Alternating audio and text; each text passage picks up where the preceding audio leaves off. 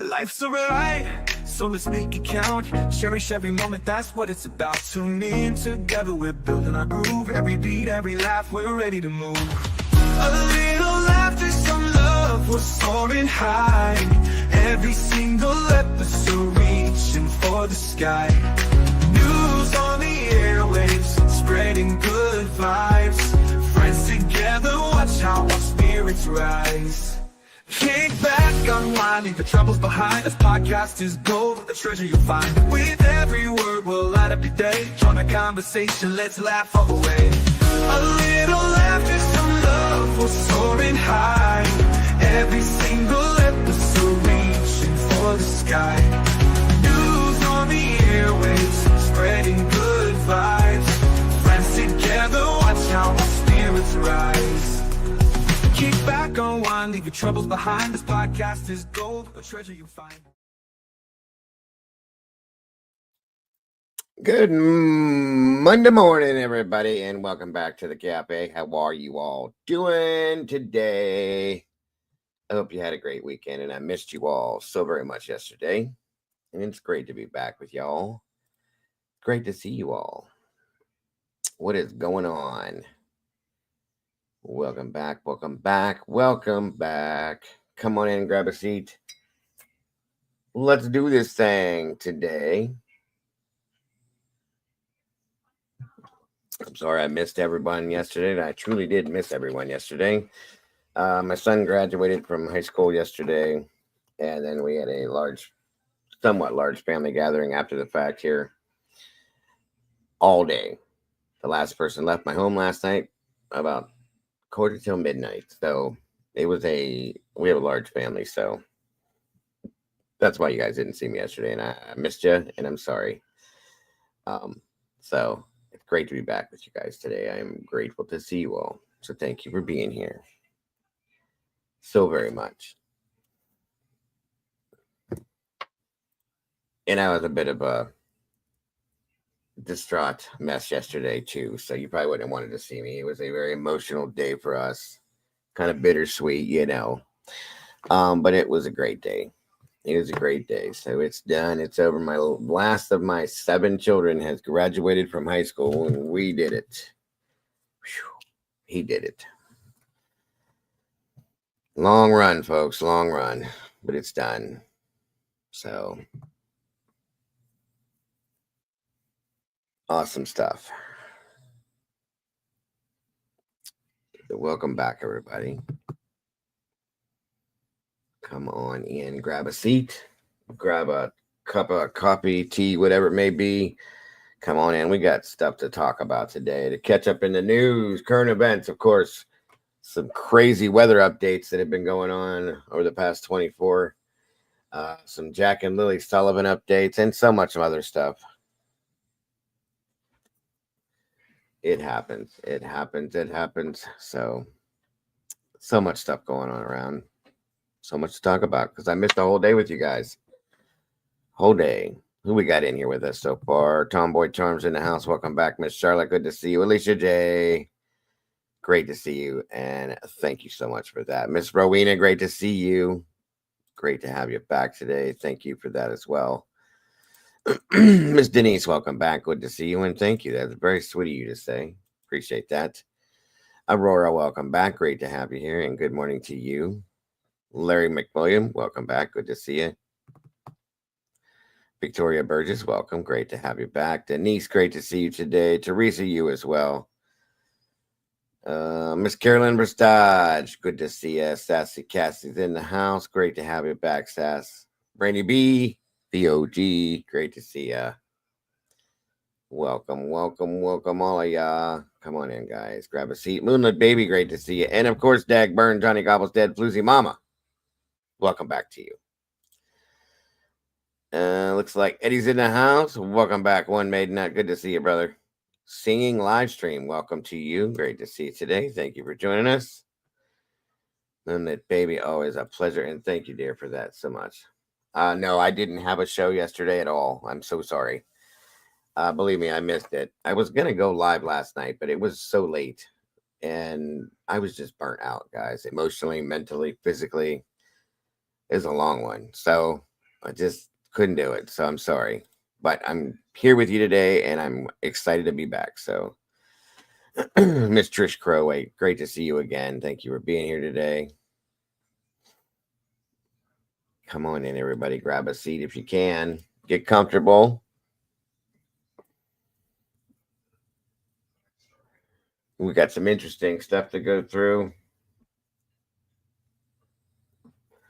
Stuart Jones, welcome back to you.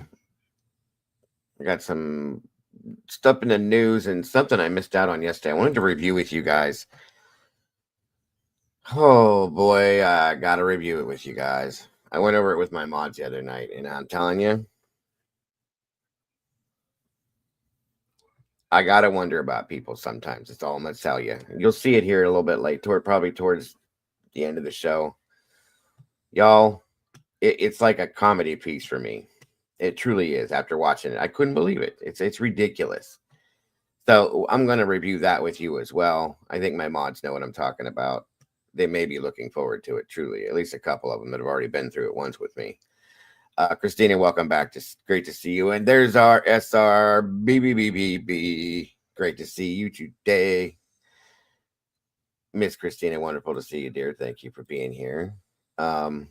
So that's going to be on today's.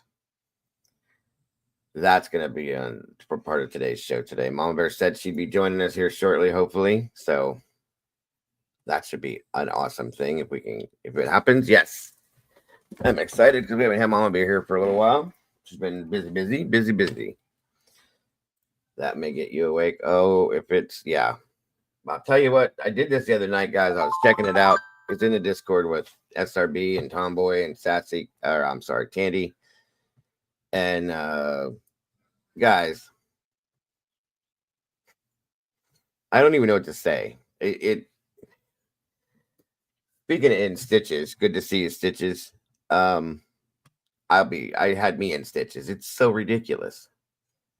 The Pavarotti put out a video because Chris McDonough put out a video relating to what Pavarotti had put out before about the green car thing in Idaho. And y'all, okay, great. So I started watching this thing. What I want to know, and I'll explain it later, is how Chris McDonough worked in law enforcement. That's my number one question, okay? Just saying. And you'll see why when I go through this. You'll see why when I go through this. I couldn't help myself. I was a mess. It was just, I was irritating the shit out of me. So, yeah, we're going to talk about that. What's up, Matt? Good to see you. Yes, Brady. You'll see. You'll see.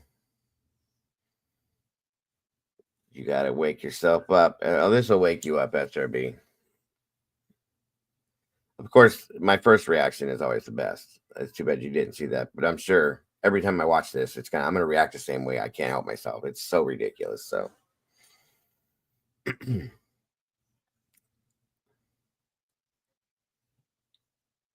Truly, I should run it for let's laugh a little at the end because it's truly a comedy to me, the whole thing. But today, guys, we got some crazy weather update stories going on. We have an update on the Jack and Lilly Sullivan situation, and whatever else we get our little pause into. Hazel says, "Hi, Wago." I love it. I love you. Good morning, Miss Hazel. I'm Wago and Dado. Cassie's little one calls me Dado, and Alicia's little one calls me Wago. I love it. It makes my whole day. Captain Jenks, good morning, brother. Good to see you. Yeah, that's an understatement, Carolyn. Well, you'll see he's also, as far as I'm concerned, an idiot, and you'll see why. And I have no problem saying that whatsoever. It's sad. You're down to 2 pots of coffee in the morning. Well, that's probably good, Matt, because Jesus, 2 pots in the morning? Wow. That's a lot, bro. I did them back in the day, though. I get what you're saying. Come on in, guys. Grab a seat. 39 peeps in the house. It's great to have you here. Great to see you. Steven, I wouldn't want you with Annabelle being there. I'm sorry to hear that, Moonlight. It's chilly here. Sunny but chilly.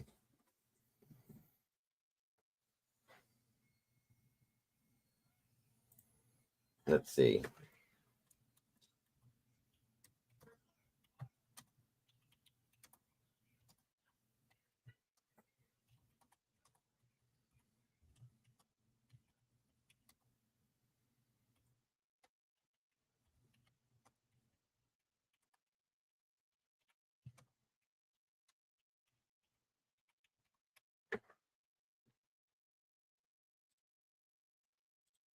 This would be good for Mama Bear. I'd like to have her hair.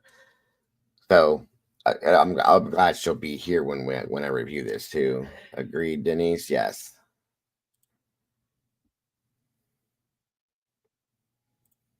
Shit's burning down. Inmates escaping. Jeez. Right? Matthew calls me Sato. So Sato, Wago, and Dato. Alrighty. You call me whatever you want. Y'all can call me whatever you want. I am Sato.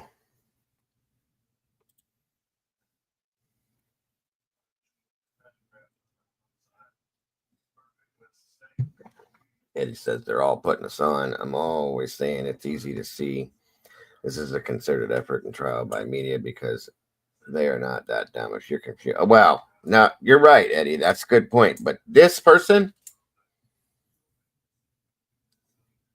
nope, that's not going to be an excuse for this one. You'll see. I promise you'll see. This was pure idiocracy.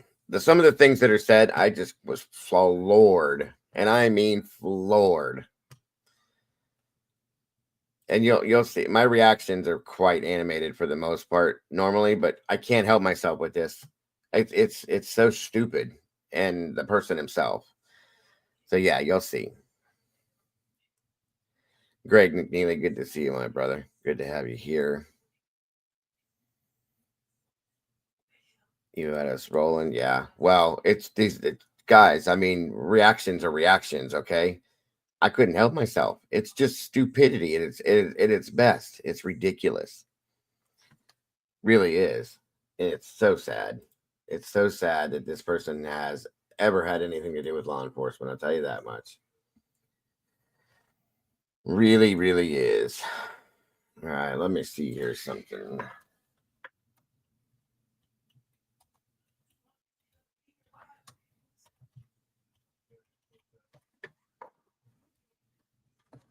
Hmm. Me and Tandy were on the hunt for dependent dishes. Yeah. Well, I'm telling you, I I still can't. I'm bewildered. I'm bewildered. Sorry. Jesus. What a mess. So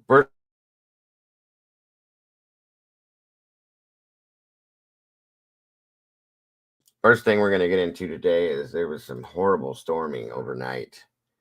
Throughout yesterday and overnight last night, and it's crazy what it's done, guys. So we're going to look into that first, and we're going to jump into Jack and Lily's update and move on through the show as we do.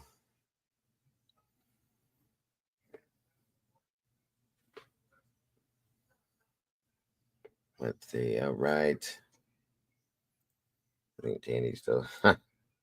Well, be prepared because I'm reviewing it again, and it'll probably a little bit more in depth since we're here doing this. So we'll see what happens, guys.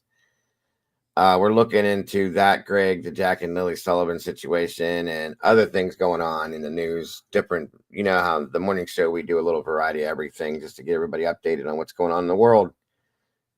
So we're going to be looking at that and those things. Jack and Lilly, the kids from Nova Scotia, Matt. Yeah. Yes, absolutely. Like I said, first thing we're gonna get into today is what went on yesterday and overnight with these crazy storms going on, and then we'll move from there forward. Thank you guys again for being here. Please hit the like button, share this out, let everybody know what's going on, and welcome back, everybody. It's great to have you here. It's great to be with you guys today. I missed you very much.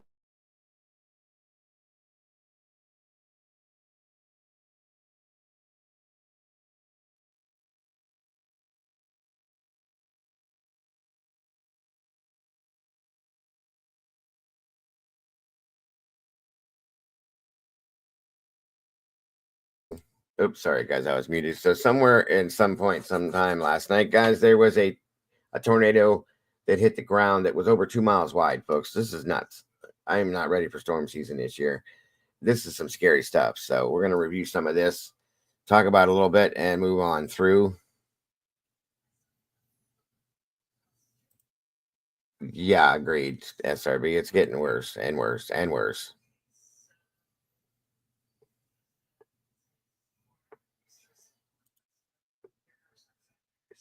All right, let's get moving. Thank you again for joining me.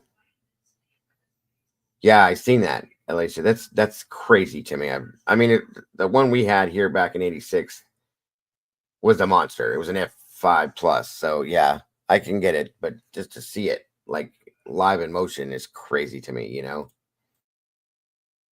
All right, let's do this thing. And again, thank you all for joining me today. Overnight, multiple tornadoes touching down in Colorado and Kansas. Passengers filming a possible tornado from the Denver International Airport. Lightning streaking across the sky. Across Kansas, more than a dozen reported tornadoes leaving destruction in their wake. In Grinnell, cars and trucks tossed around like toys along the side of the highway. Elsewhere, the cleanup effort underway after a weekend of deadly weather whipped through the middle of the country. Oh my God! We're in a tornado! At least 28 dead across 3 states, including Virginia and Missouri, where an EF3 tornado killed at least 5 people. Sparks seen flying as this tornado moved through Morganfield, Kentucky. In Laurel County, the hardest hit, at least 17 people died when the storm rolled through late Friday night. I heard, like everybody says, a train sound, which I've been through tornadoes, but nothing like this. Jackie Cox showed us where a tree fell right into her bedroom, where luckily she wasn't yet sleeping. Up the road, her neighbor Haley Watts and her family also took cover just in time. The refrigerator was. What do you mean by that there, Greg? Something wrong? Did I miss something?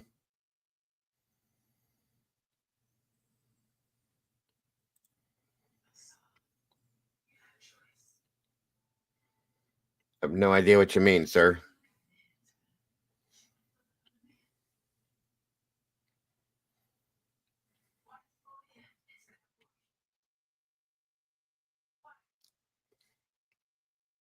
Tomboy, yes.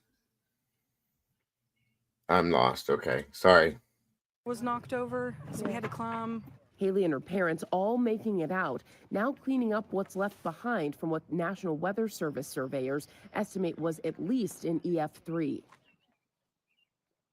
When I spoke with Haley, she was rushing to the vet because a day and a half after the storm moved through, they were lifting up this part of the wall that had fallen onto their couch in the living room and found their 4 cats alive, hiding under it. They were so relieved this morning. So many families still cleaning up as they're again bracing for more weather to move through, Michael. Yeah, at least that's some good news in the middle of all that destruction. Janae, thank you.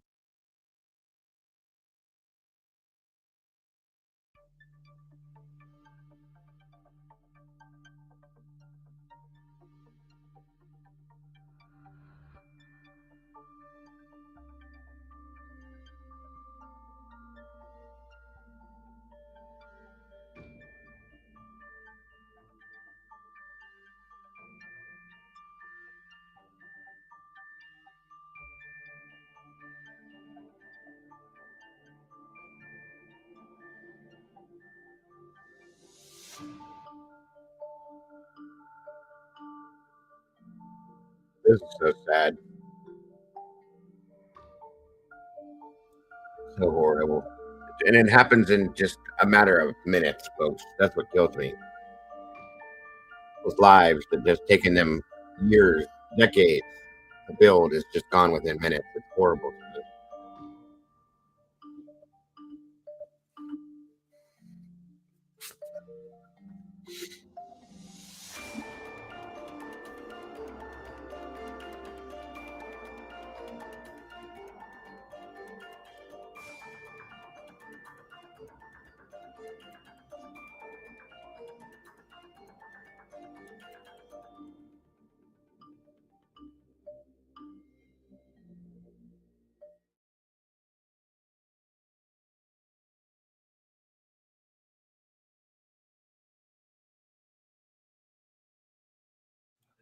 This is so sad. It really, truly is.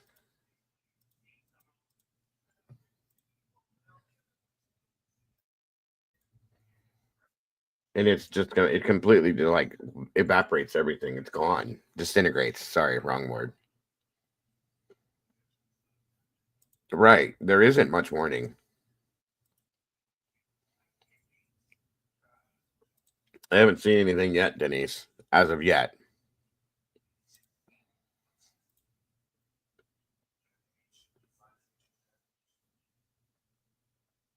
Are you kidding me? Matt, that's insane. What?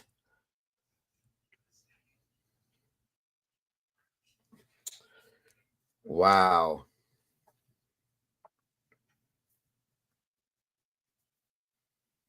That's absolutely horrifying. I'll be looking into that. Thanks, Matt. That's horrible. Beyond horrible.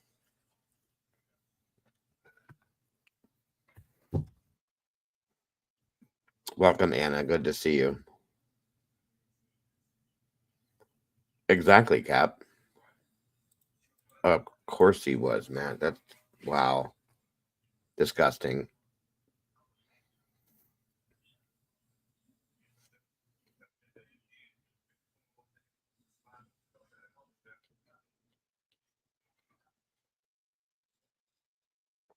Now, this is what happened in London, Kentucky a few days ago. This wasn't what happened overnight last night. Just to give you a little insight into that.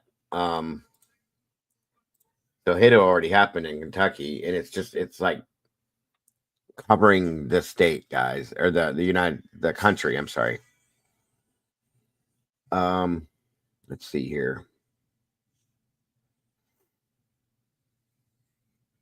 Give me a minute.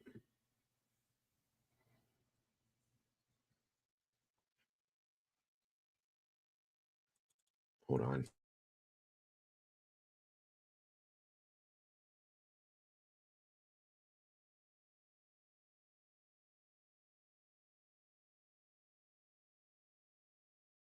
The sad thing is we haven't even really hit hurricane season yet. And this is just tornado stuff, which is usually not as, it's still bad, but hurricane stuff, but this is crazy.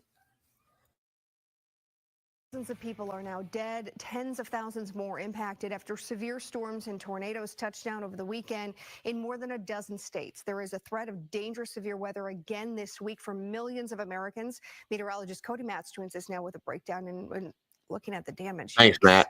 Yeah, it's brutal. Good morning. Many folks still on edge this morning after storms killed more than 24 people in the Midwest, the South, and Mid-Atlantic.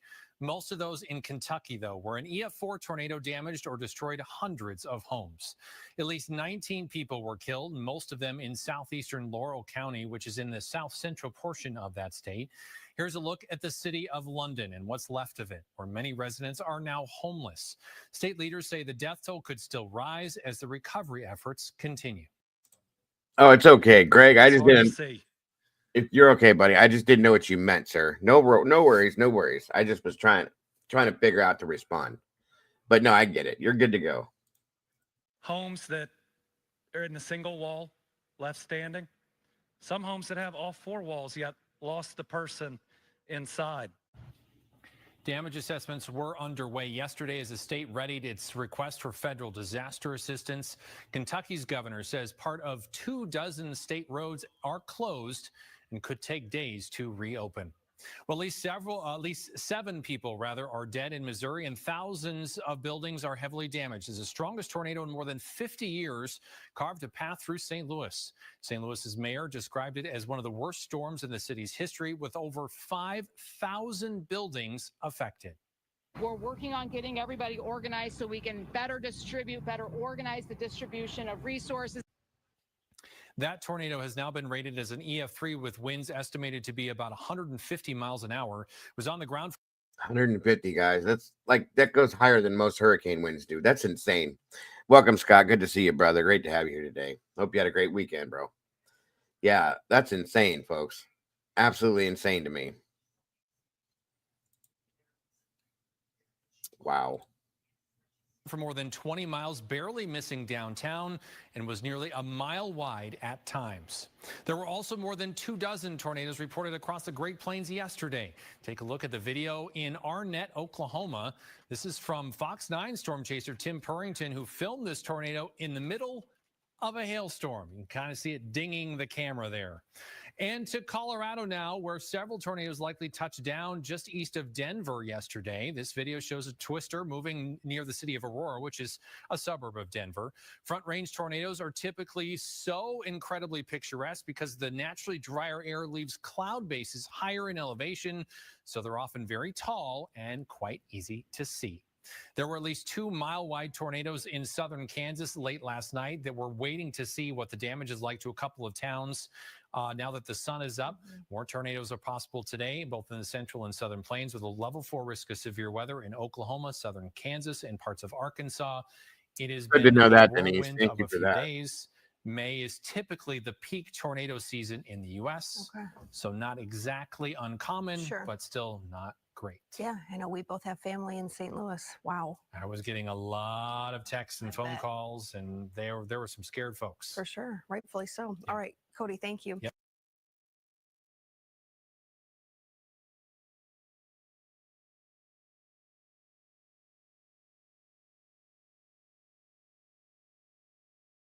Sorry, guys.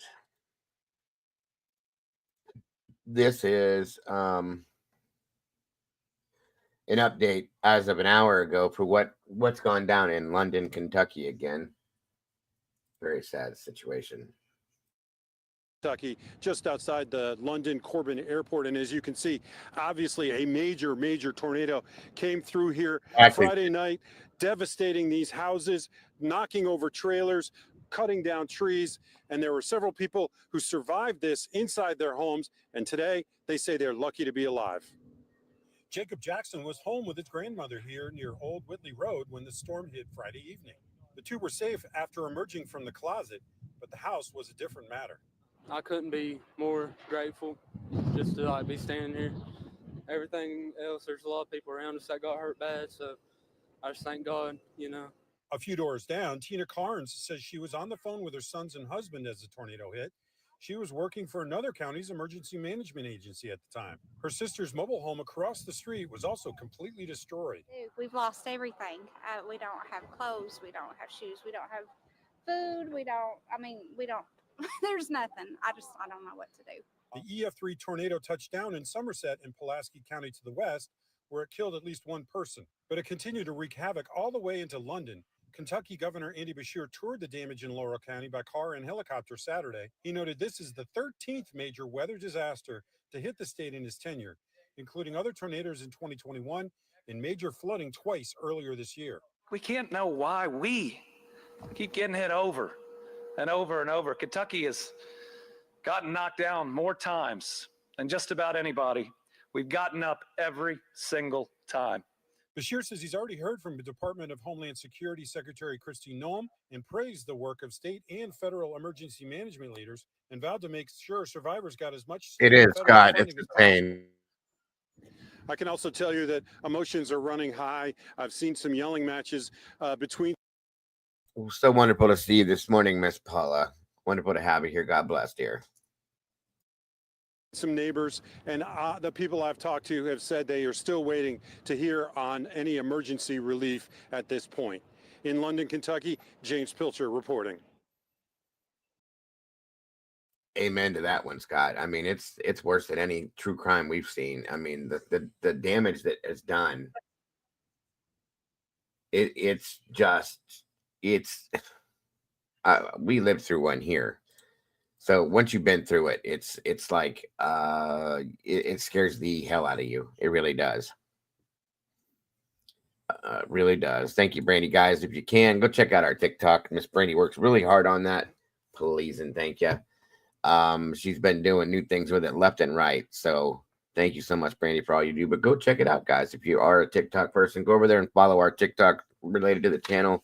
You'll enjoy it quite well. I promise you. Yeah, you can't. Mother Nature, and she's been angry for the past couple years, folks. Last year, she was really pissed off with all these hurricanes and stuff, and now we're starting off the year right back in it. So it's a mess. That's for damn sure. It's a mess. Of team coverage this morning, our Sydney Stallworth is at Lindell and Union, and Walker Lawson from our sister station in Charlotte is helping us out this morning. He is at Delhaven Manor Nursing Home. But let's get over to weather impact meteorologist Gary Frank. And Gary, sadly, there's Yeah, you're not lying, Matt. Like, especially where I live at, like they have sirens here, okay, but they're in the city. I'm way out, like way out. The sticks ain't even the word for it. We're out in the BFE, we call it, okay? And we don't hear those sirens until the very last minute. And then by that time, you hear a train coming down the road. You're either done or you're not done. You get lucky or you don't. That's how it works out here. So it's dangerous as hell and scary. Of course, I'm one of those idiots that'll stand on my porch and watch for it. Being a first responder, I used to drive right into this stuff trying to help. You know, that's what we had to do, was to help people that were going through it. But you get used to that. So the point is that the warning systems, they need to be a little bit better, in my opinion. It's just give or take, and you know, it's just beyond scary. It really is. Really is. There's another round of storms headed our way. Yeah, there will be much different than the last one. So first and foremost, want to let you know that. But we also, any storms right now are not helpful in the recovery effort simply. We are too, Matt. We're considered a village too. Very small.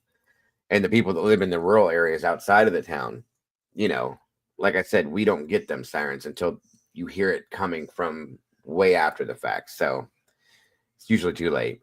So Because anytime it's raining outside, that's difficult. We have a lot of people that have windows and roofs that don't have a tarp on them, and we're adding to that rain. Positive news for us this morning. This is not severe weather. It'll be out of here pretty quickly. We'll have a nice window to prepare for much heavier rain and severe weather later on today. Let's focus on some of this rain here from O'Fallon, Troy, Ellsbury, Jerseyville, and Alton. It's light to moderate rain. That's some of the spots where we've had at least some wind. that's about it, Denise. Exactly. Agreed. This is from 2 hours ago, by the way. But yeah, prayers and common sense is all you got to have. Damage, and there is one thunderstorm that's just crossed into Cuba on 44. Those will be very far and few and far between as we go at this hour, and the back edge of things are going to clear out pretty quickly. I'm optimistic. And I'm glad to see you weren't affected by this, Denise. You're here today, and that's wonderful. I'm grateful for that. That it will be dry fairly quickly for us. But our severe weather threat is later on today, specifically this evening. And you'll notice the moderate risk, which is the much higher risk than we have here. That's off to the southwest. That's not in our area. We're under a slight and moderate risk, and or a slight and enhanced risk. That's level 2 and 3 from the Storm Prediction Center. That's going to be much later in the day. Temps in the mid-60s here, and we'll continue to see our chances go up by 6 o'clock. And that's where our next weather impact alert day continues as we talk about that. And I also want to bring you up to date on why things are much different with this round of severe weather, but also talk about the one that happened on Friday. And speaking of the one on Friday, I know, Paul, you're kind of dealing with that as well. So we'll talk about that a little bit later on. Paul's tracking some side roads that are difficult to navigate around that area. It's just, there's so much of it. It's horrible. Let's see.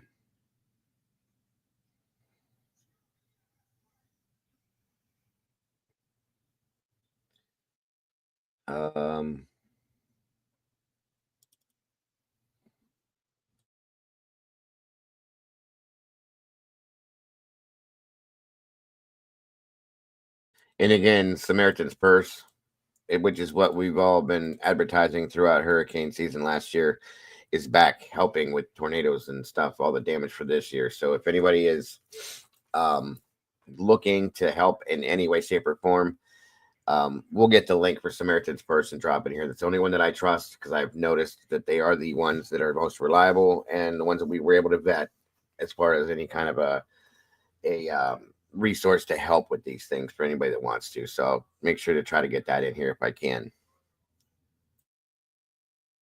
help clean up after Friday night's devastating tornadoes.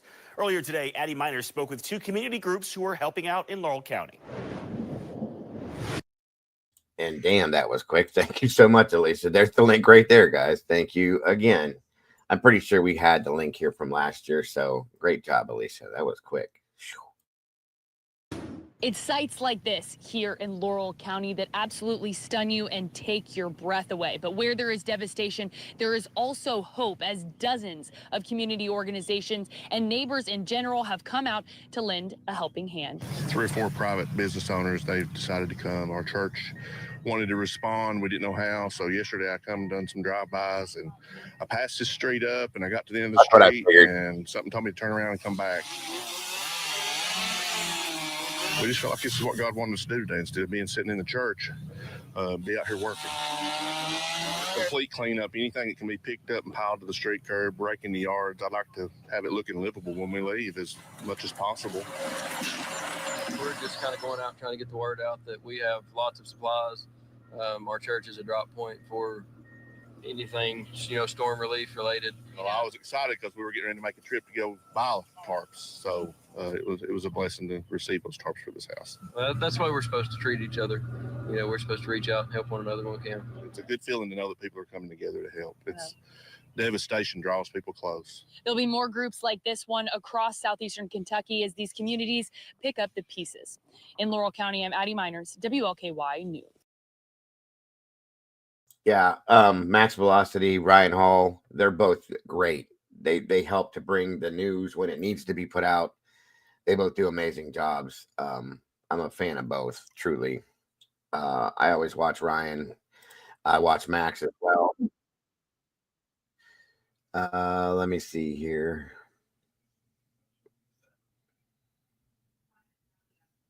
Like I said, guys, just prayers for all of them. Anybody that's been affected by this, please keep them in your thoughts and your prayers. I'm sorry.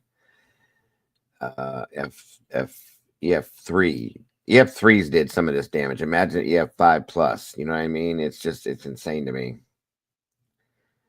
So that's just they haven't really assessed a lot of it yet, and they're not putting a lot of it out because they can't as of yet, because they haven't been able to get all the they're out and about doing it now, so probably later this afternoon they'll have more coverage on it.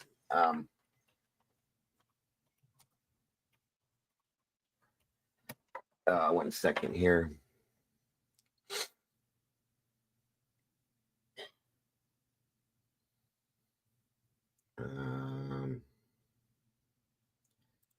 One second. There was one in let's see, I think it was Plevna, Kansas. That one was dangerous.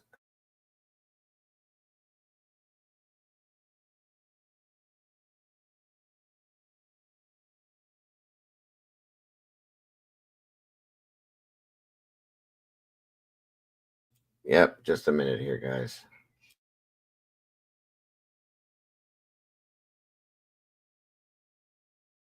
So this is right out of Plevna, Kansas last night. More than 8 hours ago. And let me show that. Yeah, this is nuts. This is nuts. Absolutely insane. This is what was going on last night as it was happening. This is that tornado that was like a 2-mile wide wedge, they said. Just raining out of the storm here.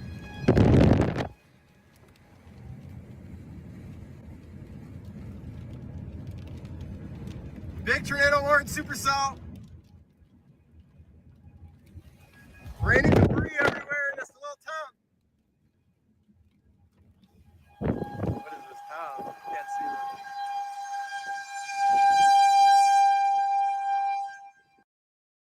When the lightning lights up, you can see the funnel cloud. This is, like I said, Plevna, Kansas, folks. This was crazy.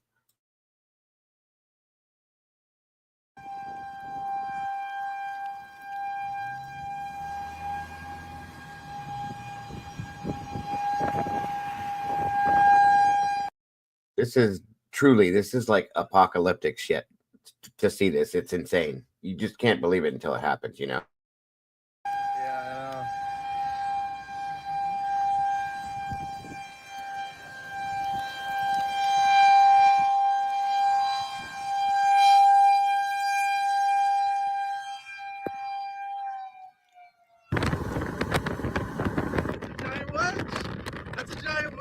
Look at that.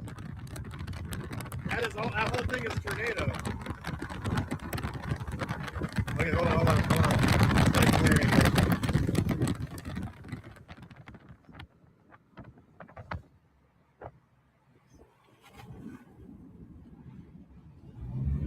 I think that whole thing is the wedge tornado right there. Yeah, it's, I mean, in front of us. That entire thing is a tornado. That's the funnel cloud itself. They call them wedges when they get big like that.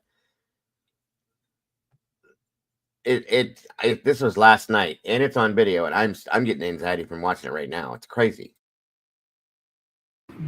Not.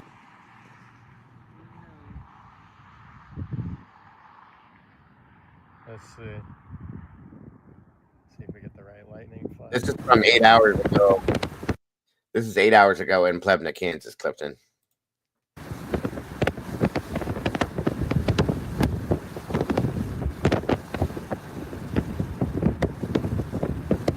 They were right in the midst of it.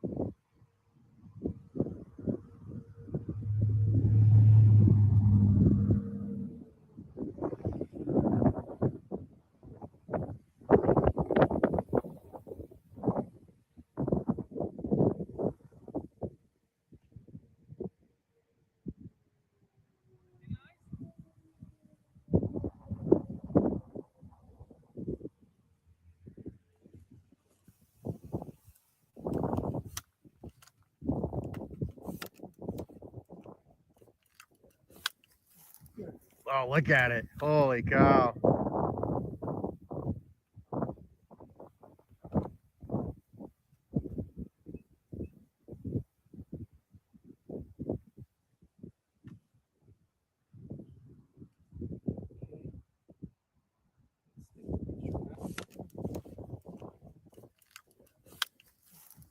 Oh, look at it. Holy cow.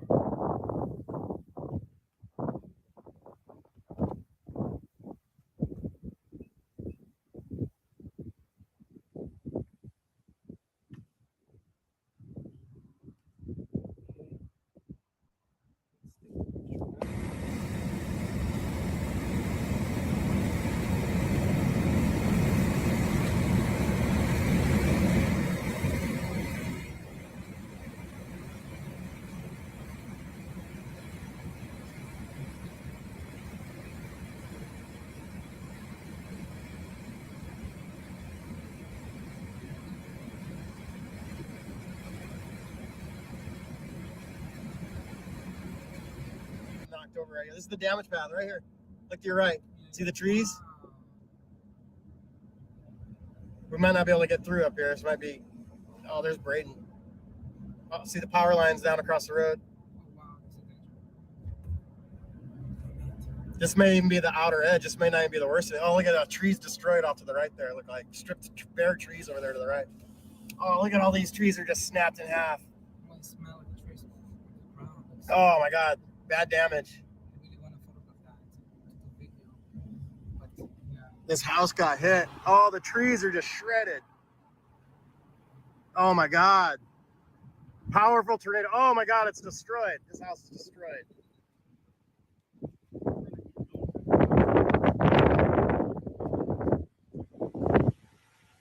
Massive wedge tornado just went through Plevna, Kansas. This is outside of Plevna. This is about 2 miles southwest of Plevna. House completely destroyed. Trees are shredded here. Search and rescue is already going on here. We're going to keep going. We're going to head to Plevna.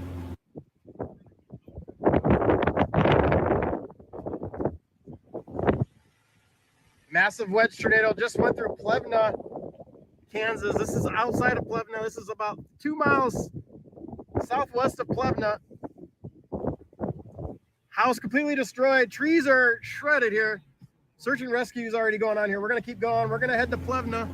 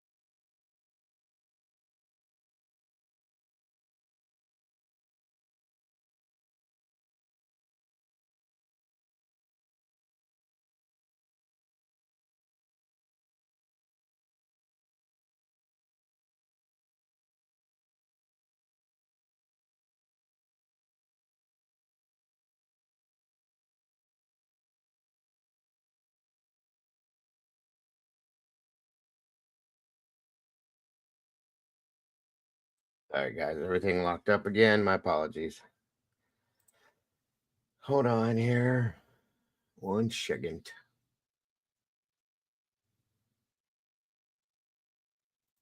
This was out of Missouri.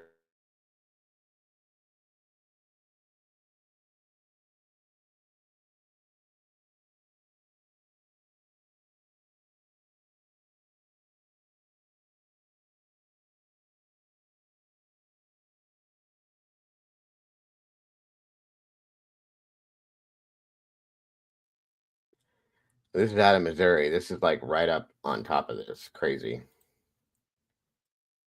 Yeah, I mean, still a pretty nice debris field.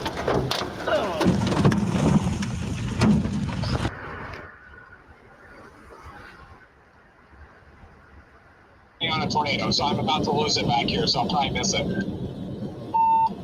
Oh, yeah, you gotta watch it. I had somebody that was just stopped right, like went up over a hill at the bottom of the hill, so the chaser just stopped right in the middle of it. Large cone on the ground. Large cone on the ground now. Toward the next tornado, ongoing in progress.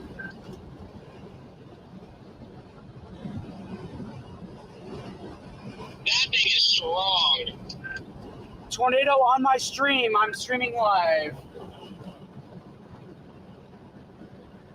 If I get that up for my visual, I'm still well behind it, but because of light cone.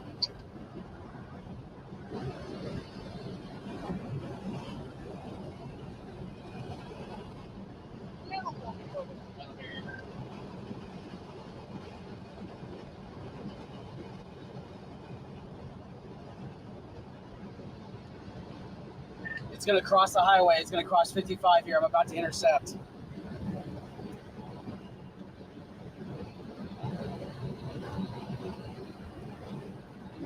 I'm going to do a close range. I'm going to stick the nose of my car right in it. Strong on the ground, man. That's vital. On motion on the ground. Be careful.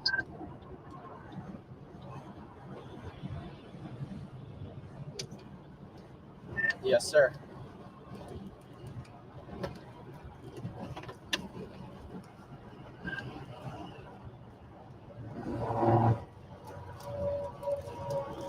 Beautiful. Great job, guys. That thing is a nice tornado.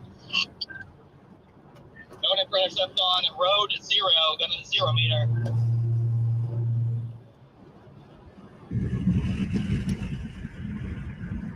Good, Scott.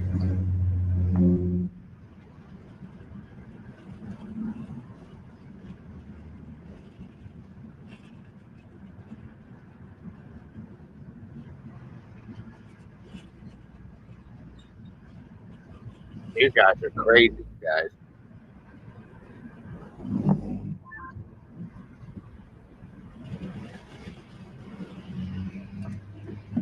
Keep growing. Global range.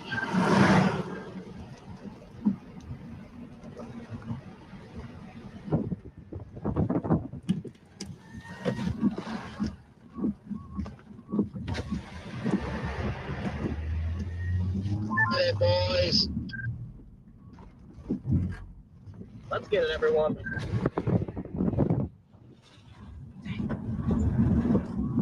This thing lifts, I'm gonna be ticked. It is. Looks like it's lifting. Yeah, I mean, still a pretty nice debris field. Off the blast north on 0 again in a perfect spot. It's a big, tall tornado, too.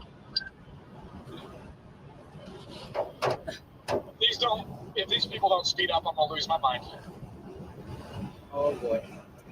Oh, dude, good thing you're not on 60. Everybody's like rubbernecking now and freaking just hitting the brakes.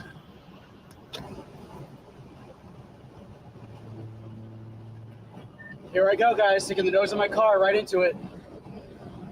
Life's a journey. Let's make every moment shine.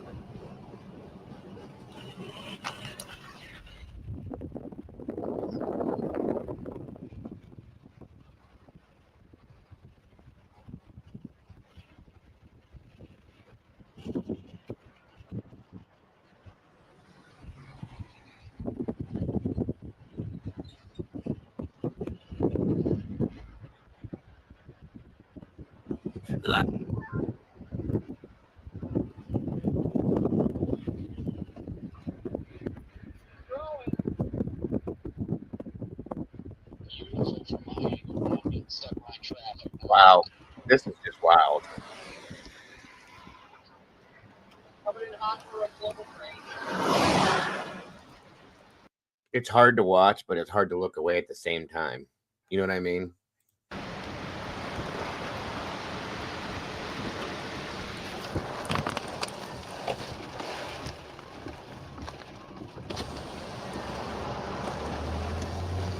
Hey, boys. Let's get it, everyone.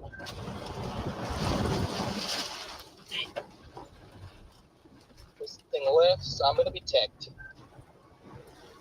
It is. Looks like it's lifting. Yeah, I mean, still a pretty nice debris field. Oh.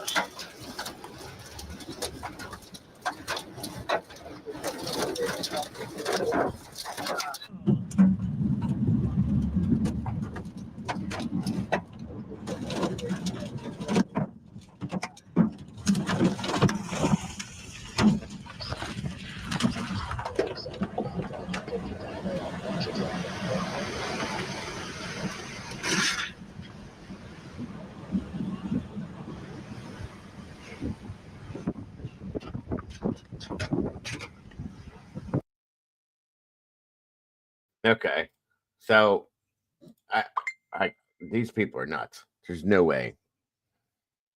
Nope.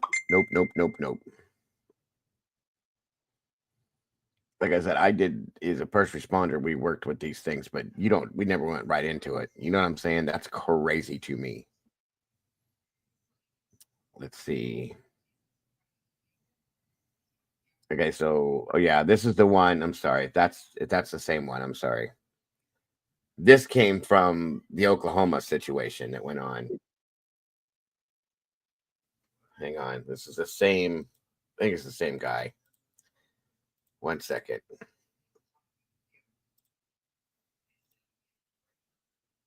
Gosh.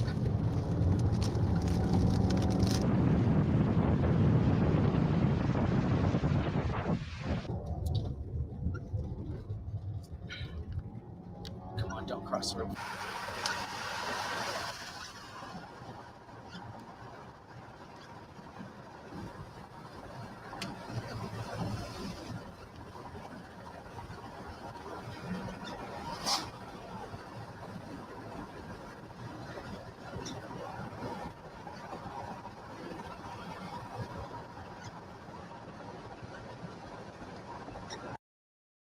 It's definitely interesting, Clifton. Definitely interesting. Welcome, Banana Hammock. Good to see you.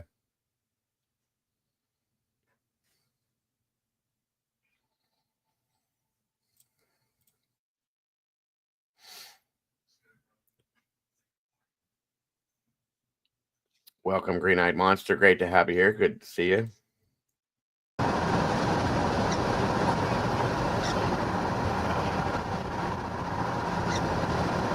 I don't know if we're gonna make it. I'm just gonna park next to Colt. Oh, actually, we will. My road's right here. It might be a little wet.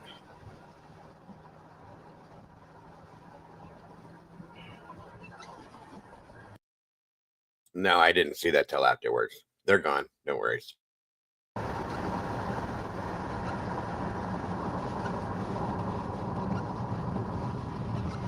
on. Oh my gosh, you're gonna do. Yeah.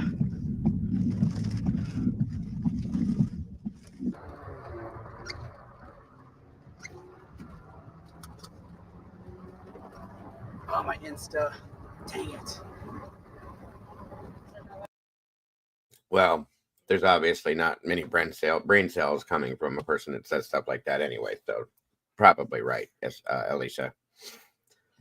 Probably right. Just saying. It's not on.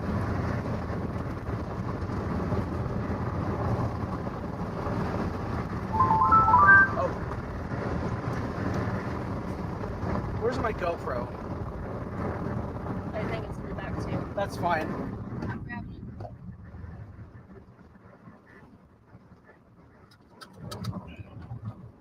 Sorry? Let's do it this way.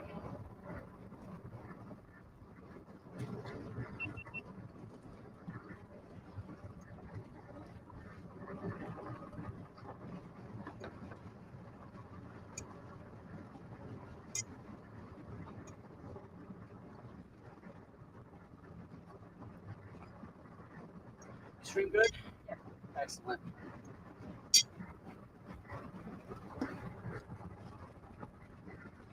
Jordan, about to 0 meter it.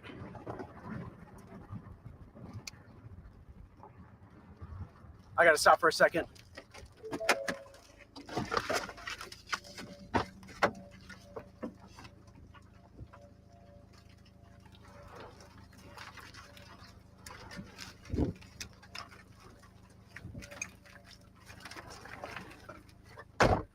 Coming at us?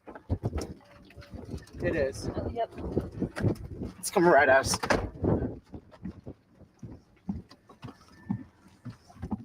All right, Insta's on. Perfect. Yeah.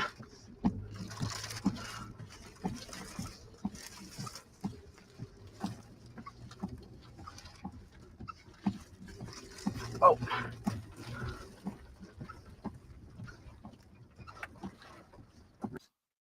So, yeah, again, guys, this is just insanity. It truly is. I think, yeah, I think that's it. As of right now. Oh, wait. I do have one more. I'm sorry.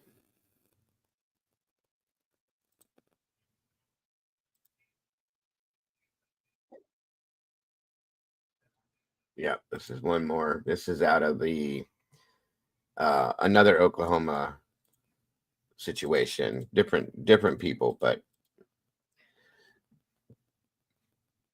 Bags coming up from underneath. I see scud rising into the bottom of that. Can you jump out and get that? Okay.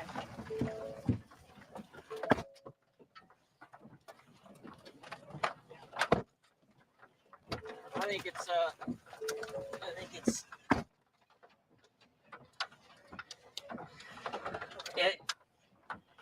it's tightening up. It's definitely tightening up. Can you hear me all right? David, I think it's just a matter of time. It's going to eventually do it. More of a needle shape. Zoom up a little bit on that. Just a little bit. It's more but we're watching There it it close. goes. And the second that it Starting to touches form down, right we'll zoom there. over on it. But right now, that thing is still on the ground. I don't see as much debris right now, but that's just a sign this storm's getting stronger. And the rotation, okay, turn it over to the right. Okay, look at this, David. This is to the right a mile or so. And the rotation is strengthening with this one. The rotation is stronger, I'm going to say, with this area of rotation. You can see it. It's kind of angled a little bit, but Yeah, it's getting I stronger. do remember think that, that's going Cap. to end up being a bigger tornado than the other one. Matter of fact, it's trying to cone right in the middle. Trying to form a cone right in the middle. There's a funnel. There's a funnel forming with it.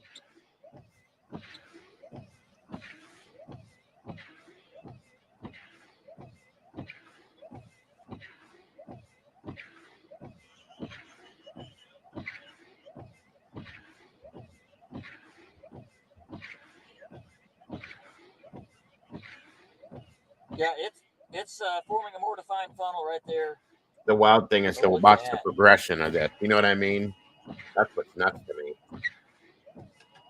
It's almost like a train wreck. You can't not watch it as it's happening. It's really wild. Yeah, David, that's halfway to the ground. That's halfway.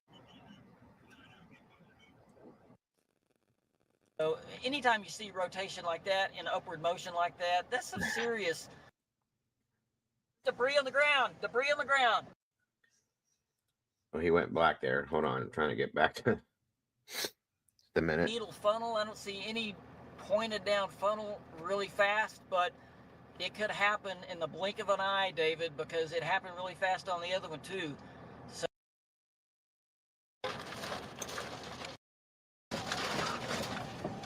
You want me to zoom up on the debris? no, not right now, unless it gets stronger and more defined. I'm going to put. I really think this tornado is going to get bigger and stronger. And you nailed it. Multiple vortex. I know. Real windy.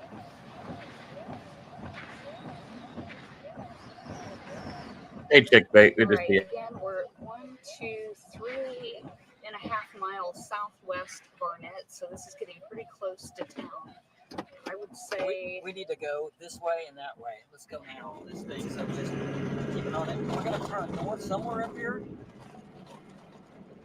Yes, we're directly south of it now. I'm going to try to get out ahead of it again. And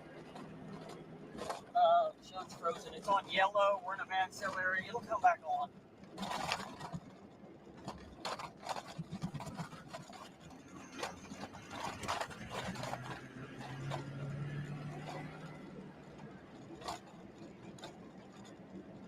Got it.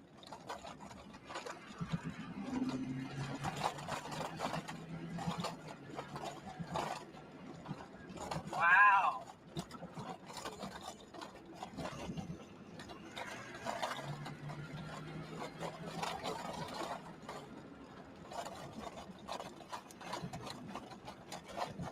Okay, we're going to go north on that road. Let's try to do a close-up on the tornado if we can. Okay. Okay. Looking like Barnett, like yeah. This is looking a little bit like.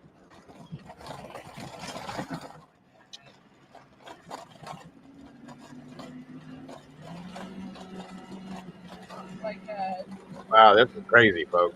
It looks a lot like Andover. Yeah.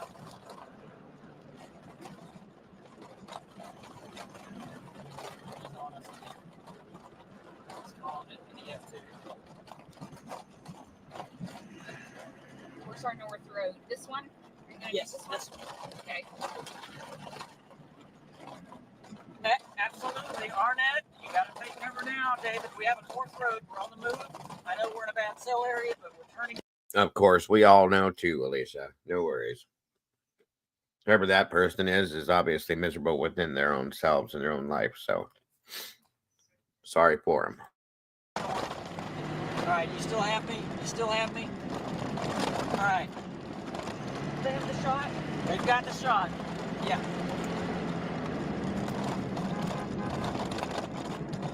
Wow, look how close they're getting. There's nobody running in front of me. This is crazy. moving. I'll just say that. It's moving.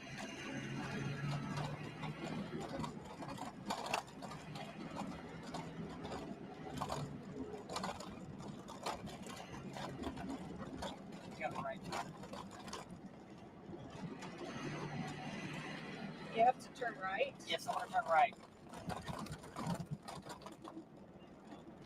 Actually, Keep going.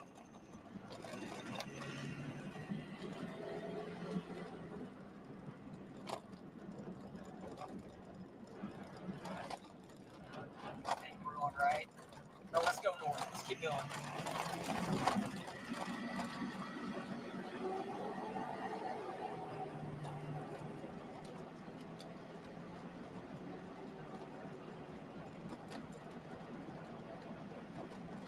Whoa. Wow. Can you stop No, right here? we're gonna get up right close. Okay, Clifton, I'll check it out. Close. No, we're not. This thing's headed towards our head. Yeah.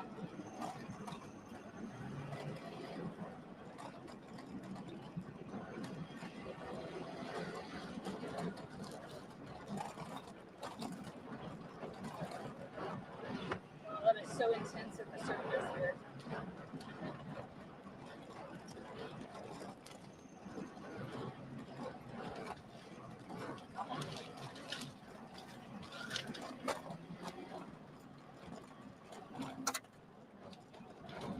She's trying to rope out. She's trying to rope out. Okay, you're right. Damage. We're coming across tornado damage here. A damage path. A lot of leaves flying out of the air. Still all kinds of junk flying. Oh my goodness. We have to turn around. We got to turn around. We got to turn around. Look at the trees. Look at the trees. We're blocked. We got to go back. We're blocked.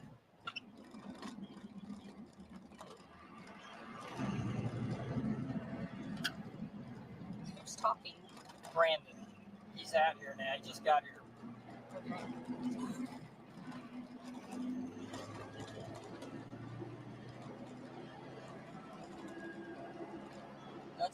That's the fifth tornado. Tornado number 5. Wow. It keeps getting bigger each time. It does. It's All right. Hold on a minute here, guys.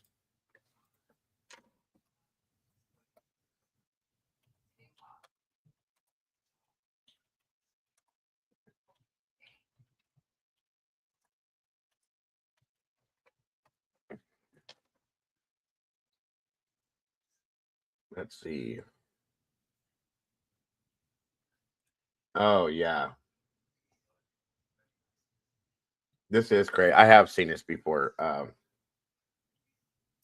Clifton. Yeah, obviously, mods, we have children coming in here today playing around, so I guess we have to watch.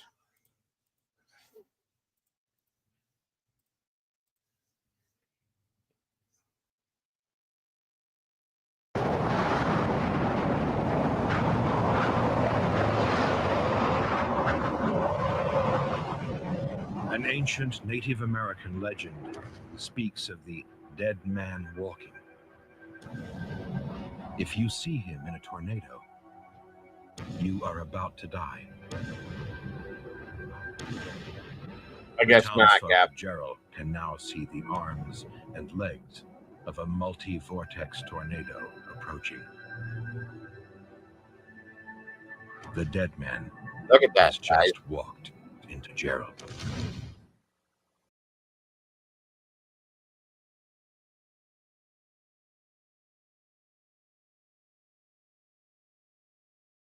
Quick tornado story. So a few years back, my friend Carson and I were just hanging out and we're talking about tornadoes because he's really into tornadoes as well. We're talking about all the tornado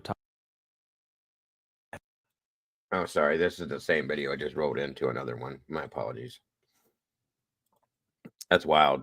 That is absolutely wild. Well, anyway, again, prayers and thoughts and prayers with everybody that has been affected by these storms. It's horrible. Absolutely horrible. All right. On we go. On we go. Let's see here. If the new majority wakes up, destruction for. Yeah, I've heard that too, Denise.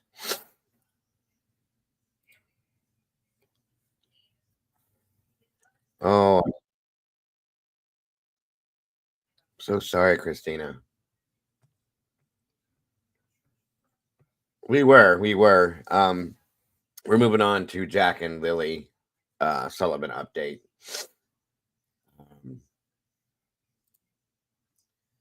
Give me 1 minute here.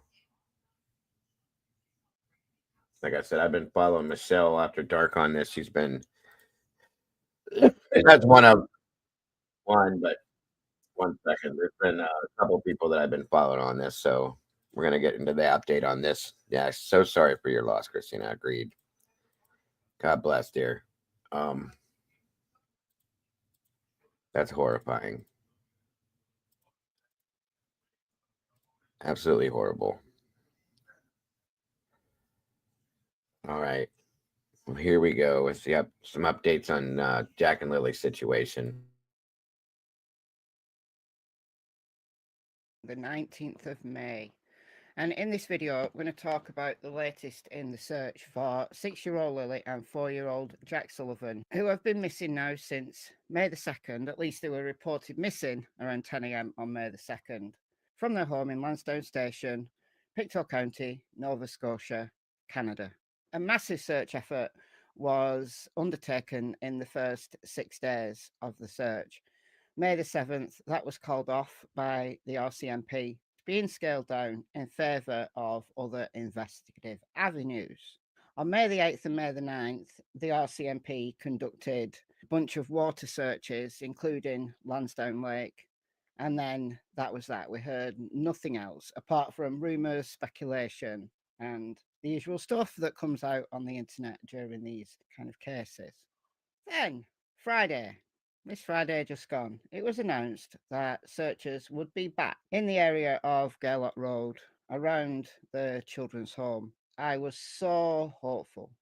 They said they were going to be searching some areas that they had searched before, but they were also going to venture into newer areas. We know from the first search that they covered 5.5 square kilometres, which is 3.4 square miles. That area gives a radius of just over a mile, but they concentrated more on the west. So we've had 2 days, Saturday and Sunday, over 100 searchers being out there, and still nothing. The search has now ended. The search is now over, and we don't know when there's going to be another one. So in this video, let's talk about what happened yesterday.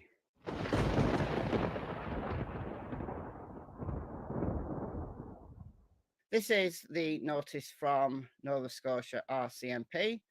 Ground and air search efforts were conducted today, May 18th, in Pictou County, as the missing persons investigation into the disappearance of Lily and Jack Sullivan continues. More than 115 volunteer searchers from Colchester, East Hants, Eastern Shore, Halifax, Musqueam, Valley, Pictou County, Pugwash, Spring Hill, Strait Area, Valley, and West Hants Ground Search and Rescue, and the Civil Air Search and Rescue Association focused on specific areas around Gaylord Road in an effort to locate Lily and Jack and advance the RCMP investigation. They've got to find them sooner rather than later. I know they think they're deceased. It's not the all hands on deck, all hours of the day and night search when you're hoping and praying that the person's missing is still alive. This is very much, according to the RCMP, a recovery effort, but locating them now, at least there's a hope of being able to ascertain the cause and manner of Jack and Lily's deaths. The longer it goes on, it's horrible, but the more decomposition, cause and manner of death becomes almost impossible to establish, depending on how they died. I mean, if there's, injury to the bones, you'll be able to see that, but otherwise, no, a lot of evidence would be lost. The search was supported by Nova Scotia Public Safety They've been missing since May 2nd, Matt. We're at the 19th now. So 17 days. Field Communications and EHS Emergency Preparedness Special Operations. This search follows a large-scale air and ground search that began on May 2nd and was scaled back on May 7th in favour of more specific searches. We extend our sincere appreciation to the search and rescue volunteers who have selflessly given up more than 10,000 hours of their time since this search began, says Sergeant Curtis McKinnon, Pictou County District RCMP. The tireless commitment in truly grueling conditions is appreciated by both the RCMP and the greater community. This weekend's search will be carefully reviewed and assessed by investigators and search managers to help in planning any further ground and air search efforts. So in planning any further, so it doesn't say there will be more, it just says they're going to assess this to see what they're going to plan next. So is this the last major push? It could well be. That's pretty demoralising.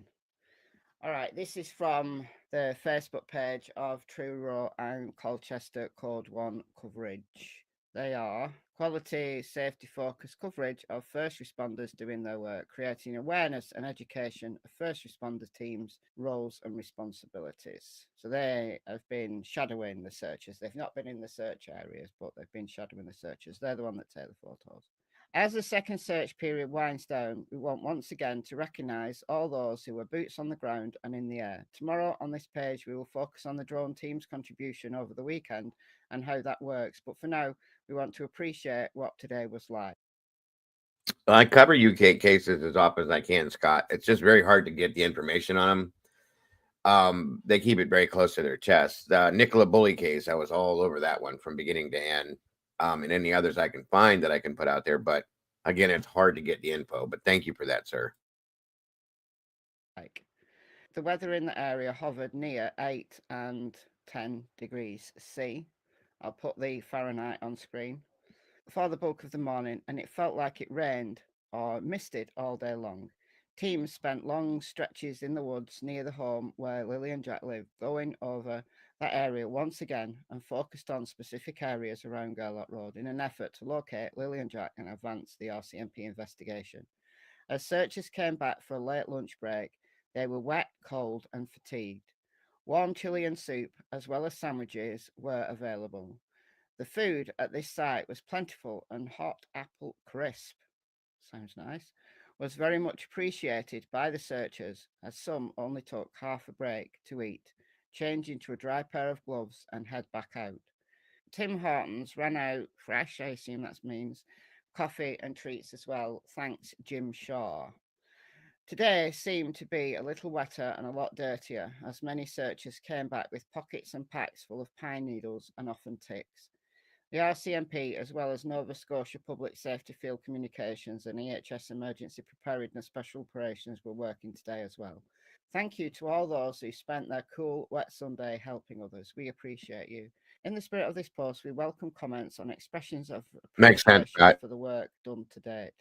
This is the sole purpose of this post. Please refrain from speculation and unfounded theories.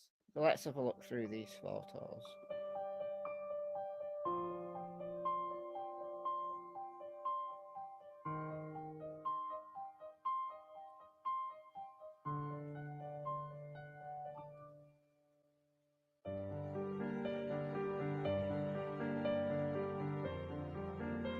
Great guy.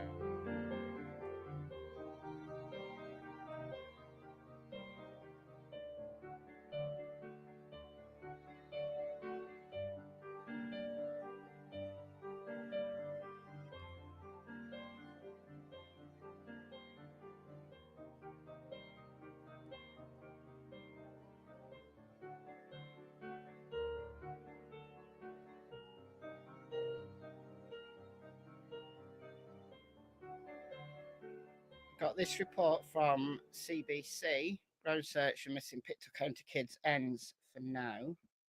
That's the search manager, Amy Hansen. The ground search for 2 missing Pictou County siblings ended Sunday, according to an RCMP news release, as we've just read. 6-year-old Lily and 4-year-old Jack Sullivan went missing from their home in Lansdowne Station The sparsely populated area is about 140 kilometres northeast of Halifax.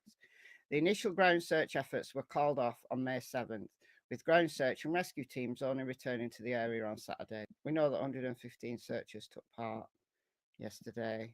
We've read that. This is new. Interviewed Sunday afternoon, Amy Hansen, one of the search managers, said Saturday's search went very well. She said searchers covered 1.5 square kilometres of area.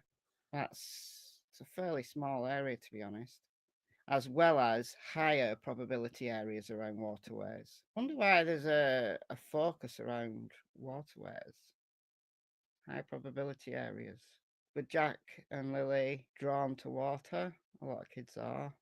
Hansen said she wasn't aware of anything being found during Saturday's search effort. So we don't know about Sunday's search effort. We're not anticipating continuing tomorrow, but that's a conversation that has to happen with the RCMP incident commander later on in the day. Hansen said hours before the RCMP released their statement. So we know that they're not continuing today. Hansen said the searchers did not cover as much ground as expected Saturday. She said searchers were hampered by fallen trees and branches left by post-tropical storm Fiona, which hit Nova Scotia in September 2022. The ticks are always a problem. We had some fresh bear prints found yesterday.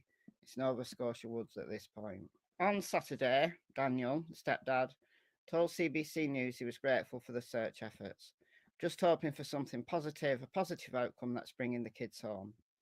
That's the main goal here. It's the main goal, just to find the truth. Let's listen to this little piece here. This is from a couple of days ago, I think. These woods scoured for a week without a trace of two missing kids, about to be examined again. Officials now confirming the search surrounding the home of Lilly and Jack Sullivan will resume Saturday, likely as a recovery effort. The county as a whole and the province as a whole, I think, need to know what happened in this case. Police say the 4- and 6-year-olds wandered away 2 weeks ago and said they had no evidence the children were abducted. But RCMP didn't announce the involvement of the Major Crimes Unit until days after it was brought in, nor that it hadn't ruled out that the disappearance was suspicious. RCMP declined an interview request and would not answer our questions about the case.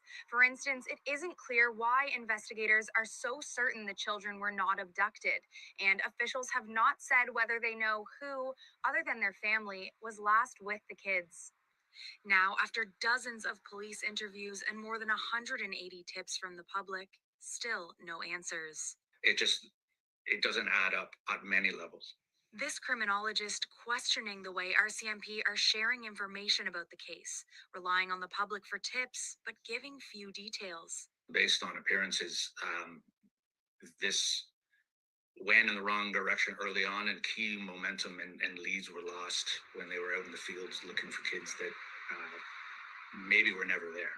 This expert is zeroing in on other aspects of the disappearance, like school being closed. Welcome, and the kids Wisdom. being Good to home see you sick today. the Hope you're following doing well. day. The 2 days unaccounted before the missingness is just a red flag. But for this worried community, what's top of mind now is that the search is resuming, whether for rescue or recovery. Nicola Sagan, CBC News, Lansdowne Station, Nova Scotia. I find it a little bit ironic that they have experts on speculating, and then they say, oh, the public can't speculate. You know, we don't want unfounded theories and speculation. But yeah, it's okay for these experts to be interviewed with, oh, this is a red flag and that's a red flag, and they went the wrong direction in the search early on. I find it ironic. Anyhow, I am going to speculate a little here. So if you don't like it, then you can always dip out of the video at this point. Look, the kids could easily be in those woods. Very, very difficult conditions. We do know that little kids find it easier to get through difficult conditions than adults. They're lower to the ground, lower center of gravity. They can slip into areas where adults can't get. If they know those woods and they know the trails around those woods, they could easily have got a lot further Welcome, than Kaylee. everybody has anticipated. They could be out of that search area. That search radius is only a mile, a little bit more than a mile over to the west. like to cover the gas pipe area where there were footprints found on the second day of the search. Children's boot prints, to be precise. Now, there was no scent. This is a big issue for me, that there's no scent other than on the driveway. That's an issue for me because the dogs were out just a matter of hours later. So there should have been scent. I don't know why those dogs didn't pick up any scent that we know about, at least. That concerns me. That really, really concerns me. Those are live scent trackers. We don't know if cadaver dogs have been used. They hadn't been at the May the 7th press conference, but we don't know whether they've had cadaver dogs out since. We know they've searched the property, even searching under the trailer, but they were gone. We know from the dispatch audio they were gone for 2 hours before that 911 call went in. Otherwise, what are the details? Have they been gone a long time? 0800. And if they'd gone for 2 hours, they could have walked a lot further. I keep saying this.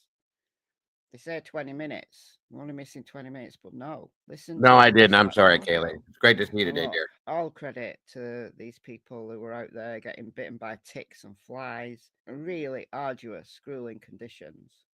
So all credit to them. But Lilly and Jack could easily be in those woods. However, as I said, the lack of scent concerns me. The fact that Lilly and Jack weren't in school Thursday and Friday. The fact that we don't know if anybody outside of the family had seen them since they got off the school bus on Tuesday afternoon. We know that the school was out on Wednesday, so we don't know whether anybody outside of the family had seen them since Tuesday. That's a big problem.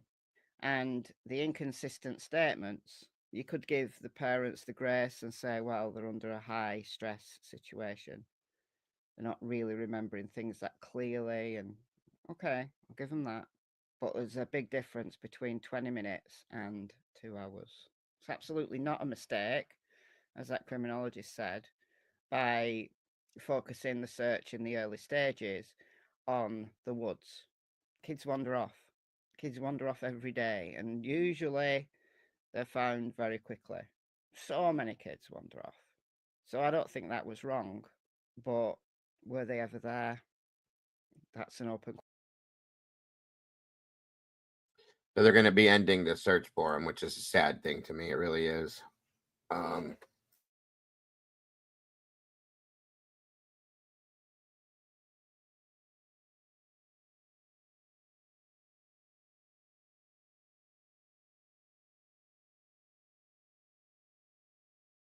Let's see 1 minute here.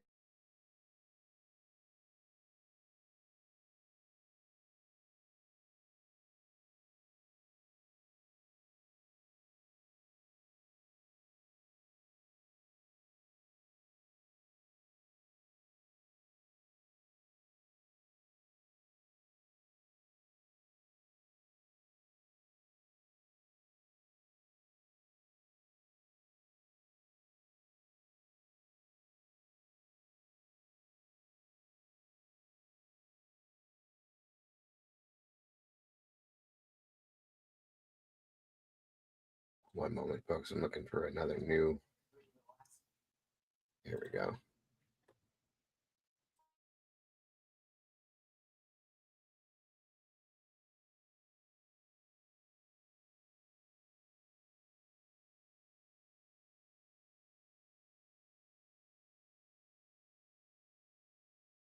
Okay, so a deception detective put this out a little under 20 hours ago, I think it was.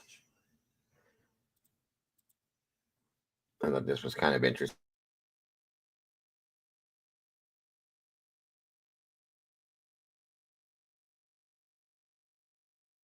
Of misinformation, inaccurate information, and speculation. I just want to say that's harmful. It's harmful to the families and communities who are trying to work their way through a traumatic event. And so I really want to encourage people to be kind. And the average social media sleuth could be risking far more than a slap on the wrist. If it rises to the level of criminal harassment or threats, the police will certainly get involved and there can be criminal charges laid.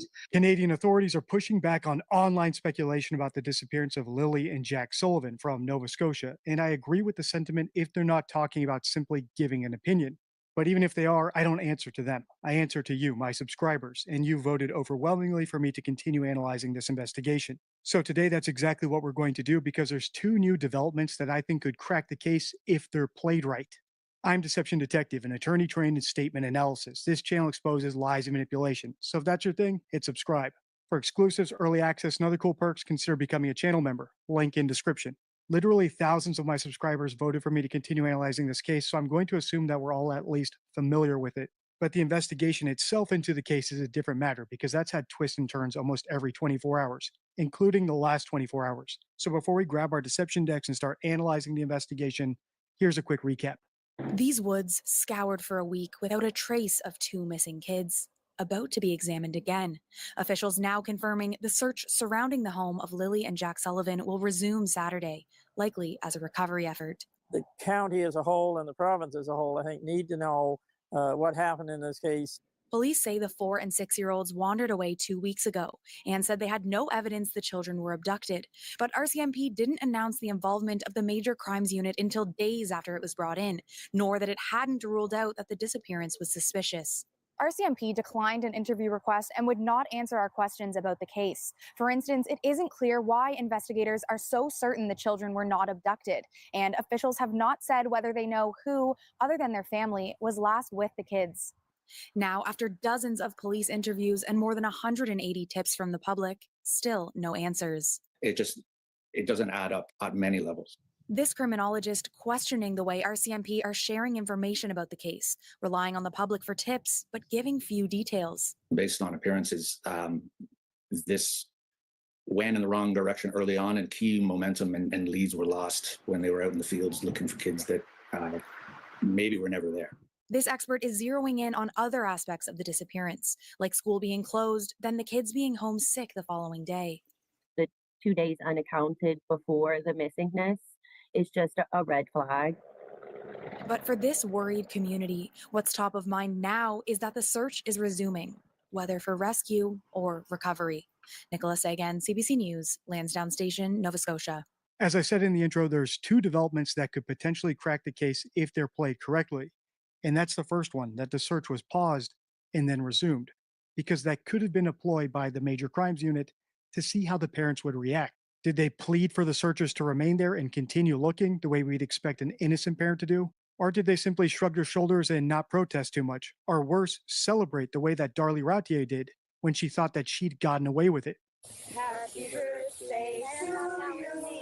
Then, on what would have been Devon's 7th birthday, there at the graveside, Darlie spraying silly string.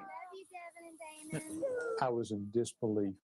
It was on the local news, and the prosecutor was watching. If you knew Devon and Damon, you would know that they're up in heaven, and they're up there having the biggest birthday party that we could ever imagine.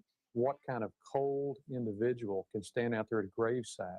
That's a good and question, just about SRB. children That's a who really were good killed 8 question. days earlier. And no grieving mother can do that, in my opinion. If you've seen the rest of my video about Darlie, you'll know that I think the prosecutors read too much into that silly string incident, but it was what prompted them to look deeper into her. So that could be what's going on here with the RCMP. They were waiting for some sort of bizarre behavior from either of the parents when they thought the search was over. But they could have also been watching the parents to see if they did anything that provided new leads to them, like driving to a remote location all of a sudden now that they thought no one was watching them, or resuming communication with each other after they made a big hoopla about not doing that anymore, and potentially saying something incriminating or suspicious, like syncing up their stories or expressing how happy they are that they got away with it, or anything else. But we'll probably have to wait a long time to find out if my hunch about that development being a ploy is correct, because the Canadian police are so tight-lipped. They are masters of tactical silence. So let's move on to the second development that I think could crack the case, and this one's potentially more interesting because it hasn't fully played out yet, the way that the pause and resumption in the search has. If you've binged all my videos in this series, you'll know I was very excited when Daniel Martel said this, but I haven't heard anything about it since. You said they're flying in someone to do a polygraph test. Is that on you? That's not just on me, but on everyone. That's what I asked for. I asked for that so early on, and there's not many places that do it in Canada, so they're flying somebody in. Why do you think you need to do that? Do you think they don't believe you?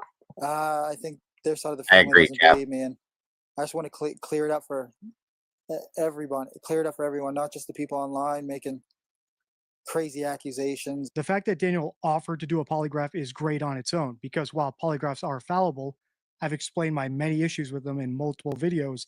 It could give police more data to work with.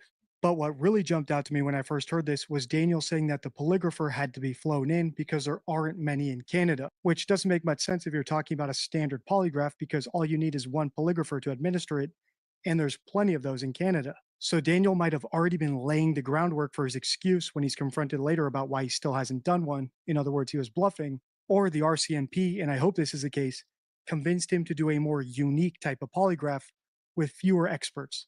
And that's the guilty knowledge test polygraph, which is mainly practiced in places like Japan. Rather than monitoring whether or not the subject is lying or telling the truth, instead it monitors their orientating reflexes, or the small imperceptible things that we do naturally when we recognize something. So the administrator might say something like, "Did you have fentanyl in your house? Did you have weed? Did you have cocaine?" To an innocent person, all these options are equally random, so the theory is that they don't react to any of them. But a guilty person would react to the one that they recognize. You can learn more about this test and all its fallibilities. I'm not saying it's any less fallible than any other sort of lie detection technique in the DD forum. But my main hope is that this is the sort of polygraph Daniel Martel is going to do, because I think this case is uniquely suited to it. And Daniel Martel, if you're watching this, and maybe you are, after all you've said in previous interviews that you're monitoring social media, I've not made up my mind about you.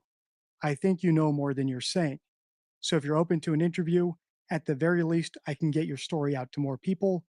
And at the very best, if I'm satisfied with your answers to my questions, I will be your biggest advocate on YouTube.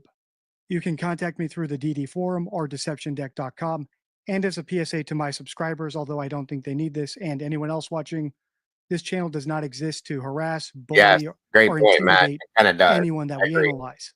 Check the end card for my playlist about this case. If you want more, let me know by liking, commenting, and sharing. Until next time, stay true. Okay, so there's another.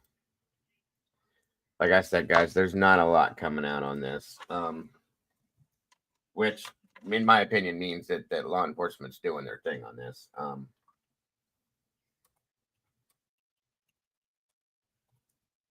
But I do wonder about, once again, the search stopping.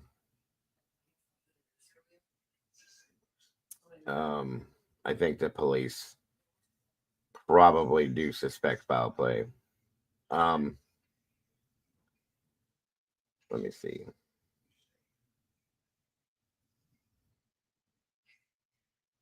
No, there's been no arrest. Jesus, of course.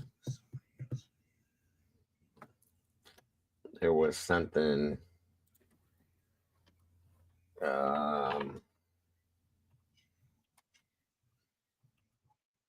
Let's see here. I think there was one more that came up in my feeds on this. Give me 1 minute here.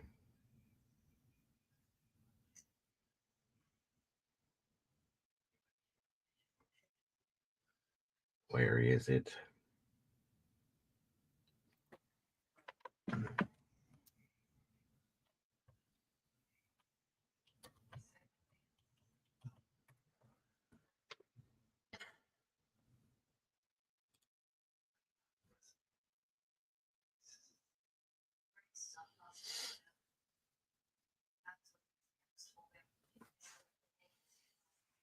Um,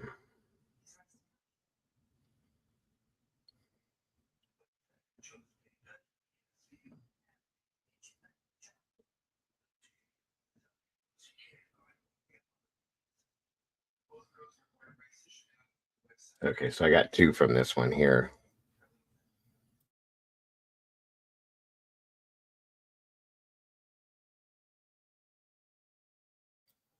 Let's see if this gives us anything new. I doubt it, but We're worth looking at least.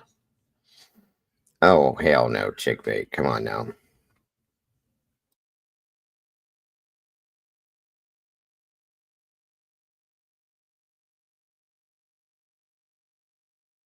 Jack and Lily are still missing, and the search was called off and then resumed for 2 days over the past weekend. It seems that nothing was found during the search this weekend again, and it doesn't look like the search is resuming today. Over 115 volunteers searched the woods, and I heard about them spotting some fresh bear prints. I don't believe the children wandered away in the woods and got eaten by bears. There would have been some evidence of that. I'm also wondering why there is no scent leading from the backyard into the woods, if that's the case. It's my belief that foul play is involved, and signs point to the mother and stepfather being involved. I came across a post on Facebook that pointed out a bruise seen in this school photo of Jack Sullivan. I know what you are thinking, kids play rough, they fall and get bruises. However, not all kids stay home for 2 days, and then vanish without a trace soon after. That alone is a massive red flag.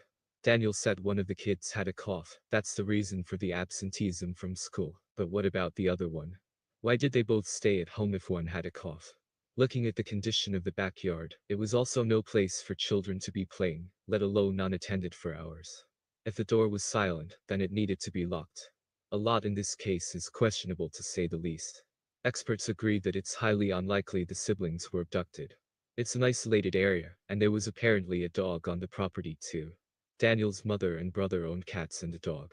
It's also strange how the mother and brother, who were right there on the property, never spoke out. They never even accounted for the children being there on Wednesday or Thursday.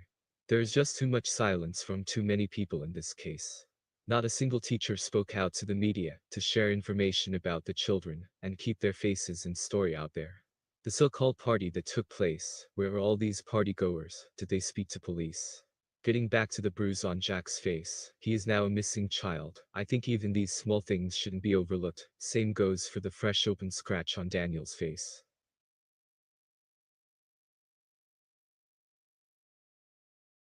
Oh, you can't read too much into that. Kids get bruises. I'm not saying to ignore it, just saying you can't read into all that kind of stuff all the time. And the party thing, that's just, was once again, in my opinion, a neighbor being nosy. That's, again, just my opinion. It's not giving us any, it hasn't given us anything more than what we already had on it. So, all right, Denise, thanks so much for being here. I appreciate you so much. And now this next one came afterwards. They were both back to back.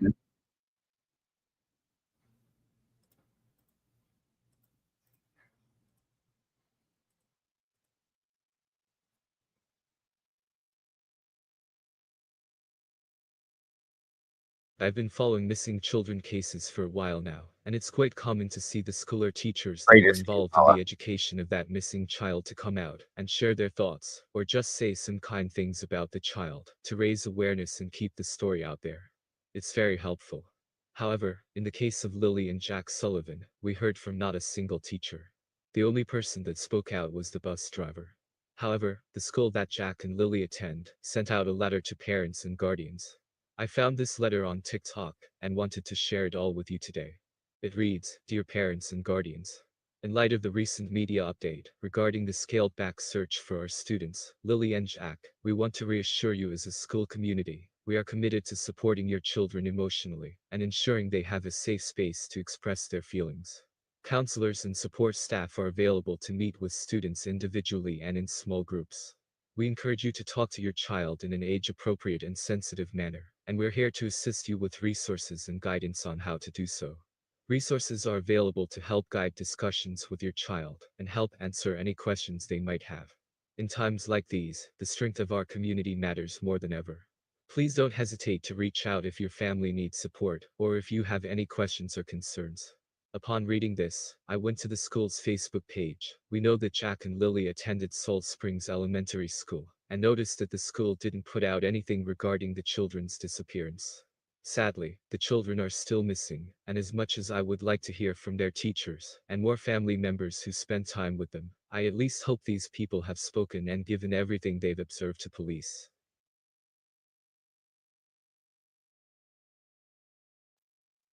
Oh boy, oh boy, oh boy, this is driving me nuts.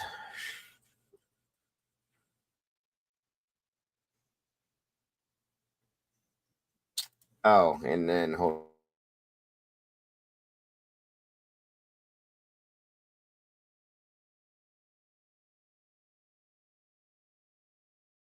I do believe there was something about a mine shaft that was brought up in a video. Let's see if I can find it. That was new to me. I'm going to scan through this here real quick again. This one's from 18 hours ago. And I wondered about there being mines in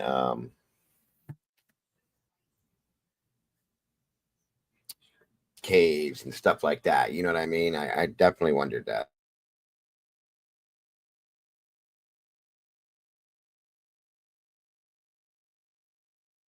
Have wandered away while their parents were in bed.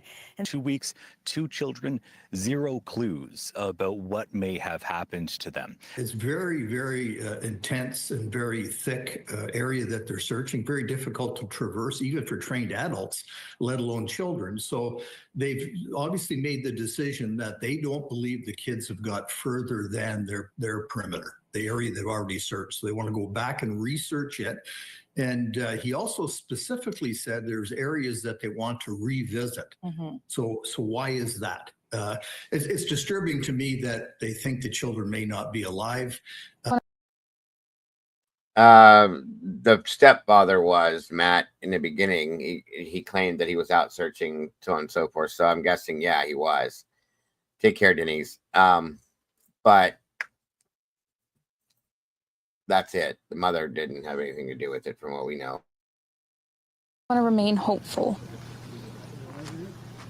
but there's always, in a mother's mind, you're always thinking the worst. If you're following the case of Lilly and Jack Sullivan, then you know it's been 16 days since 6-year-old Lilly Sullivan and her 4-year-old brother Jack Sullivan tragically went missing from Nova Scotia on May the 2nd, 2025. Now, while the search was previously suspended, it resumed over the weekend, and today marks the second day of renewed efforts. In this video, I want to go over some key developments, including dispatch audio from the initial search when the siblings first went missing. A lot of people have been wondering if the kids were by any water, and there's a portion of the dispatch audio that speaks about this. There's also dispatch audio related to the pink blanket, which has been a huge discussion online. What's really interesting about this particular piece of the dispatch audio is that you'll hear who alerted the search team about the blanket, and that plays a big role as to why this discussion may be going on online.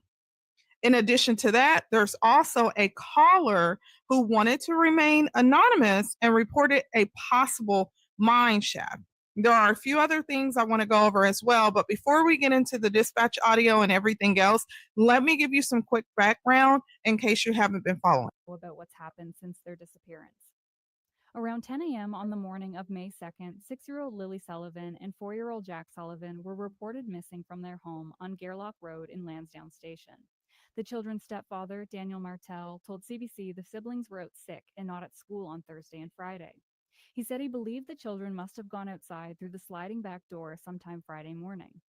When we noticed that the children were gone, immediately jumped in the vehicle, surveyed all the areas, many dirt roads, many culverts as I could, and waited for the police to get there. Nova Scotia RCMP said they believed the children wandered away from their home and there was no evidence of abduction. That morning, a vulnerable missing person advisory was issued in Pictou County, and the organized search for the kids began in the heavily wooded area surrounding the family home. Volunteers searched through the night. More than 100 people were called in to help. Helicopters, drones, and police dogs were also part of the search. On Saturday, May 3rd, officials were optimistic the children would be found. It's a huge wooded area with lots of potential. So we're just keeping all avenues open and ensuring we're covering off the entire area with a very structured search.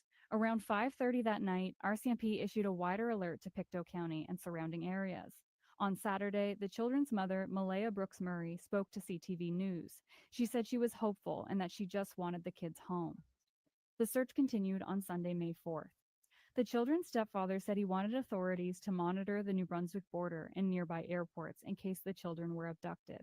Meanwhile, 160 searchers were out looking for the children despite rainy conditions. On Monday, May 5th, police and rescue agencies continued searching, going at all hours. RCMP said searchers had located what could have been a footprint on Saturday and expanded the search effort in that area.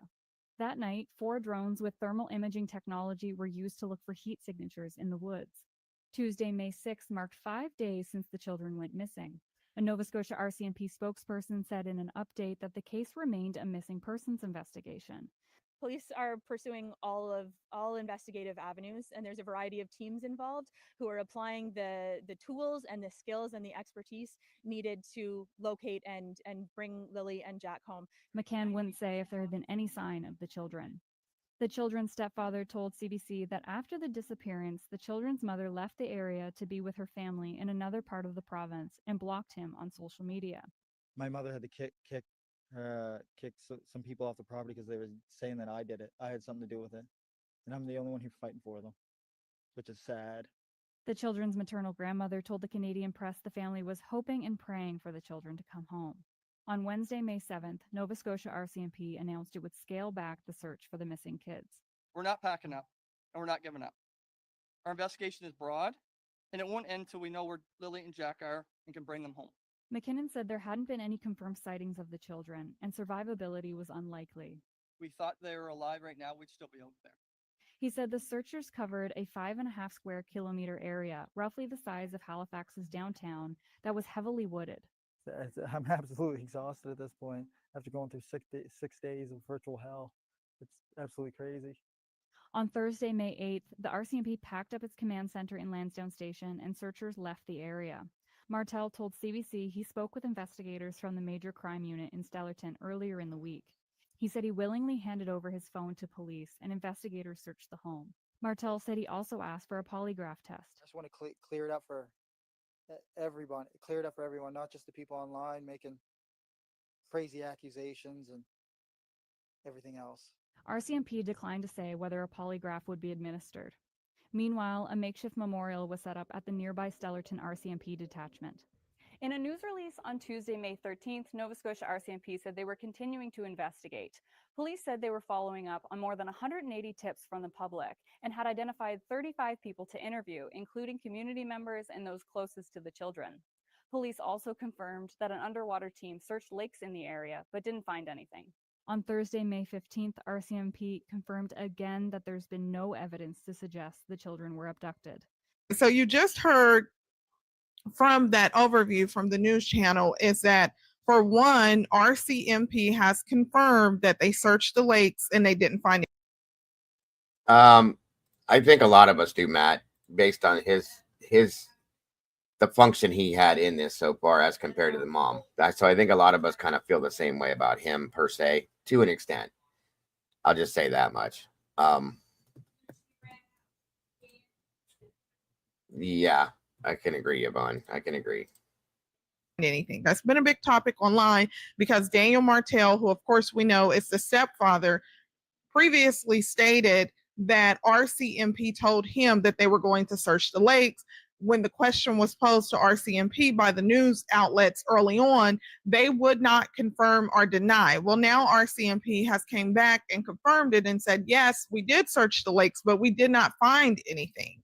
Second, another big thing that came out of there was the polygraph test. As you guys know, Daniel Martel previously stated that he agreed to take a polygraph test because Daniel Martel said he has nothing to hide and he wants to put these rumors to rest. You know, the online speculation about his possible involvement. Well, as you heard from that news interview, from the news overview, RCMP will not confirm or deny if Daniel Martell will be given a lie detector test. Now that's important because a lot of people have inquired if there's been an update. So that's the update on that. Okay, so please let me know, what are you guys' thoughts about this polygraph test? Now, of course, Daniel said he'll take it, as you know, but the authorities are not speaking out to confirm, and they have been pretty tight-lipped about the investigation in general, not wanting too much information to get out because of the speculation online. Now, I do want to get into this news article. The significance of this news article is the sliding door. If you recall, Daniel Martell, he's been pretty vocal, but the mother, Malaya, she's spoken on interviews too. But their stories have been pretty consistent regarding this glass sliding door, or this sliding door. What they state is they were sleeping, as you guys heard, and the kids may have, snuck out the house, or they were able to escape through the sliding door. So in this news article that's published, if you look here, it says Martell has said he was in the bedroom with his partner. Good point, SRB. It's a good point. I gotcha. Partner and their baby when he saw Lilly and Jack on the morning of May the 2nd. He recalled that Lilly was wearing a pink top when she had poked her head in the door of the bedroom prior to departing. Okay, so reading farther down, you'll see, right there, you'll see minutes later, he heard the sliding door that leads onto the backyard open and close. So this is the first time that. Okay, so that's brand new. That was never stated before. Unless somebody else heard it somewhere else. I've never heard that yet before, that they heard the door open and close. But before they said they couldn't hear it. That's, what the hell? Now what are we supposed to believe? This is crazy. That I've saw that Daniel Martell told any news outlet that he heard the sliding door. Because if you recall, Daniel Martell previously said that it took him about 20 minutes to notice that the kids were missing. And when he noticed that they were missing, he immediately jumped into his vehicle. If you haven't been following it on my channel, please go check out the previous video where I discussed it. He said he jumped into his vehicle, and he started searching for Lilly and Jack Sullivan. Another significant part of this is because apparently the 911 call, the frantic 911 call from Malaya, was placed approximately 10 a.m. But on the dispatch audio, I played that yesterday. I uploaded a video, on my channel. It stated that the kids were last seen at approximately 8 a.m. Now, keep in mind that RCMP has not released an official timeline. This is a news article that was published. There are mistakes that are made in a news article, but this news article clearly states that Daniel Martell said he heard the glass sliding door. So if Daniel Martell did indeed hear the glass sliding door, this is the first time that I've seen it in print for it to be written in this way. Okay, so RCMP has spoken out, and they stated that more than 180 tips have been received, though many were determined to be unhelpful. So there was some hope as far as the number of tips that was received, and people were saying, hopefully this is why they renewed the search. Well, if you listen early on in the video, they had suspended the search because the searchers, they were getting exhausted. So they temporarily suspended it. They initially said that they would resume the search. They rested and they came back. So the tips, they said, were determined to be unhelpful, and it was all. Here we go, folks. Like I said, that's new, and you guys reiterated. I don't like a story changing like that either. That should have been stated in the very beginning if that was the case. And what they actually said in the beginning was, you can't hear that door open and close, and now they're stating that it did. And if they heard it, this is the shit that bothers me with these things. Always their plan, according to RCMP, to resume the search, which they have done. Now, in addition to this, I know that there's been talk online about the Amber Alert. Malaya previously shared the status. I shared it in a previous video, so I won't read it in whole here. But the essence of what Malaya was saying was that she wanted her kids to be home. She wanted Jack and Lily to be home, and that she also stated that they were not shy to strangers. They were not aware of stranger danger. And at that point, she believed that they may have been taken. Now, when she shared this post, there were others that commented. What I have not shared here on my page, and I know this post has been Welcome, Satiris. Good to see you. Thank you for joining us today. widely circulated, is a man believed to be her father said, "Baby girl, why didn't you tell me when that first happened? Please never hold nothing back from me ever again. I love you, baby. Next time something like that happens, you tell me right away. Baby, I'm a tracker." Now, it's believed to be Malaya's, allegedly, it's her father. And I did see the name. They do share the same last name, but people are speculating that that is her father. Now, under that, people said that Malaya had followed up and said, the search is still on. Please come help if you can. That was not Malaya. And you can see that the picture is different than her profile picture. That was actually someone else. I'm not sure who that is, but that was not Malaya. Now, in addition to this, Malaya's, her kids, you know, their biological dad, his family also have shared a post, and you'll see his aunt here. I previously shared a post from her. She's the one, as you guys know, if you're following my channel, who spoke out and said the kids were nonverbal. Well, she just reshared a post that was indicating that an Amber Alert should have been issued. And in the post that she shared, it said, "Please stop arguing about when Amber Alert should be called. Amber Alert should be called within the first hour children are not found." And then this goes on to state that information, and it says, "Also push for change, demand to send out that alert. You would be demanding the same if it was your children." So in addition to this, people have said, well, how is it known that she is related to the biological father? The picture that is going around of the alleged biological father, you will see here, September the 15th, 2023. She's the one who shared the picture. And she said, "Wishing my little brother an amazing birthday. I love you very much, buddy, and hope you have a great day." So again, the significance here is just saying that this lady, who is the aunt to Lily and Jack, who has been sharing almost daily to plead for them to return home, she shared the photo that has been circulating of Lily and Jack's alleged biological father. So that's the connection there, and how we know that they're related. Now, RCMP did respond to the Amber Alert claims. They have defended their decision. As you see here, it states the RCMP have defended their decision not to issue an Amber Alert in this case. In the case, arguing the investigation didn't meet the criteria, which includes the belief that the child has been abducted or is in grave danger. So here they do go on to state that they did not issue an Amber Alert. They doubled down in defending it. This has come up several times, so I just wanted to make sure that I show this. In addition to this, you'll see that the kid's biological grandmother, again, this is their dad's mom, she shared a post, and on there she said, "Where are my grandkids?" So the biological dad, he has not been active.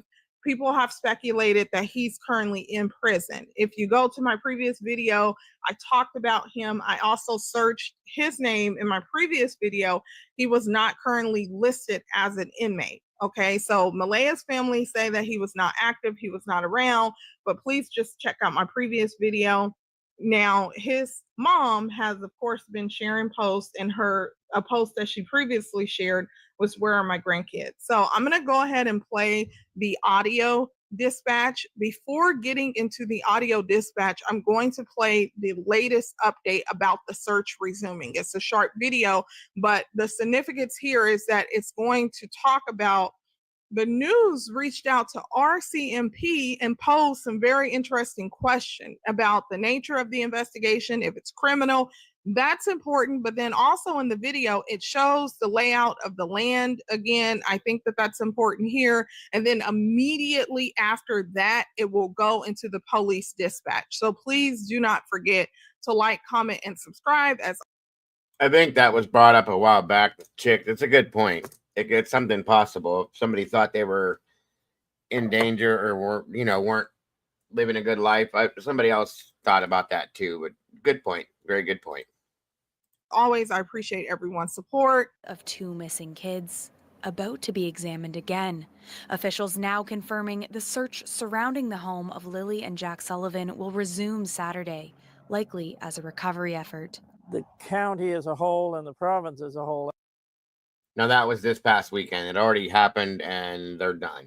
They did their, I guess, second round of searches and they're through with it at this point. Not revealing anything new, sadly. So this is still just a horrible situation, in my opinion, all the way around. It's ridiculous. This needs to stop happening. I think need to know what happened in this case. Police say the 4- and 6-year-olds wandered away 2 weeks ago and said they had no evidence the children were abducted. But RCMP didn't announce the involvement of the Major Crimes Unit until days after it was brought in, nor that it hadn't ruled out that the disappearance was suspicious. RCMP declined an interview request and would not answer our questions about the case. For instance, it isn't clear why investigators are so certain the children were not abducted, and officials have not said whether they know who, other than their family, was last with the kids. Now, after dozens of police interviews and more than 180 tips from the public, still no answers. It doesn't add up at many levels. This criminologist questioning the way RCMP are sharing information about the case, relying on the public for tips, but giving few details. Based on appearances, this went in the wrong direction early on, and key momentum and leads were lost when they were out in the fields looking for kids that maybe were never there. This expert is zeroing in on other aspects of the disappearance, like school being closed, then the kids being homesick the following day. The 2 days unaccounted before the missingness is just a red flag. But for this worried community, what's top of mind now is that the search is resuming, whether for rescue or recovery. 07 Gerlach Road is the last point known to this residence. So we've been concentrating on the area behind the residence. So I see 2 locations in north and south. Which one would it be?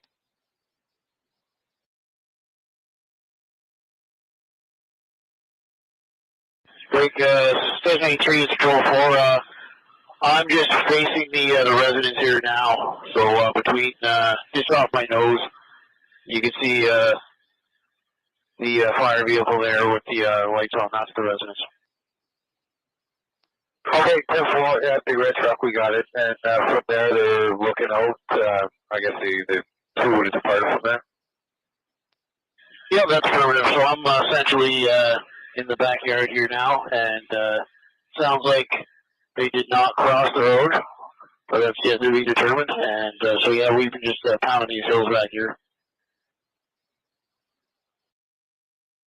Okay, 10-4, thanks for the heads up. And do we know if there's a drone up in the air at all or not? Negative on the drones. It sounds like there's 4 drones on the ground. And they've been saying that from the beginning, that they don't believe whatsoever that those kids crossed the road at all over Garlic Road. So that's interesting to me too. Welcome, LL. Good to see you. What if a family member helped mom stage this so that they could get away from the domestic situation? That's could explain LA step down, mom. I mean, anything's possible, and I'll listen to anything, LL. I don't know. It's very possible, but I don't know. He doesn't present that way to me. Daniel doesn't. I don't know though. He could be putting on a show. We don't know. I read into him more genuine than I do with her. That's just my feelings on it. But none of the drones are in the air at the moment, and they're all monitoring Neutral 8-6 as well, and broadcasting their intentions when they're ready. Okay, 4-4, yeah, right on. And yeah, I'm just going to work this area for the next little bit. Just let me know if you guys want me out of your way, and we're just going to be landing. Once we do, there's looks like an old park there, kind of to the the south, kind of southeast there on the other side of the road. That's where I'm going to stage out of. And then there's also a field. You'll see the comms truck up by the train tracks with this red and white strobe on in the boom. I was landing in that field as well in the back lots room. Great. Go for it. Thanks for the approach.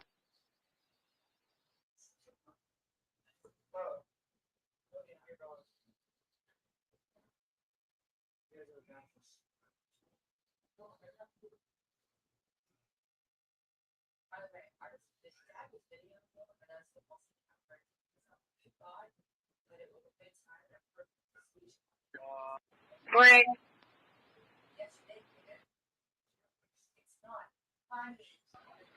Efforts are underway right now to move the command post from Eden Lake up to you.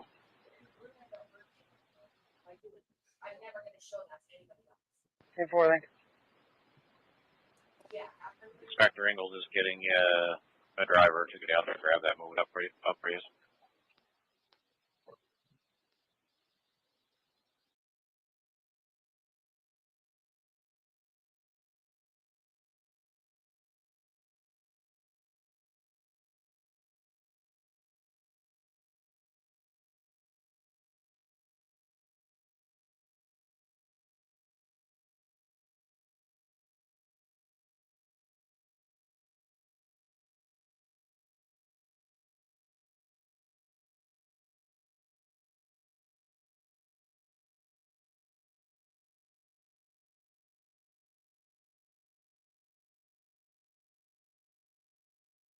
That's what my question was, Christina. I don't know how they know for a fact that the kids didn't cross the road. It bugs me for sure. This is Casilla 2 on Mutual 85.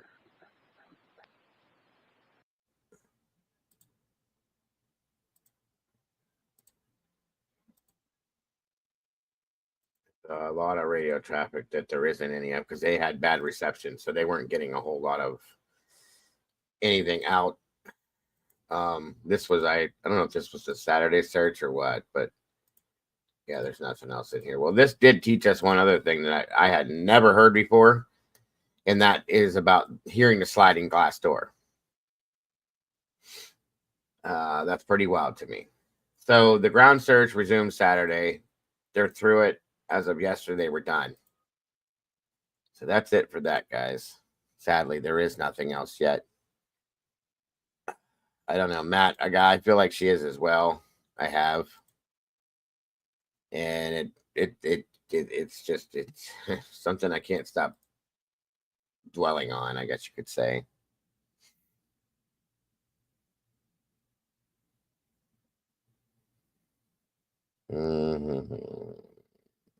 Here.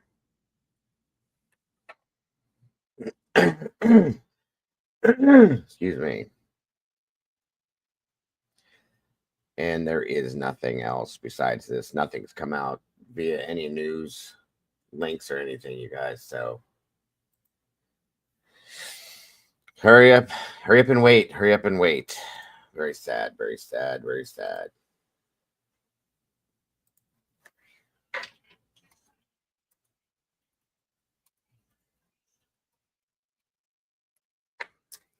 All right, so on we go to something different here. Let's see what else we had in the news. I was going to bring it in. Mama Bear found a crazy story for sure. Hold on here. Where'd it go? Where'd it go? This is a little wild here, and guess where it's at, guys? Just take a quick guess where this happens at. Everything happens in Ohio. All the weird and wild, crazy shit happens here in Ohio. So, guys, keep your Jack and Lily in your thoughts and prayers, and pray something happens with them soon. Yeah, I feel like the stepdad, at least for now, seems very genuine. I don't even look at him funny at this point. I still question both sides of it, but the mother really has me peaked with distrust. So thank you for being here, Scott. Appreciate you very much. Ohio, yes, we're in Ohio. This one's wild. Check this out. An alleged murder in Amish country. This man is now accused of killing a woman and leaving her body in a home, reportedly with her goat inside. The suspect just made a court appearance and our cameras were there. He's now facing a charge of murder. And we have the 911 call from the day his housemate said he made a gruesome discovery. Does she have a pulse or anything? Hello? Yeah, is she breathing? No, she's dead. What that call tells us about what may have happened inside a home in a rural, secluded Amish community. Many of its members sat in court as the suspect faced a judge. And I'll tell you why some think this unique case may not be a slam dunk for the prosecution. We're on the case presented by Law and Crime. I'm Chris Stewart.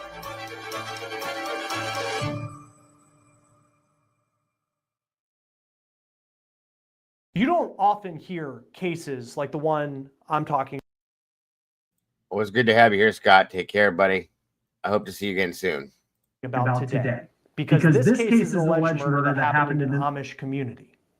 We were in court for a preliminary hearing for Samuel Hochstetler. The 18-year-old is accused of killing 28-year-old Rosanna Kinzinger on March 13th of this year. He wasn't charged with murder until May 5th, and he reportedly continued to live in the Amish community where this happened. Kinzinger was also a member of that Amish community. Before we get into the details of this case and what the local sheriff's office is alleging, let me set the scene for you about where all of this is taking place.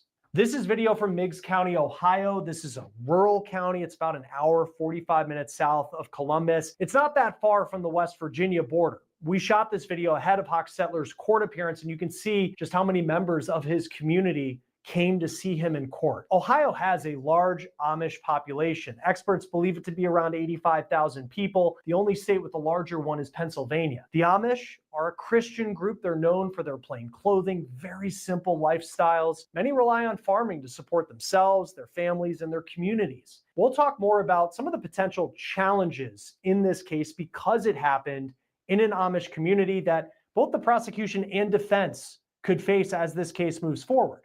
Police say the alleged murder happened at a home along this road in Rutland, Ohio. And you can see from this Google Maps image, there is not much surrounding the address that we have from local authorities. Here's the 911 call from March 13th when Kinzinger.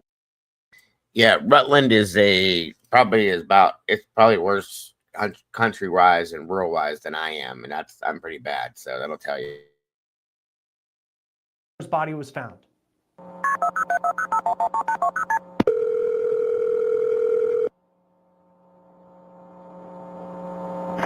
Meigs County 911.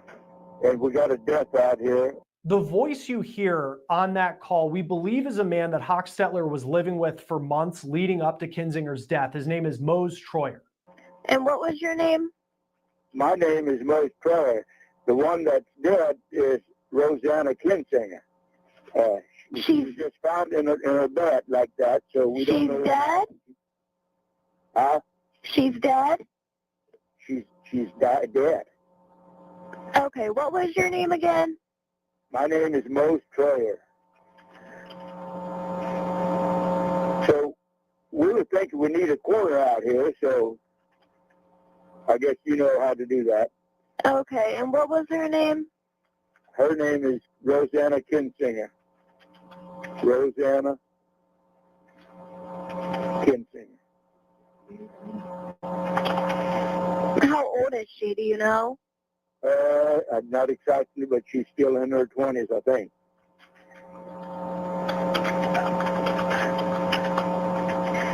Does she have a pulse or anything?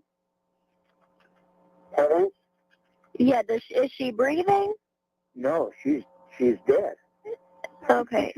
She seems to be already stiff, so I think she's been dead early this morning or last night, and we didn't find it out. Okay. So you think she died last night or this morning? Yeah.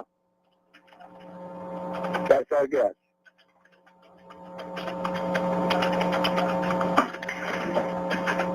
So she's stiff? Yeah. Okay. And you just found her? Yeah. Okay.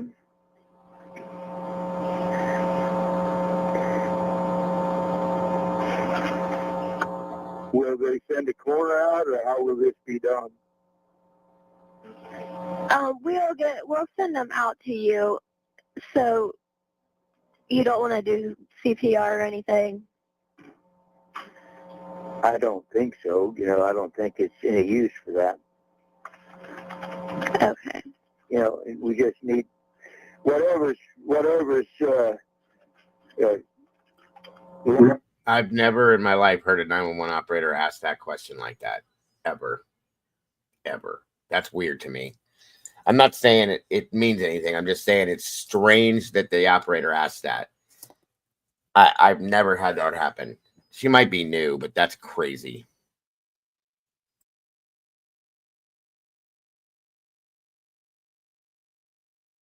Law or need to be done, you know, we just need some help, I guess. Okay. Alrighty. Deputies were then dispatched to the home along the rural road and they found Kinzinger dead. Troyer told WSAZ-TV, which is out of West Virginia, that Kinzinger's goat was in the home when he went to go check it out. Deputies say that Kinzinger's death from the beginning was suspicious, but the initial autopsy returned inconclusive results when it came to the cause of death. It took weeks for law enforcement to land on Hochstetler as the suspect. The Meigs County Sheriff said they served search warrants, they interviewed people who might be connected to the case. In that WSAZ report, the 911 caller, Troyer, said that people had noticed that day that Kinzinger hadn't been seen. And so members of the community went to her home to see if she was okay, and that's when they discovered her body. Then he calls 911, and then deputies arrived. Deputies did interview Hochstetler on May 6th, several weeks after the body of Kinzinger was found. And as you can see in this court document, the state of Ohio charged the 18-year-old Amish man with murder. According to local media in Ohio, Hochstetler confessed to having sex with Kinzinger and allegedly told deputies that he put a blanket over her head, and when they finished, he realized she was not alive. At his most recent court appearance, a preliminary hearing, we saw Samuel Hochstetler in an orange jumpsuit, in handcuffs, far different from that traditional Amish clothing that he was wearing in his booking photo. And an interesting part of that hearing was the judge offering Hochstetler an interpreter for Pennsylvania Dutch. That language goes back to the 18th century. According to a post that we found on the University of Wisconsin's website, it was originally developed in rural parts of Pennsylvania, and it is a common language that is spoken by members of the Amish community today. Hochstetler. She may not. She may have figured it out when she found out the area that he was in. But it's still a weird question to ask in that sense. They're apparently included. I was advised potentially that in addition to English, you spoke Pennsylvania Dutch. Okay, so I made arrangements to have an interpreter join us here today for this hearing. Do you feel that you can proceed here today in English, or do you wish Mr. Beachy to be here to interpret for you in Pennsylvania Dutch? I thought you had to do it in English, but it might be easier for Pennsylvania. Okay. Do you wish him to remain here on the line with us? If it's not too hard. Okay, well, we've got him here, so we'll use him, okay? All right. Hochstetler was soft-spoken in court, as you just heard there, but he did say some things might be easier to understand in court if he was told them in Pennsylvania Dutch. So, Mr. Hochstetler, you understand what you're charged with, correct? Okay, you met with your attorney before coming here to the courtroom, correct? Out there, yes. Yeah, okay, all right. You understand you have a right to a preliminary hearing this afternoon and further. Well, here's the thing. They have to, SRB, when it comes to something like that, because if something were to happen and it's like this situation, they can get in trouble for not reporting it. And that they can have charges filed against them in that aspect too. So they have to at this point. You understand that I have in front of me what appears to be a waiver of that right here this afternoon, correct? Yes. All right, I'm going to ask you here in open court, sir. Is that your signature on the waiver? I can't really read it, but I'm pretty sure if it's the paper you have. Okay, well, I want you to look at it and just confirm that you did sign that document, okay? That's your signature? Okay, thank you, Trenton. Thank you, sir. All right, so Mr. Hochstetler, based upon the fact that you've had the chance to talk to counsel here this afternoon, I'm going to make a finding that with full knowledge of your rights and voluntarily here today, you are waiving your right. Yeah, I saw that, Wade. It's ridiculous the way they're going through that, but whatever. So be it. Thanks for joining us, Wade. In Virginia, good to see you, brother.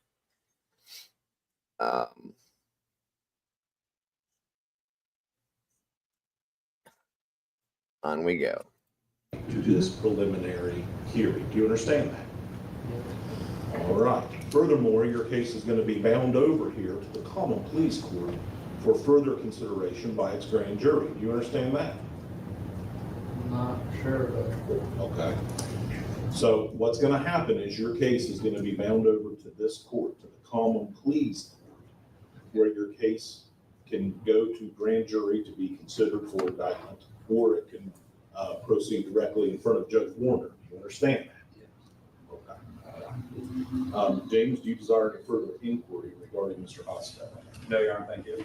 All right. Trent, do you desire any further inquiry of your client? Nothing further, Your Honor. Thank you, sir. All right. The bond is previously set. $1 million shall continue. Anything else, James, on behalf of the state of Ohio? Nothing from the state, Your Honor. Thank you. Trent, anything more on behalf of your client? Nothing further, Judge. Thank you. Mr. Hostetler, we're all done here this afternoon. Thank you for being here. That was the end of the court proceedings, but our cameras kept rolling as Hochstetler left the courtroom. And as he did that, he looked back at the several members of the Amish community that were in the gallery. And remember, Kinzinger was a member of this community as well. Take a look at this video as he walks out. Look at his face. You can see the tears rolling down his face as he wipes them as he heads out the door and back to the county jail.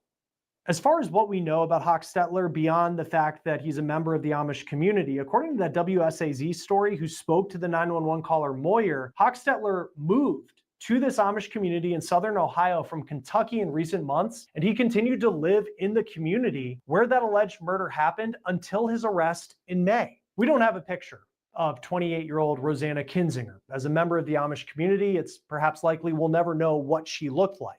But this is what the local sheriff said about her when he announced the arrest of her alleged killer. Quote, "This case was such a tragedy to those who knew Rosanna. She was a beloved individual in her community. Detectives have worked around the clock searching for answers and were able to get those answers. Hopefully this investigation helps bring some closure to the victim's family. And on behalf of the sheriff's office, we offer our deepest condolences." Joining us now from Ohio to talk more this case is criminal defense attorney Diane Menashe. Thanks for being with us here on Law and Crime.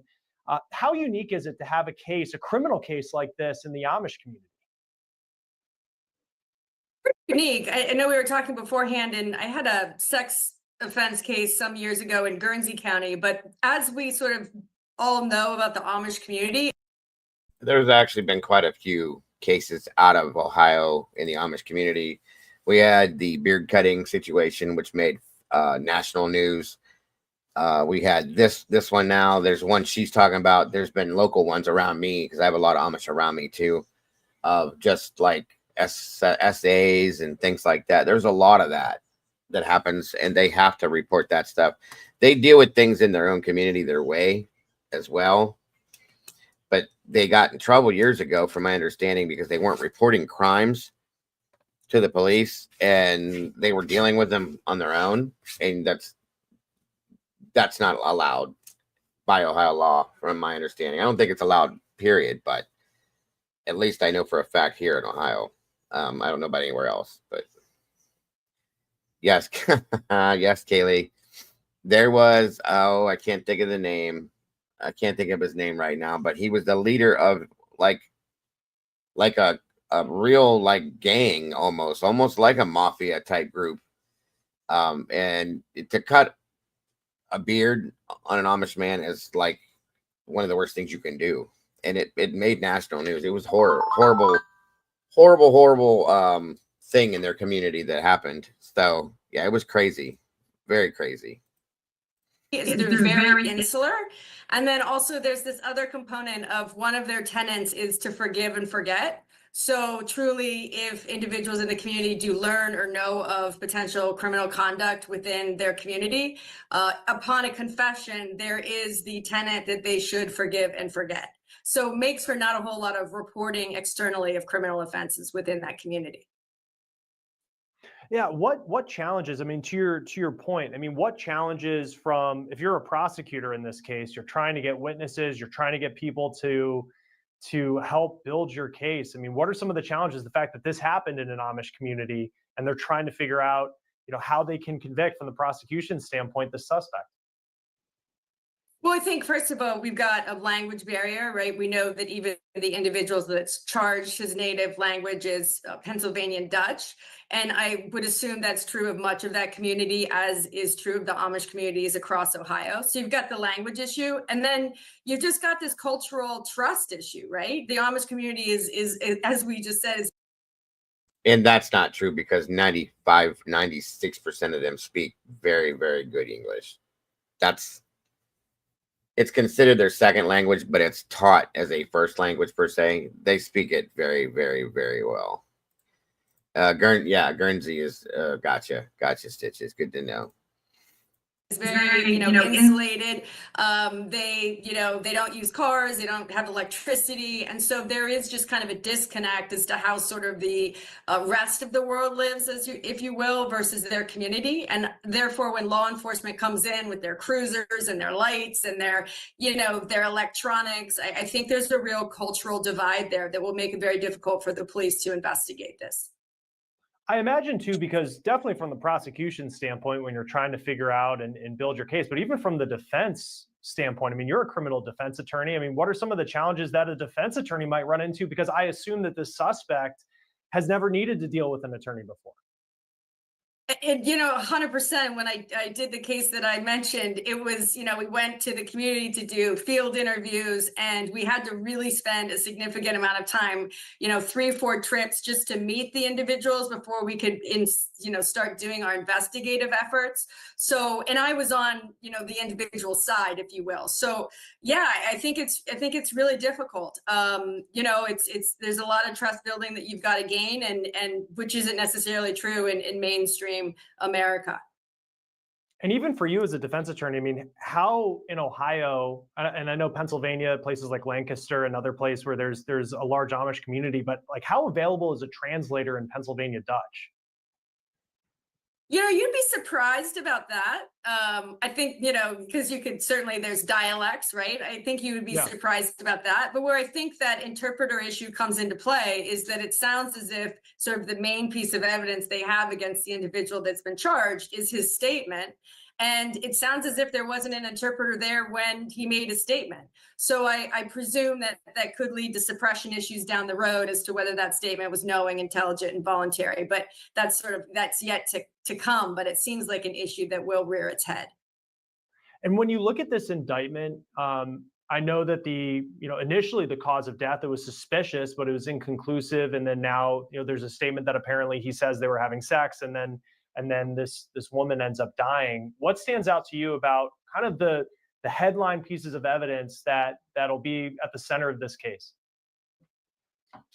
Checked the Meigs County Common Pleas Court docket this morning, and it looks as if he's only been indicted on one single count, which is murder. And they indicted him under the A subsection, which is that he purposely caused the death.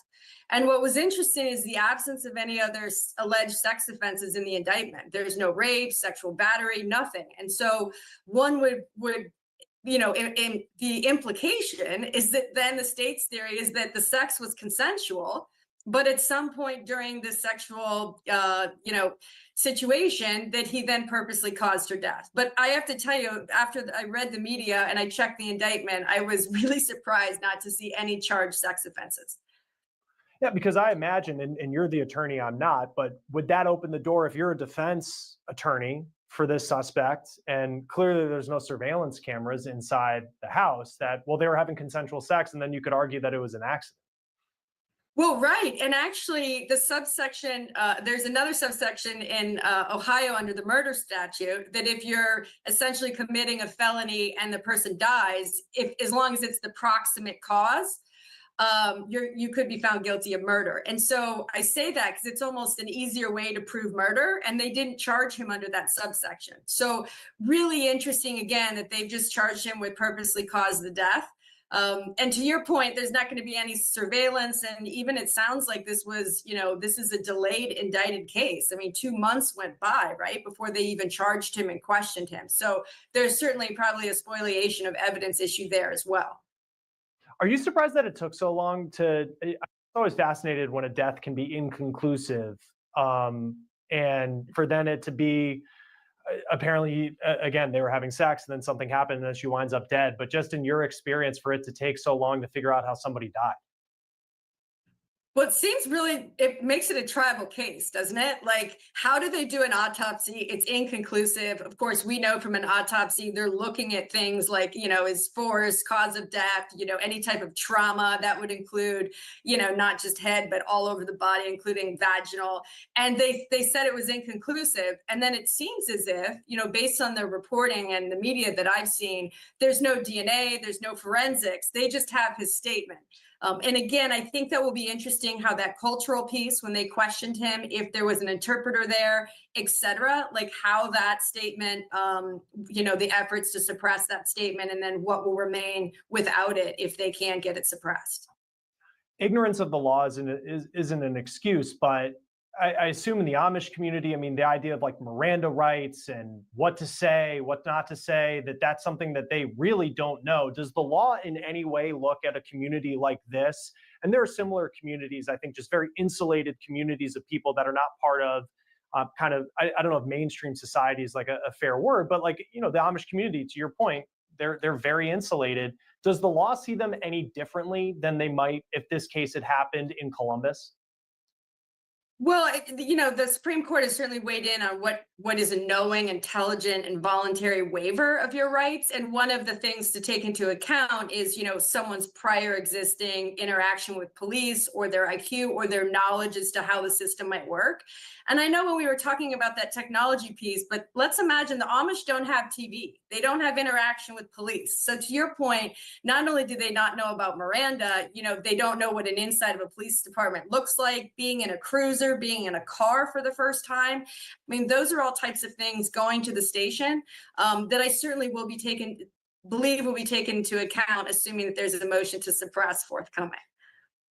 And I know we have a 911 call that was made by, I believe it was the roommate of the suspect. So he knew how to use a phone. And I know, I think people who, you live in Ohio, I went to school in Pennsylvania, I think people think that they're maybe less attached to technology than maybe we realize. Like they know how to use phones in many cases. But as far as kind of building up this case, what are some of the challenges, even if you're a defense attorney and you're trying to figure out how you have witnesses that might be able to testify with you to kind of get past some of those cultural differences? Yeah, I think first of all, just, the defense attorney that's been appointed on this case is going to really have to come to understand, if they don't currently, that cultural piece, right? And then understand, to your point, the technology and how that community was operating, the access that he had or didn't have to her. And then I think it's going to be, as it always is, right, is keeping the state to their burden of proof, which is proof beyond a reasonable doubt. In the absence of forensics, an eyewitness, an inconclusive autopsy, and maybe a suppressed statement, this could be a case that, that could well be very difficult for the state of Ohio to. I believe it's when they're 17, getting close to 18, I think. The spring before.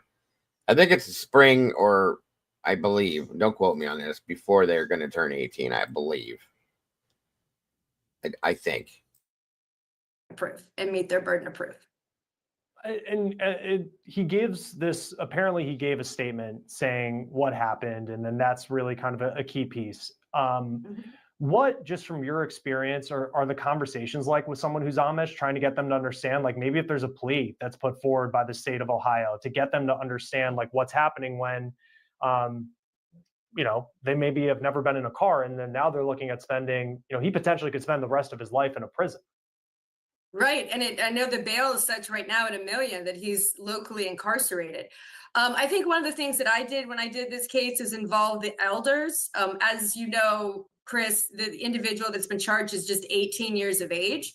So I certainly think part of that trust and building that relationship will not just be to have an interpreter, but to engage a trusted elder or someone within the community that you can use sort of as a liaison, if you will, because there are cultural differences. And while there's attorney-client privilege, you first got to build that trust up with the client. And that's also going to come with some education on to your part. You know, the laws in Ohio, or what does purpose mean? You know, those aren't things that someone that is 18 and Amish would most likely understand. Is it 16? I thought it was when they were 17 going on 18.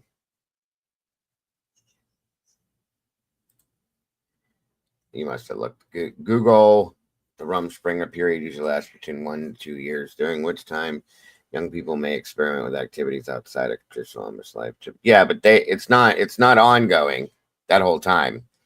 They go through periods like I don't know the exact time, but because I remember speaking to a few years and years ago of them that showed up in a bar we were in, and we were, my buddies and I were interested.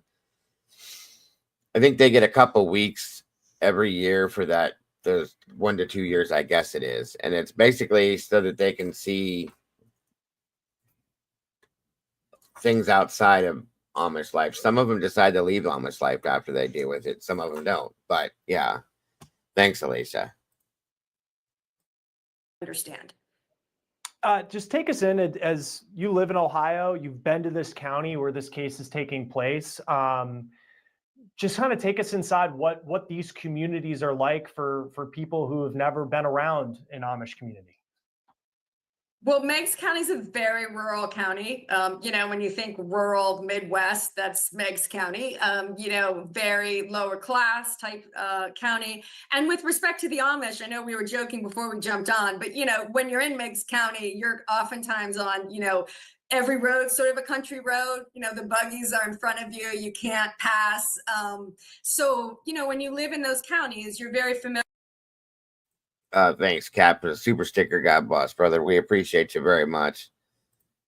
My aunt dated an Amish guy who always had to sneak away from him. Yeah, I've heard of that too. Yeah, Aurora. The one guy is the suspect. His last name is Hostel. Familiar with the surrounding Amish communities, and I will just tell you that there isn't a whole lot of intersection between, as we've been saying, sort of this mainstream America and the Amish. But for, they do have food stands along the roadside, et cetera, that cars can stop at. But really, otherwise, there is very little interaction. I think just for those that live on the coast and aren't familiar with living amongst, the Amish, it is unique for sure. Yeah, you have experience, but also when you think of some of the people who are prosecutors, just the legal system, knowing that there is a pretty large Amish community in Ohio, how, for as unique as a case as this appears to be? I don't believe they're allowed Yvonne unless they're married. That's my belief. Pretty sure I'm right.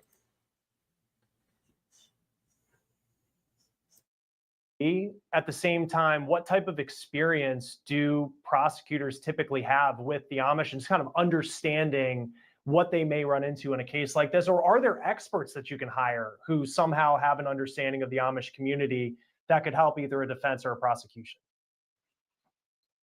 I have to tell you, this case is getting so much attention because it is the Amish piece, right? And so I think that does go to show that as much as, these counties have a significant Amish population, we just don't see criminal charges against those in that community often. So I think even the prosecutors don't have a very good sense of how those communities work and the cultural divides. And also there's this forgive and forget principle, a tenet. I don't think we can forget that because they truly adhere to that. So that's very. Yeah, Cap. Anything the Amish build is absolutely amazing. Quality is amazing.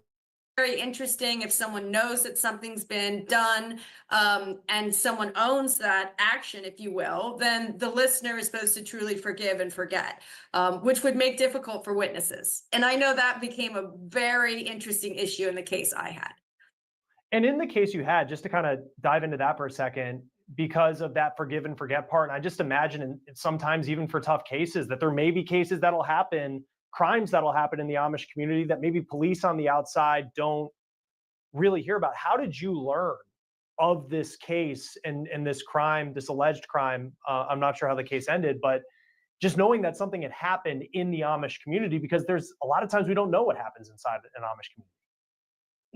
100%. And in the case that I had, it was unique because my client was working at a farm stand that was outside the community. The instance was being spoken of, and someone that was not in the community overheard it and reported it. So very unique situation. And it was, a delayed case by many, many years. And that's where the forgive and forget really came to be, sort of key in the case that I had. Ultimately, that was a good resolution in the case I had, but I really think these Amish cases present a real issue. And so we'll see how it works out. But just charging him with murder is pretty interesting, to say the least, particularly since he said that they were having sex and there's no sex crimes associated with the murder count. Yeah, it's a fascinating case. I mean, to your point, it's headline news. We're talking about it because of the Amish part of it, because that makes it unique. But in terms of a murder case, it does seem that it would be, a story that would be followed as well, because it's so unclear what happened. Where do you see this going from here? Now that he's behind bars, bail's been set, what could happen next? I think his defense attorney is obviously going to look at the competency piece, right? Just understanding his age, and we need to more. The defense attorney will need to understand, his education, his IQ, his ability to be competent and assist in his defense. And then I assume also they're going to be looking at that suppression issue first and foremost, and see if there's any way to suppress that statement. And if the statement is potentially, suppressed, then is there a corpus delicti issue? Is there any other evidence that the state has? And if not, then the case would obviously have to be dismissed. But again, in all the media I've read, I don't see eyewitnesses or individuals saying anything nefarious about their relationship. It's just his statement to the police. Yeah, it's a fascinating case. We're going to see how this continues to play out. Diane Menashe, thank you so much for joining us, not just from the legal perspective, but your expertise in dealing with cases involving the Amish community. Thanks for coming on Law and Crime. Thanks for having me. So there's that story now. Another crazy, wild thing going on here in Ohio. You got to love it. You got to love it. All right, guys, let's see what we got here.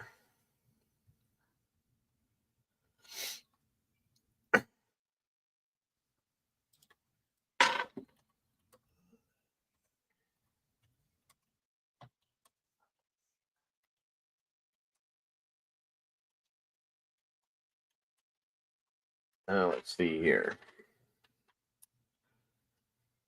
What do we have here? Let's see what other crazy things we got going on in the news. Give you guys some something a little different today. We're going to look at some 10 of the most unforgettable jail mugs, guys. Mug shots. This should be quite interesting. Thank you, Mom Bear, for sending this over. Let's see. There's one thing that can last longer than a prison sentence. It's the legacy of an offender's mugshot. The booking photo doesn't always capture someone's best side, but sometimes it comes out downright weirder than expected. Here are 10 unforgettable mugshots that will haunt your dreams. Have another mugshot to add. Post some minutes. The number 10 is Kelsey Smith. Endured multiple tasings during his arrest after he allegedly parked in the middle of an intersection in Deltona, Florida. Here we are down in Florida again. Police said his eyes appeared glossy and he smelled of alcohol. The result was this mugshot out of Volusia County Jail. Okay. Wow.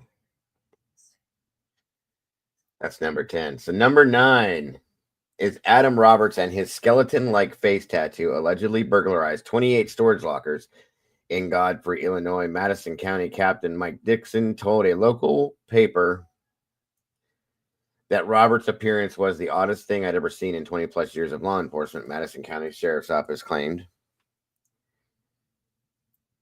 What the hell? Wow. There you go. The next one. This is nuts. Who would do that to themselves? And why? Jesus. Number 8. Caleb Russell allegedly made a bomb threat while aboard a CTA bus during rush hour traffic in Chicago, Cook County Sheriff's Office. Oh, yeah. Wow. He just looks insane. Number 7. Andrea Bibbs was arrested for allegedly driving under the influence in Blue Island, Illinois, Will County Sheriff's Office. Guy Fieri. Yeah. That's a DUI. Jeez. He looks a little shocked there. Looks like it's hard to keep his eyes open. That's funny. Number 6 is Jamie Calloway. Took this picture after being arrested for allegedly stalking a corrections officer whom she'd met while she was previously in jail. The 33-year-old was also an unknown YouTube personality going by the alias Jamie Godhead Platinum. Appropriate? No. Facebook. Really? Good Lord. Number 5. This unnamed inmate got right to the point with his mustache tattoo. TheSmokingGun.com. Really? It says ladies love it. On your lip? What the hell is wrong with you? These people are insane. Number 4. Sean Carl Payne was allegedly so intoxicated after his arrest for public intoxication, an officer had to hold his head up for the mugshot. This came from Humble Police. Yeah, look at that. That's crazy. Number 3. The 666 tattoo and horn piercing decorating this murder suspect's nose came off as an understatement compared to the bulging round implants protruding from his skull in this unforgettable 2011 mugshot at a Berkshire District Attorney's Office.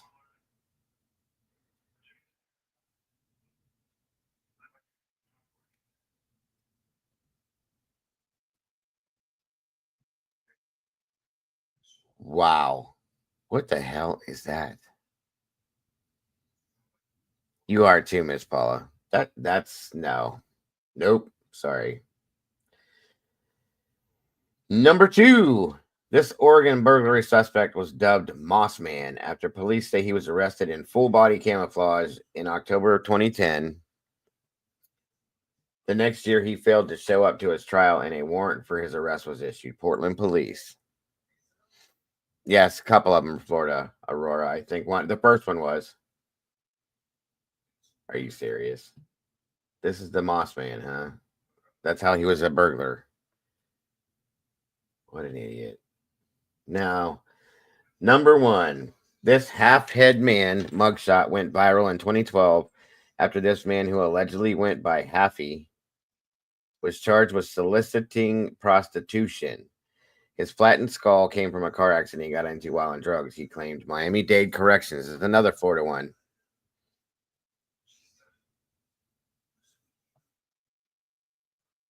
Wow.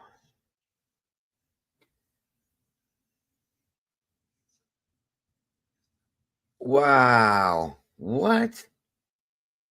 And he was a prostitute? Holy shit, that's crazy. Wow. Wow. Wow. That's all I can say is wow.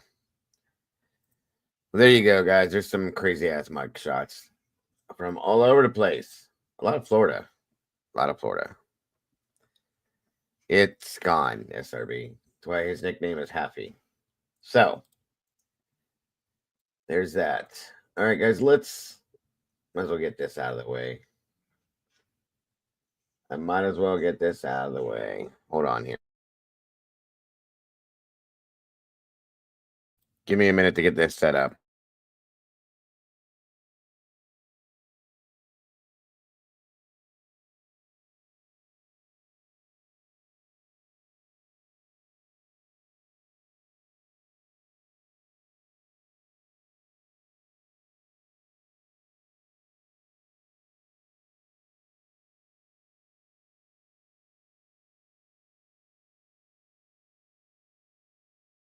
Hang on here.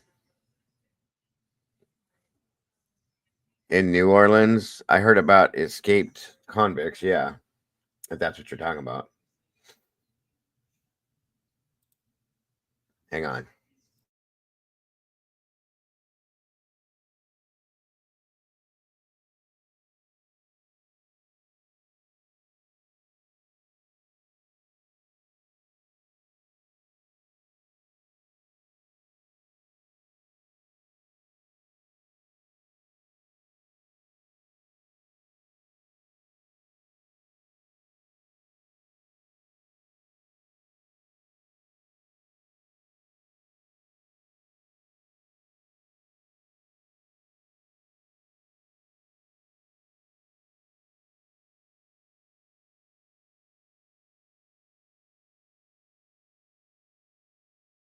What are you talking about, Brandy?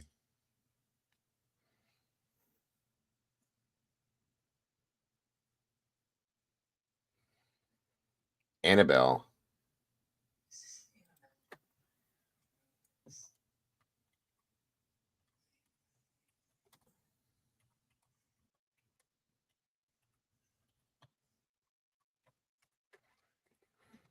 Uh,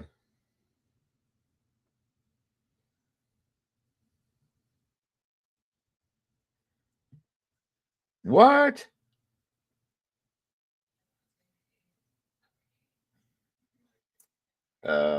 Hang on. Hang on.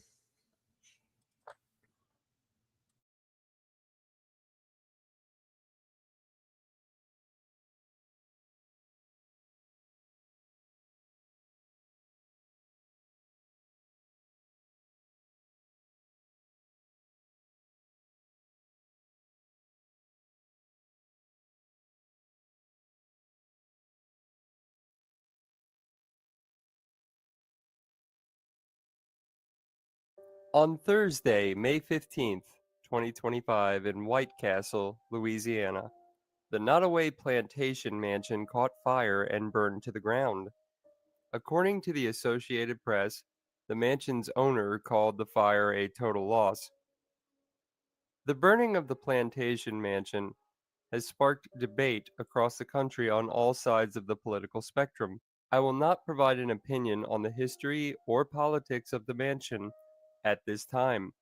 The mansion's history can be found on its Wikipedia page.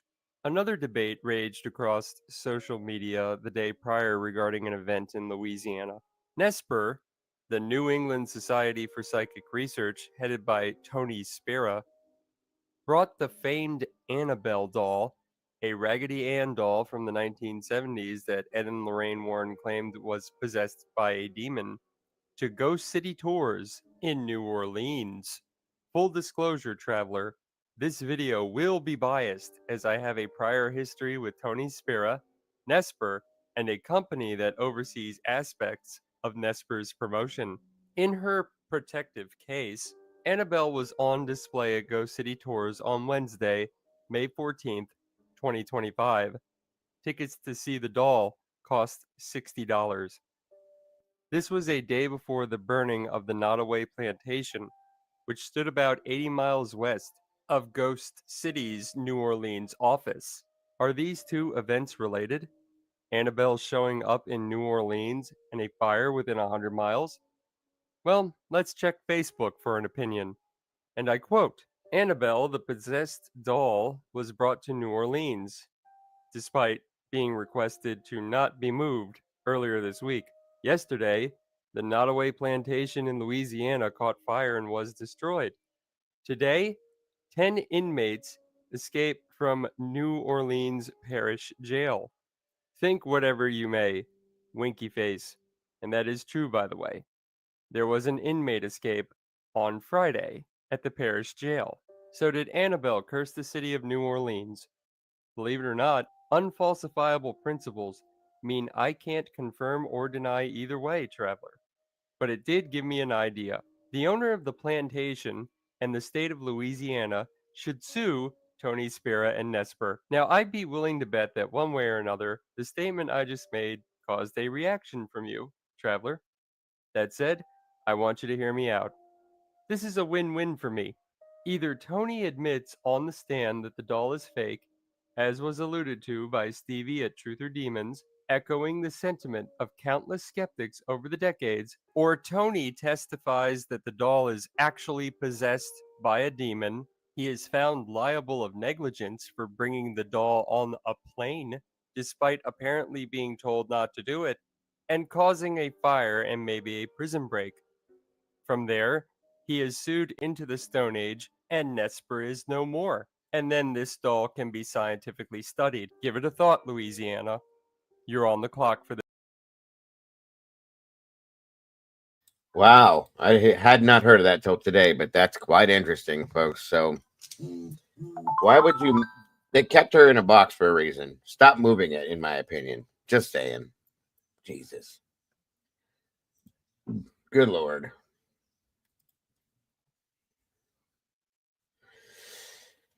Good Lord. I heard that. I heard that too, Matt. All right, guys, let me set this other thing up here real quick.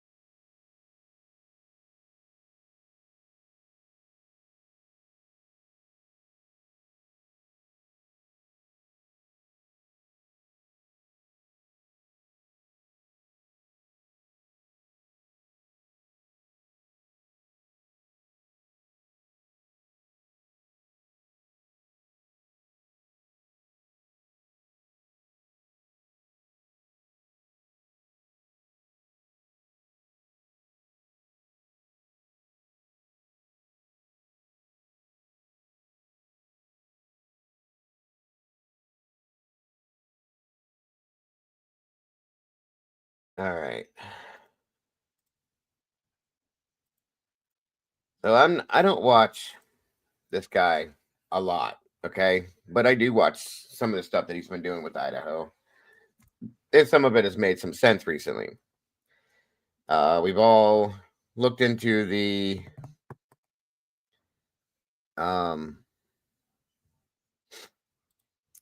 deal with the green Elantra and the possibility of it being the car that was mistaken for Brian's car, blah, blah, blah. We've all seen that. Pavarotti put that out. Interesting video, so on and so forth. And we also all know who Chris McDonough is. Sorry, I almost said what everybody else says. And most of you know I'm absolutely not a fan of Chris McDonough, okay? By any means whatsoever. And it's only because of the obnoxious past experiences he has had with certain cases and the ridiculous way he handled things and the lack of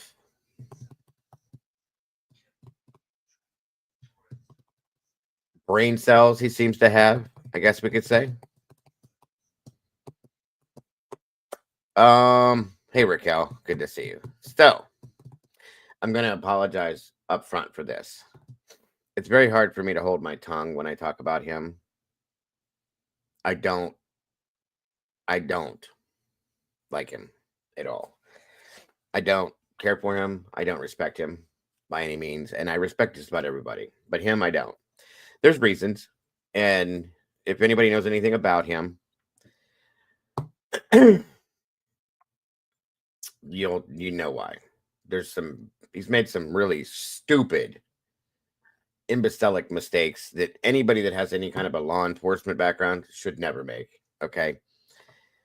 He's just an idiot in general, period. So as I was reviewing this, it was Tomboy SRB and Miss Tandy. We were, and mind you, I was exhausted that night already. So it was just like, oh God, here we go.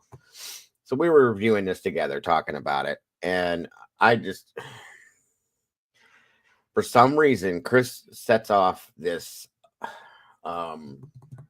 he flips a switch in me that just makes me,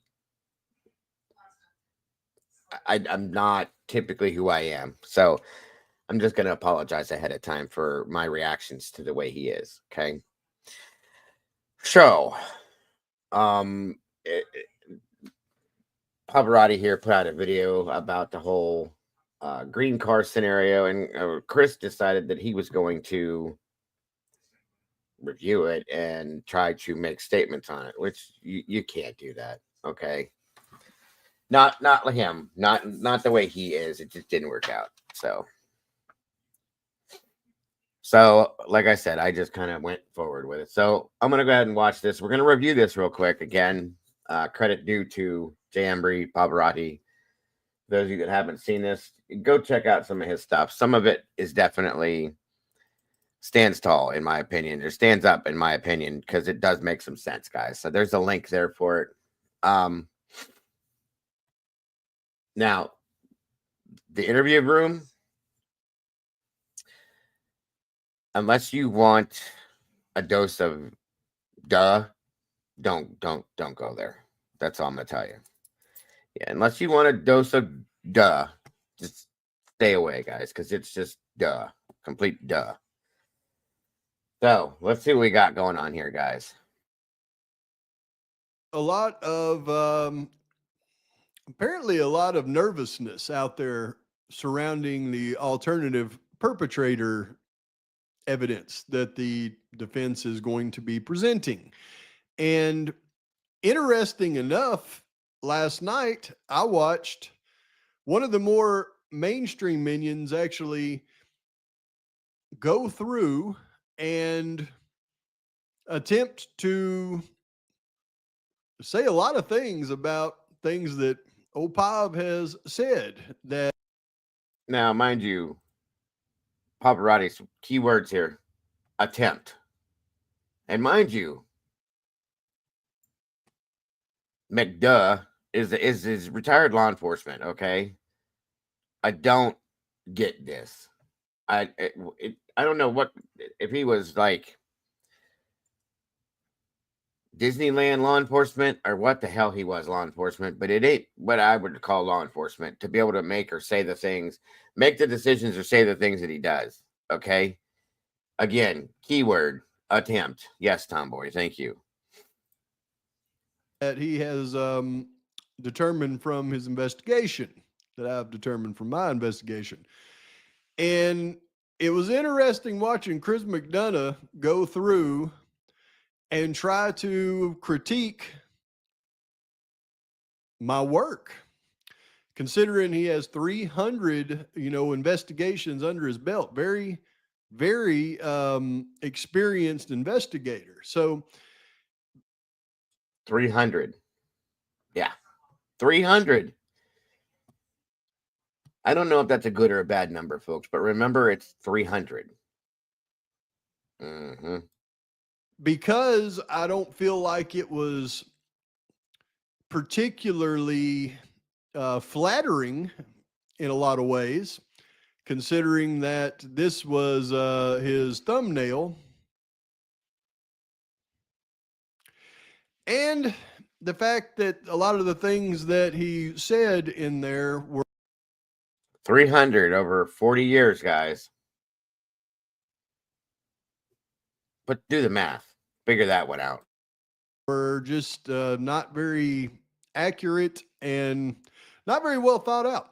I thought I would have to go ahead and react to it because old Pav, whenever somebody directly comes at him, they better come at him respectful and willing to debate the facts, because if they come at him disrespectful and wanting to distort facts, well, then I got to set the record straight.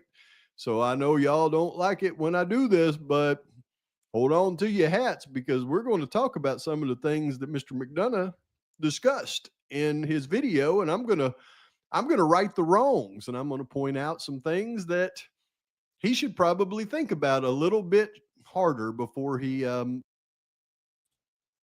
don't think he can think any harder than he does. I think this is what the problem is you'll see. puts it out there.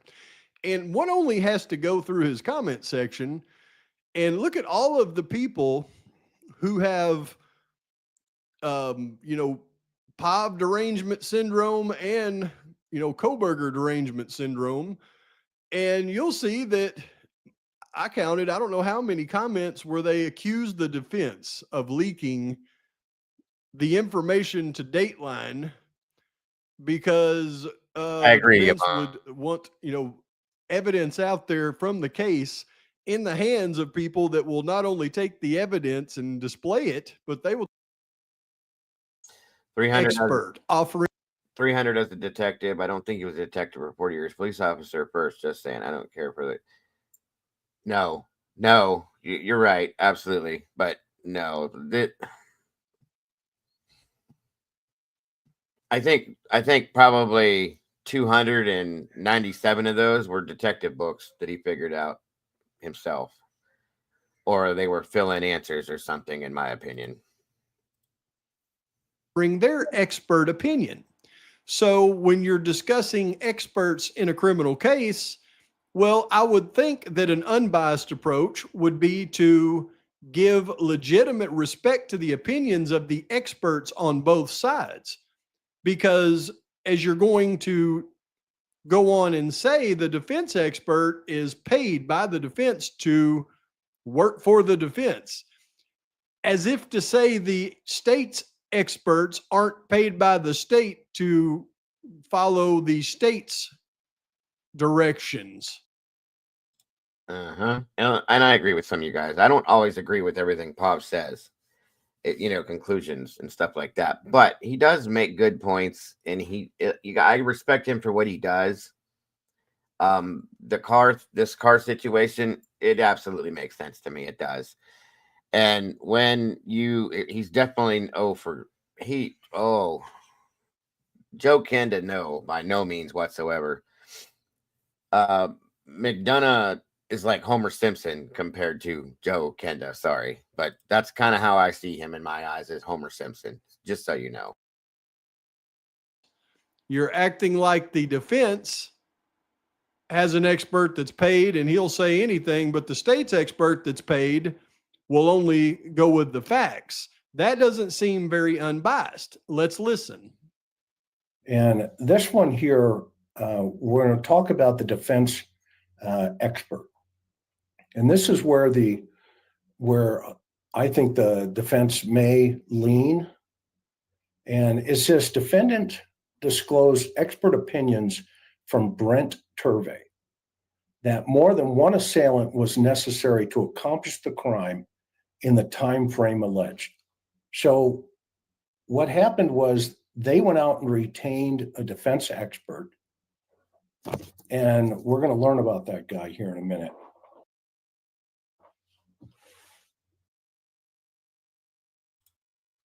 Be prepared, folks, because I don't deal with him well. So whatever comes, I'm telling you, I'm sorry. So, okay. First off, mind you, there's two other people that have come into the investigation at this point, by the way, too, that I've come to find out from him. Somebody by the name of Nathan and Kyler, whoever the hell those two people are, because this idiot doesn't know people's names. But yeah, Nathan and Kyler are part of this investigation, too. I come to find out the other day. Remember that, too. I'm going to show you who he is and what he's about. Okay, well, who is this expert? And so I want to show you who this expert is. So he's going to show you who this expert is, okay? He has no idea who this guy is. He just pulls him up, and that's God give him that, because none of us knew who Brent Turvey was. But listen to the explanations that are given here, so you understand, okay? This is Dr. Brent E. Turvey. And he is out of Sitka, Alaska. A lot of problems up there, I bet. Yes, Sitka, Alaska. Sitka. And he's kind of got one of these Ray bios, where he's done everything, written everything, been everywhere, done all the stuff. And it's really interesting. He's this is his academy is in the Middle East. So the defense gets hold of. So again, it's called experience. And this is a retired law enforcement officer that can't explain these things. You hear how he explains it. He's done these things. So he did stuff and things and stuff and things and stuff, guys. That's what he did, guys. Instead of reading what it says, he's got to downplay him because he disagrees with him. Okay. So this is how he does it. And now he's going to disregard and downplay it as if it's unimportant because he doesn't agree with it. Okay. So remember that stuff. This guy and says, hey, we're going to pay you whatever your fees are, and you're going to give us an opinion. Yeah, because that's usually what people do with an expert is they pay them to get an opinion from an expert. But once again, Homer here, either he can't figure out how to explain it, so he just maybe that's the problem, you guys. Maybe it's because he doesn't understand how to explain it, so this is how he explains it. And if this is the case, wherever he got his whatever Cracker Jack box that he got his license out of is what I'm going to guess is why he can't explain this to us. Okay. And in that opinion, we're going to attach it to our motion and say, and I'm going to apologize if anybody gets confused by what he says. I'm sorry. I'll try to explain it, but I don't know. I don't know if I can. Say that you're the only one with the gospel here. The police are not allowed to preach the gospel. Only you. Okay. And once you get out there, we're going to go ahead and, confuse the jury. As much as he's confusing everybody that's watching this right now. Well, that's unbiased. You start off by saying the defense and the prosecution will both go out and hire their experts. But then you go on to say, well, I've researched the defense's expert. You never say you research the prosecution's expert, just the defense expert.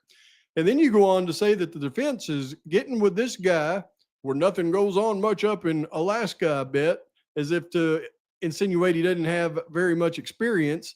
But then you go on to show that he's actually teaching people in the Middle East, where I'm sure a lot of things happen, how to do this type of work. But then you go on to say the defense wants him to write an opinion, and he's going to attach it to the motion. And then during the jury time, what we're going to try to do with your opinion is confuse the jury. Not your expert opinion actually matters because you have a lot of experience and you've been everywhere and you got a PhD. No, his job is not to express facts. It's to confuse the jury. Now, you see. So that is exactly to start with. This is just bullshit. Okay. It's pathetic because he's biased as all hell. All he's trying to do is confuse the jury. That's all. But anything else that's been done is definitely not jury tainting. But this is trying to confuse the jury. Not an expert opinion, just confusion on the jury's part. If you're not biased, which she swears she's not biased, I'm not biased. Not biased at all. I look for the facts, folks. There's no bias here. None. Bullshit. Bullshit. Nothing but bullshit. Bullshit. A bullshit. A bullshit. A bullshit. A bullshit. You cannot say you're unbiased in your reporting on this case, and then everything you do in this case goes towards denigrating experts and the defense for every single thing that they do. Thank you, Bob. That is hypocrisy on another level. So as long as you acknowledge that you are very biased and you're out here to brainwash people into Brian Kohberger is guilty at all costs, then I have no problem with you. But when you start to go down the road that you're covering this unbiased and, the alleged suspect that is Brian Kohberger at this time is innocent until proven guilty, and we should give him the benefit of the doubt. Yeah, don't even bother saying all that stuff if you're going to follow it up with what you just did right there. Let's continue. Brian Kohberger. Now, one more time, I need to re-prepare you guys. Some of the things that he says will make you question if you yourself know your own name, because it is so in-depthly stupid, okay? And so unbelievably dumb. Oh, we're not done yet, Christina. We're not done yet. There's more. There's quite a bit more. Just stick with me here, okay? I'm telling you. Please be prepared. It's going to make you feel dumb when he says what he says. So here we go. Gets to hire his experts.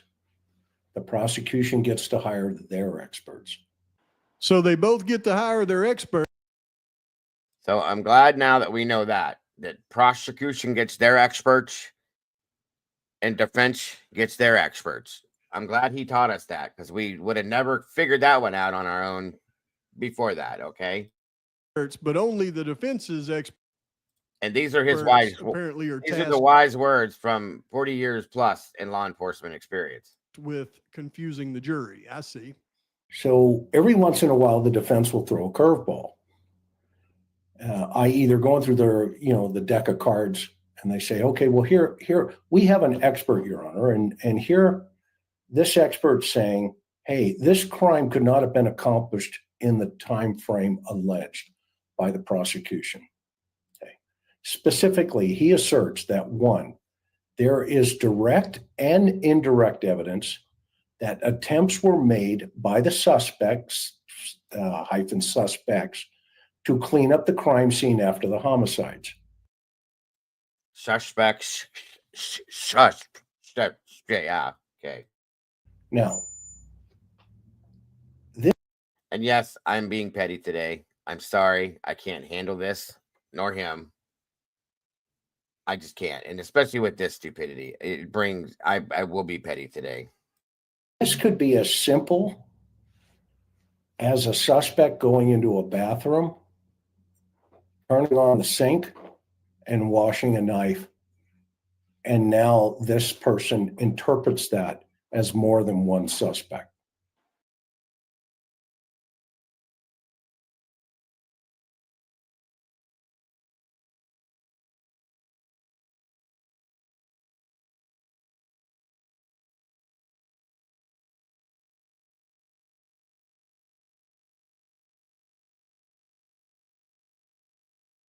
Let's hear that again.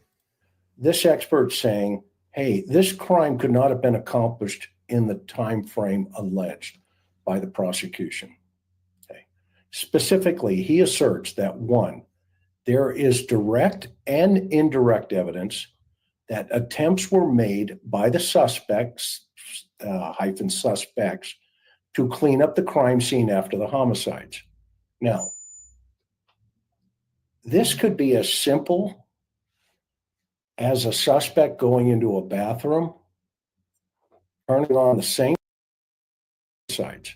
Now, This could be as simple as a suspect going into a bathroom, hyphen suspects, to clean up the crime scene after the homicides. Now,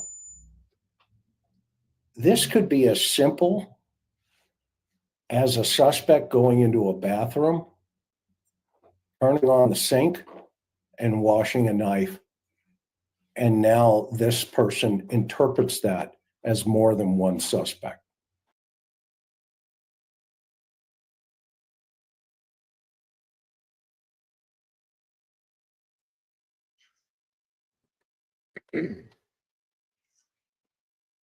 What in the hell? How did that mean anything like what he just said? That is the dumbest thing I've heard in my whole life. So you take a knife and go wash it in the sink in a bathroom, and now we have more than one suspect? Please, somebody tell me what the hell that means. Look at Pop's face. I thought mine was bad. So, okay, guys, from now on, when you use a knife for anything, cooking dinner, whatever, realize that when you go to wash it in a sink, guess what? Other people appear. Remember that. Please remember that. So you're going to tell me, in your honest opinion, after 300 homicide investigations, that the defense's experts' assertion that there is direct and indirect evidence, and you know those terms and what they mean, but you're telling me with direct and indirect evidence that the defense's expert is determining the fact that there is more than one assailant due to direct and indirect evidence of cleaning a crime scene, and you're interpreting that as it's as simple as he could have washed a knife off in a sink. Anybody? Anybody with us on this? Is anybody getting this? Are you absorbing this? That's how that gets determined, is by washing a knife in a sink in a bathroom. So that's what that means, folks.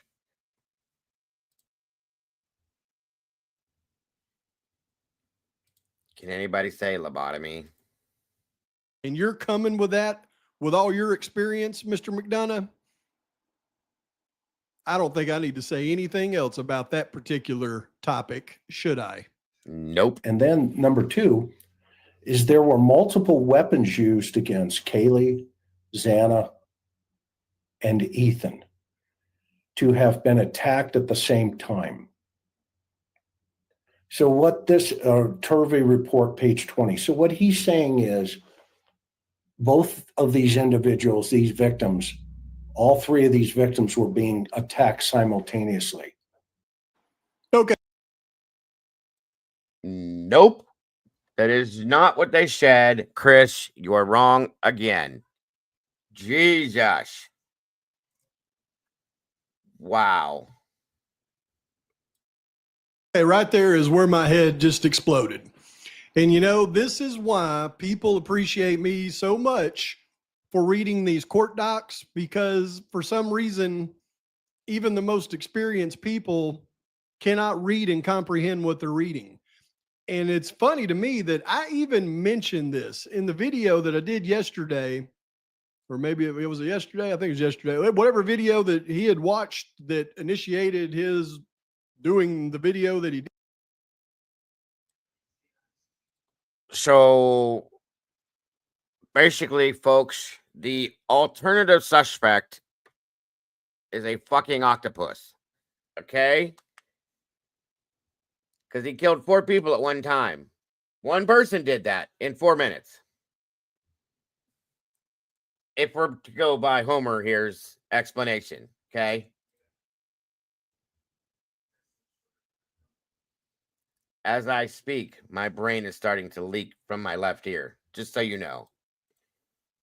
Did, but I pointed this out. And I said, when I pointed it out, I said, it's amazing to me that people cannot read this correctly and understand it correctly. And what it clearly says is Kaylee appears to have been attacked with multiple weapons. And then it says, comma, and I know people always, why are you in the commas, Pop? Well, they mean something in court docs, comma, and. It's not even just and. It's got a comma and an and, separating it. Then it says, Xana and Ethan were attacked at the same time. Now, what does he do? He reads that and he interprets it as all three are being attacked simultaneously. So that is not what it says. Slow down. Get better at reading comprehension so that you can clearly explain the facts correctly. That is why a lot of your followers, I believe, have been misled on many aspects of this case. And that's why they have trouble comprehending what it is they're seeing. And they just blindly go with, well, the pro burgers. And no, it's not the pro burgers, y'all. It's the. We have brains, is what it is. We have brain cells that function in our brains, not pro burgers. We're not even that smart. We don't even have to be that smart. We just have common sense, folks. Common sense tells you that that doesn't mean that 3 people were killed at the same time.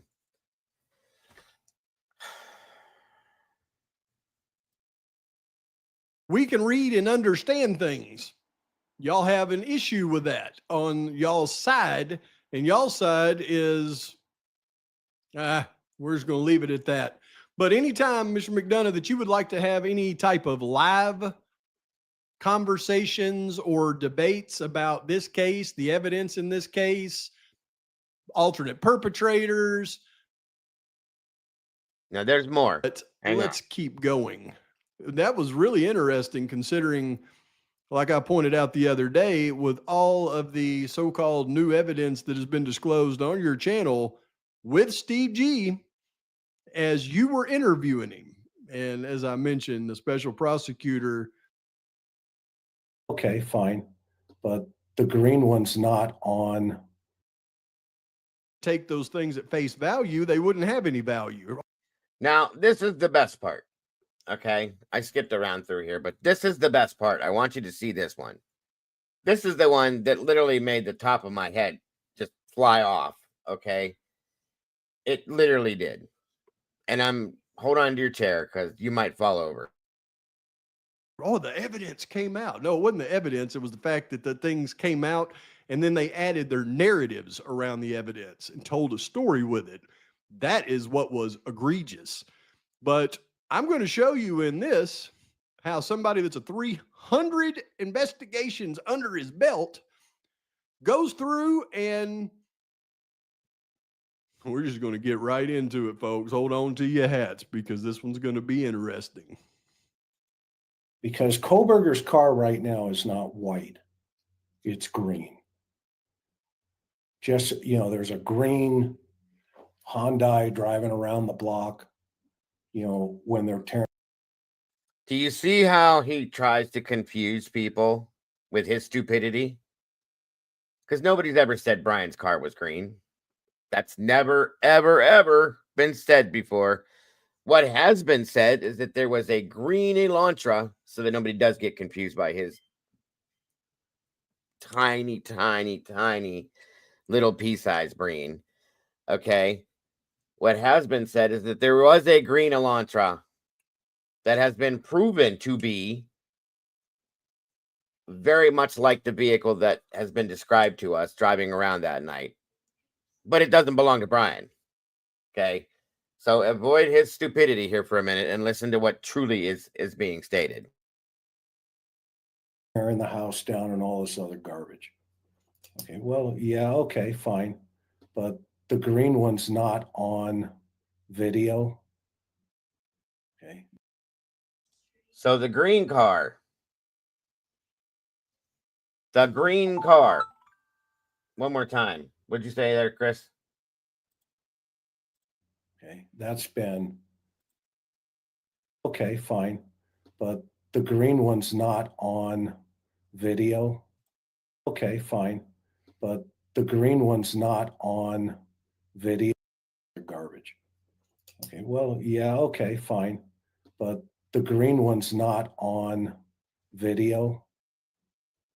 Okay, that's been established pretty clearly because Koberger's car right now is not white. It's green. No, actually, Chris, you see, Koberger's car is white, not green. And that's the problem that you're going to have is because Koberger's car is white and it's not green. Just, there's a green Hyundai driving around the block, when they're tearing the house down and all this other garbage. Okay, well, yeah, okay, fine. But the green one's not on video. It's not on video. Remember that he said that.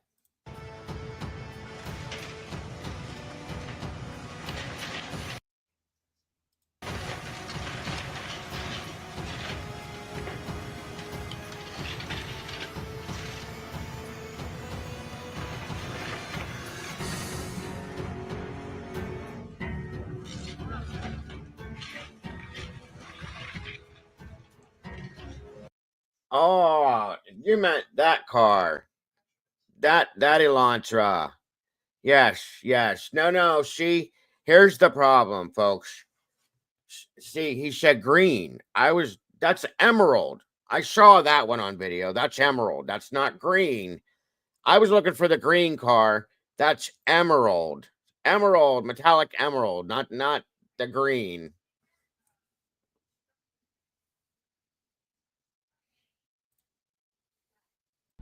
A bullshit. A bullshit. A bullshit. A bullshit. A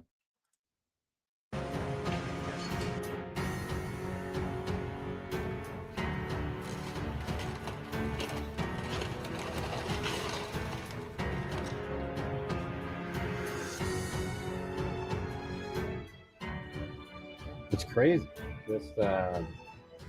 You can see why a tornado just rips them down. I mean, look at this. Oh yeah, okay.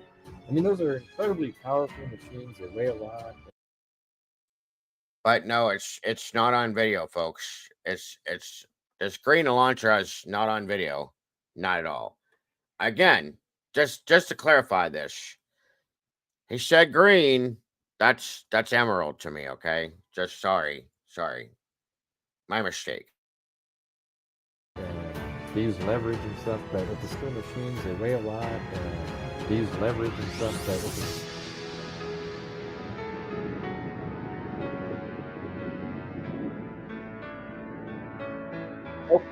The video for this car, not one.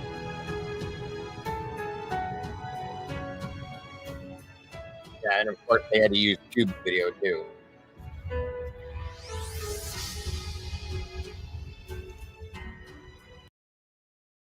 Oh no, what is this? Is this? There's the Emerald Elantra, folks. It's right there. See it right there. So you can see how I could get confused. See, it's not green to me. It's emerald.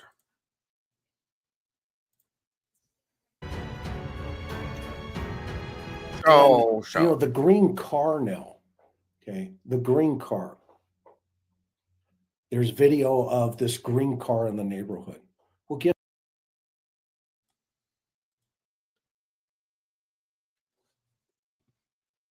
What just happened? See, because there's no video of the green car. Now, what did he just say?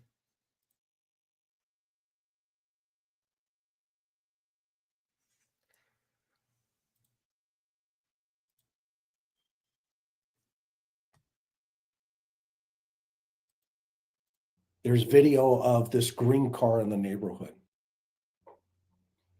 There's video of this green car in the neighborhood.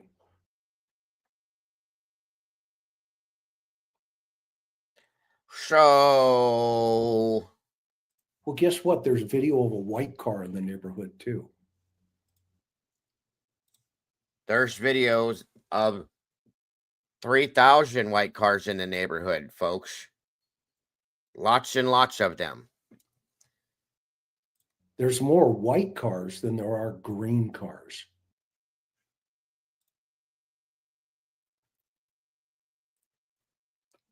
He's a very observant person. Very observant, guys. If you haven't caught on, so just I don't want anybody to hurt themselves here, okay? Does this make any sense to anybody so far yet? Even a little bit of it? There's so many more white cars in this. It's a white neighborhood. That's what I said the other day. Hey, Justice. It's a white neighborhood. The whole neighborhood's white. The houses are white. The cars are white. And don't forget, the pumpkins, those are white too. Pumpkins are white too. Yes, they are. You'll see them. You'll see them in a minute. Hey, official Sky Games member for 1 month. Happy Dago-versary to you, my friend. God bless. Here we go. That's an excellent point, Chris. There are many more white cars than there are green cars because there is only one green car because it was a special paint job. And what would that mean, folks, if there's many more white cars than green cars? That it would be real easy to mistake this one. But okay. Specific to that vehicle. So that will sure narrow down the vehicles from all those white cars to that one green car. Good point, man. And the car that left that night, okay, what appears to be white.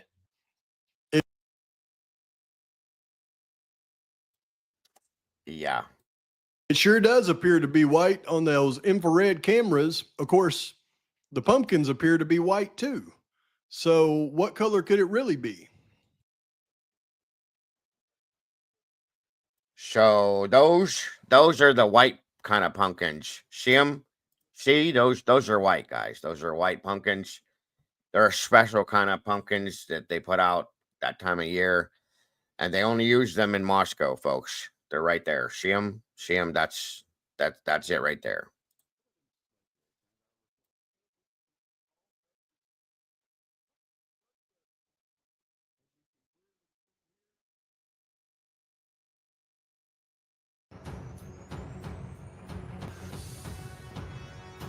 And you can clearly see the license plate wrapped around the front bumper right here and right here. That is a signature that is only to this car. Here, you can see some fogginess. Keep in mind, this line here is smooth all the way.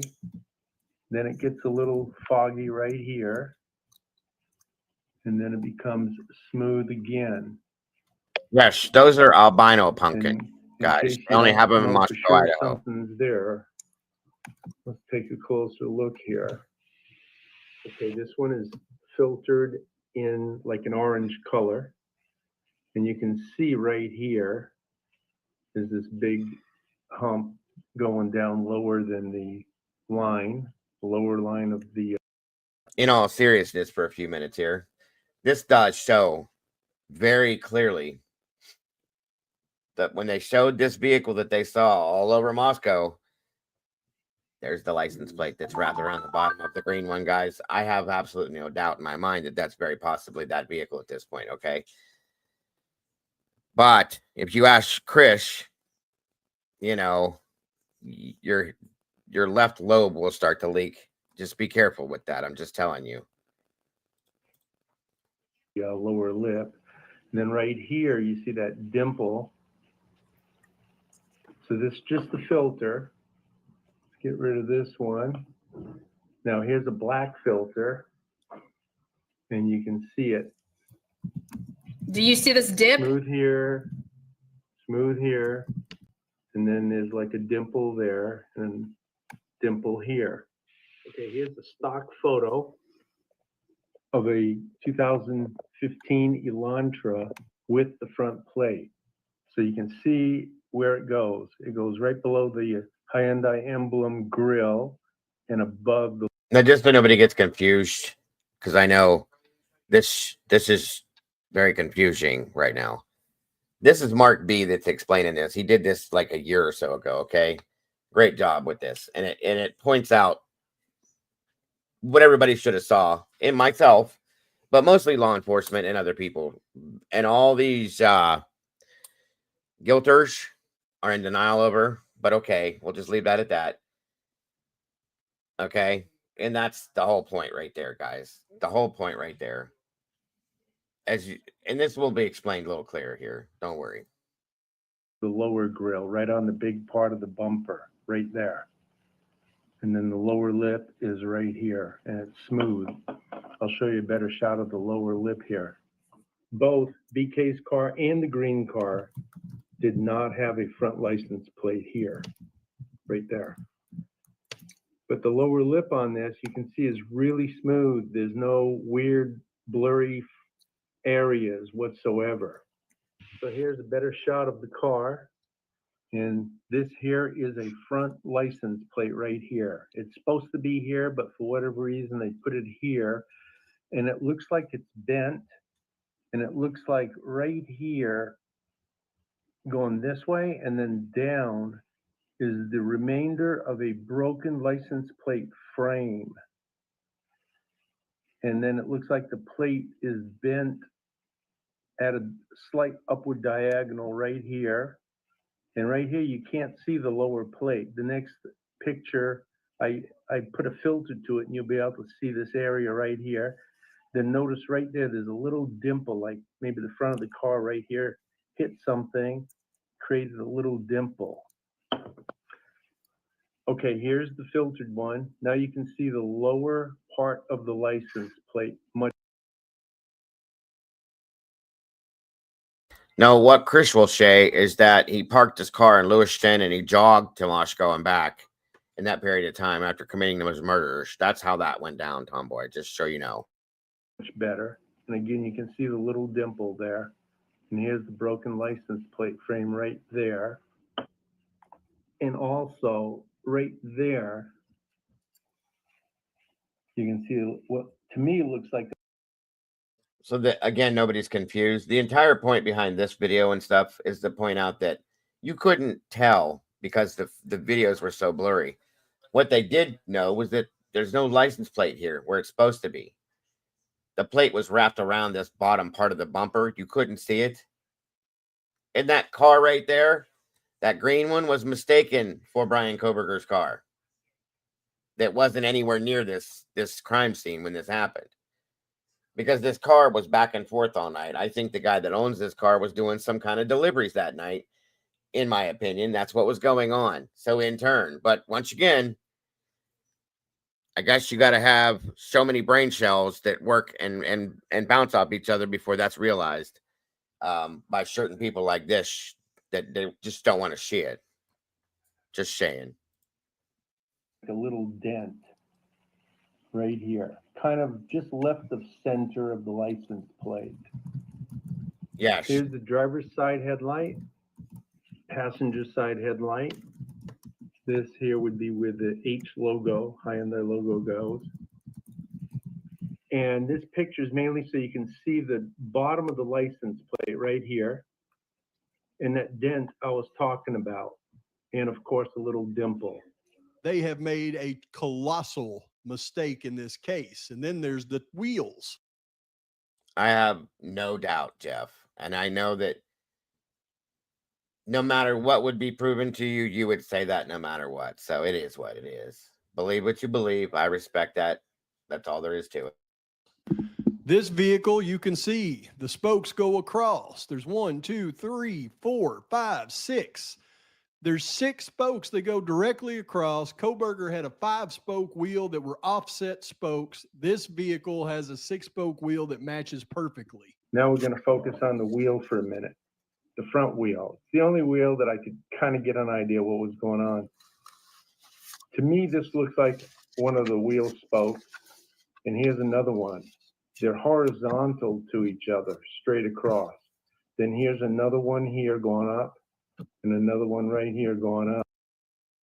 I swear to God that some of these people, Brian could be standing with the mayor of Lewiston getting the key to the city at that point in time, they'd still say he was there. So it don't matter anymore. So that means it's a 6-spoke front wheel.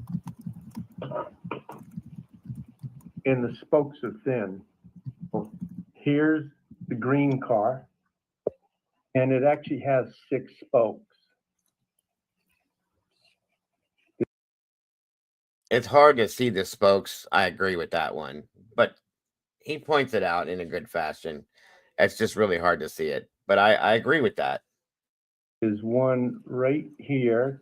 And it's not just because I want 2, 3, 4, 5, and then there's room for the 6th one right there.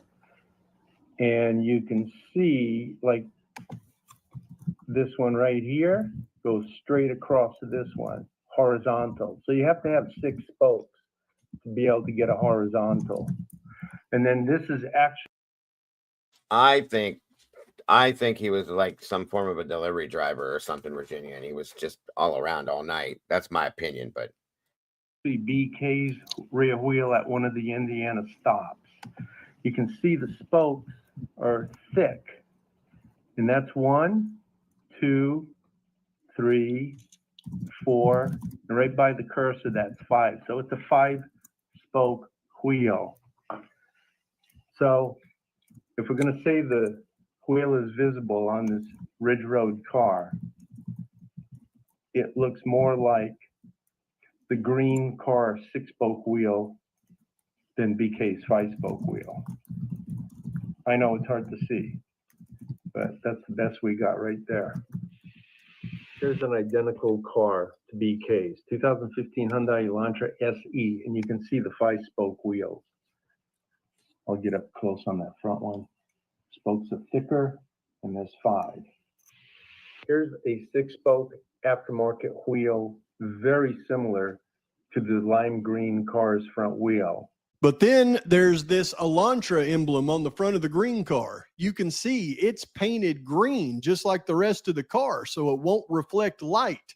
Unlike Brian Kohberger, who has a chrome emblem on the front that would reflect light. So you can see, comparing the actual photo of the green car with the green emblem that doesn't reflect. Up here, you have the FBI's picture of the suspect vehicle that is not reflecting light, much like the green car. depends on what he's delivering, Jeff. And then you have the actual picture of the front of Kohberger's car with the chrome emblem right here. Then, as you can see on the back of this Hyundai, there is a black Hyundai emblem that does not reflect light, and there is no Hyundai Elantra wording that is typically found on these models with chrome emblems and chrome wording, just like It could Brian be a Kohberger's leak, car truly. has. As the actual photo shows here from the new Dateline special that showed the rear photos of Kohberger's car. He has a chrome emblem with a chrome Elantra. And as you can see in the FBI's photo of suspect vehicle at the rear here, there is a dark black emblem shown right here. It's not reflecting light like chrome would. And there is no lettering at all. It would reflect the lettering from the light immensely if it was chrome. So when you compare all three, you know which vehicle you're looking at. When you look at the actual picture of Brian Kohberger's front bumper, when he put his front plates on that day, you can see he didn't wrap a wrap a plate around the bottom. He put it in the proper place.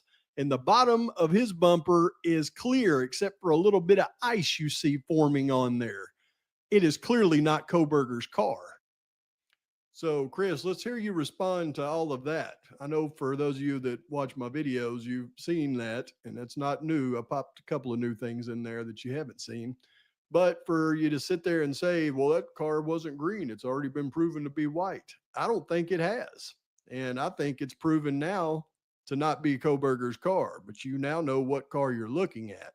So I wanted to go through that just to make sure we're all clear. Now let's move on to more of the episode. This is a good one. Can I kick it, Cy Ray? You know, that could be interesting. He had access to all the material. And he may have friends on YouTube that he could have leaked it to, because they seem to know things that the defense is about ready to say a couple of days before the defense actually says it. And then they say it. And then they do the old triangulation and reverse back and go, oh, wow, that was weird. I got it right. Now, that was an interesting accusation, wasn't it? Because I happen to be very perceptive and I pay close attention to everything that's written in the court docs and what is said in hearings. Well, Mr. McDonough here suggests that somebody like Cy Ray would be leaking the defense's strategy to, some guy on YouTube, and he just happens to put it out there before they do it. And then, oh, wow, look, turns out I was right. Well, he's giving me a lot of credit right there. But then again, he's not giving me enough credit. Now, I don't have any contact with the defense there, Mr. McDonough.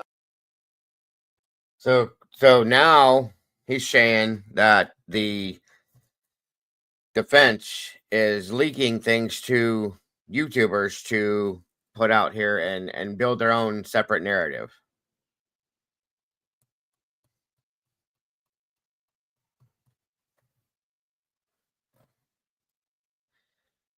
Such a smart guy. Just saying, so smart. So smart.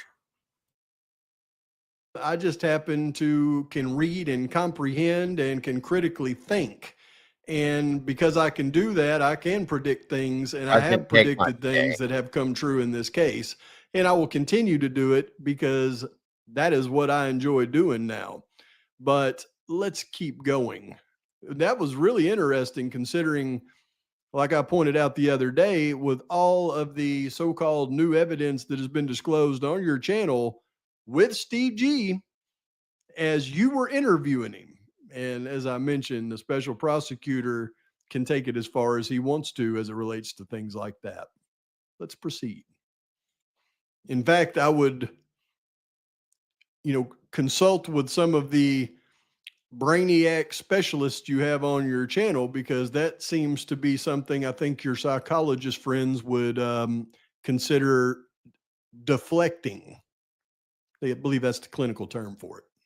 I mean, just like, in the idea of, hang on for a minute, there you go. The idea of Xana's mother's a CI that took down all. Oh yeah, here we go. This is the next one. This is the best yet. Wait till you hear this stuff here, guys, because this is from a professional aspect, just so you know.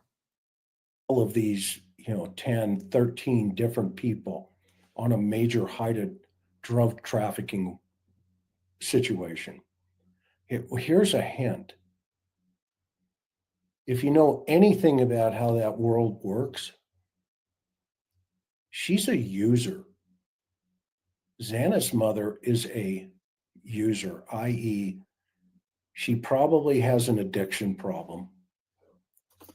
She's not running in the circles where there are 10,000 fentanyl tablets coming to her house. And then she's working with a major organization to distribute those throughout, the Northwest. And as is about to be proven, a lot of people, mostly these people, that this happened to. The charges, I remember reading them, even before Pav shows this, were possession with intent to distribute. One more time for the people in the back, Chris. Okay, let me say it again. Possession with the intent to distribute. Thank you, folks. Thank you. So somebody that distributes these things becomes what, folks? Anybody, everybody, please, someone. What happens when you distribute these things? You become what type of a person?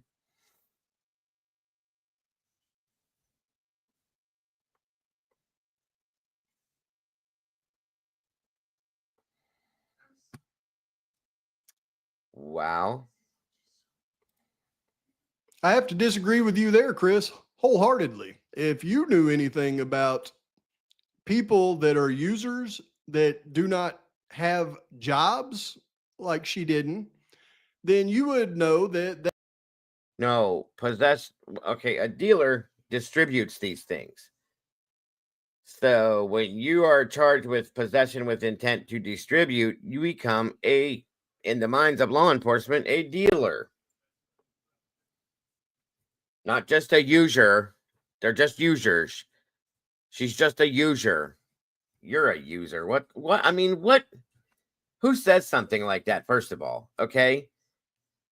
That's one of like really disrespectful, but didn't even look at the document that stated what the charge was and made that statement. That's the problem. they are practically forced to work with anybody they can work with to be able to obtain their narcotics. And here's what happens when a person is arrested and charged with possession with intent to distribute, they in turn become CIs 90% of the time and work for the police to help roll everybody else, which has happened more times than I can count in more than just this case, but it happens all the time. Okay? That is what happens with that. And do whatever's necessary to obtain those narcotics. And if she's just And just so anybody understands why they do that, it's because they're given a choice. Okay? They're arrested. They're charged with, once again, possession with intent to distribute. Okay? Which means that's big time jail time. Big time. Or there are other choices. Or you can work for us and give us these other people. And there in turn, you become a criminal informant. Or Shiai. Yes, Shiai. So, just a user, and I notice you're just using Miss Kernodle as the example, but if she's just a user, or if Mr. Mogan is just a user, or if Miss Hatrock is just a user, well, then explain to me why when they're arrested, they're not arrested for having the amounts of narcotics that a user would have. In fact, they're arrested with enough narcotics to constitute possession with intent to deliver, meaning they had heavy quantities when they were arrested.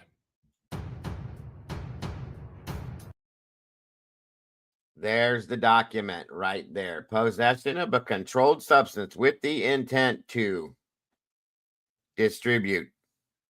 There's the Idaho code right there. Controlled substance, possession of. Right, there's the Idaho code. Probation violation, there's the Idaho code.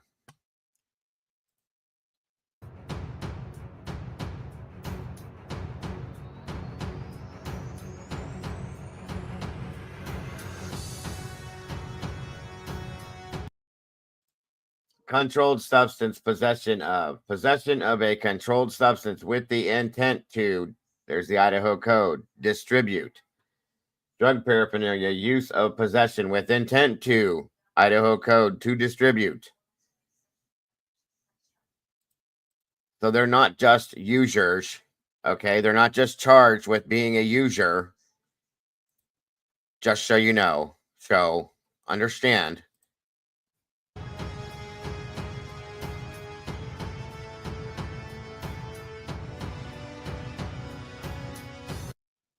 All of these charges are the same. Now, I don't believe in putting their faces out here like Chris McDonough did, but that shows his stupidity and his ignorance with lack of respect, but that's what they did. So back to this stupid shit, okay? Not Pav, but the next totally part. Contradict what you brought up. And so it's sad that, again, the victims are going on trial here in the victims' families. I don't care what Xana's mother did and is doing. I don't care that she's doing time. That's irrelevant. Then why are you talking about it? Because neither did we. None of us care. That's their business. But you put it out here on Front Street and put it out for the world to see, and then called her a user. Okay? No, that never needed to happen, but that's what he did. The Aryan Brotherhood, if she was involved, she would be gone in jail. And the fact that people outside of jail. What? She did go to jail, Krish. And then she got out. Or even saying this stuff about her puts her in jeopardy. Like I you think we're just did. forgetting that piece of the puzzle. These are real people. And the fact that other people are saying things about, other family members of these victims who potentially are also locked up puts them in jeopardy. First, let me say this, Chris. She's not in jail, and none of them are in jail. And from the research that I've done, when she was in jail, she was in what looked to me like protective custody. But your assertion that if she was involved in this, then she would be gone because she was in jail, I feel like is incorrect, considering the fact that her daughter is gone. And that was the retribution. No reason to go and do anything else to her. They've already got their retribution. But it was the next thing that you said that really, really piqued my interest. Here we because go. You tried the truth shaming about victims' families and saying things about them. Let's hear it one more time, and then let's hear what you went on to do right after you said that that was terrible. And the fact that people outside of jail are even saying this stuff about her puts her in jeopardy. I think we're forgetting that piece of the puzzle. These are real people. And the fact that other people are saying things about, other family members of these victims who potentially are also locked up puts them in jeopardy. She's a local who would do a buy walk. You give her money, you send her over to the house, you sit there and watch and monitor the whole situation going down. You may listen, depends on what the technology. She's going in there and buying dope, and she's coming out and she's handing you 4 blues, which are fentanyl pills, 30s.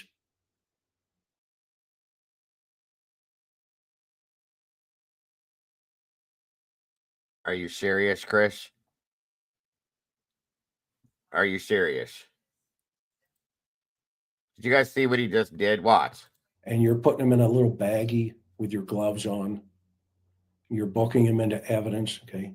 And when the cops sat down with her when she was in custody and said, okay, who's your supplier? She probably gave him up. Said, yeah, it's Chewy. So once again, Mr. Contradictory here. Such a smart guy. Just said she didn't do that. Then turns around and just says that's what she just did. Anybody else? I'll wait. Anybody? And Chewy, of course. It's got to be Chewy,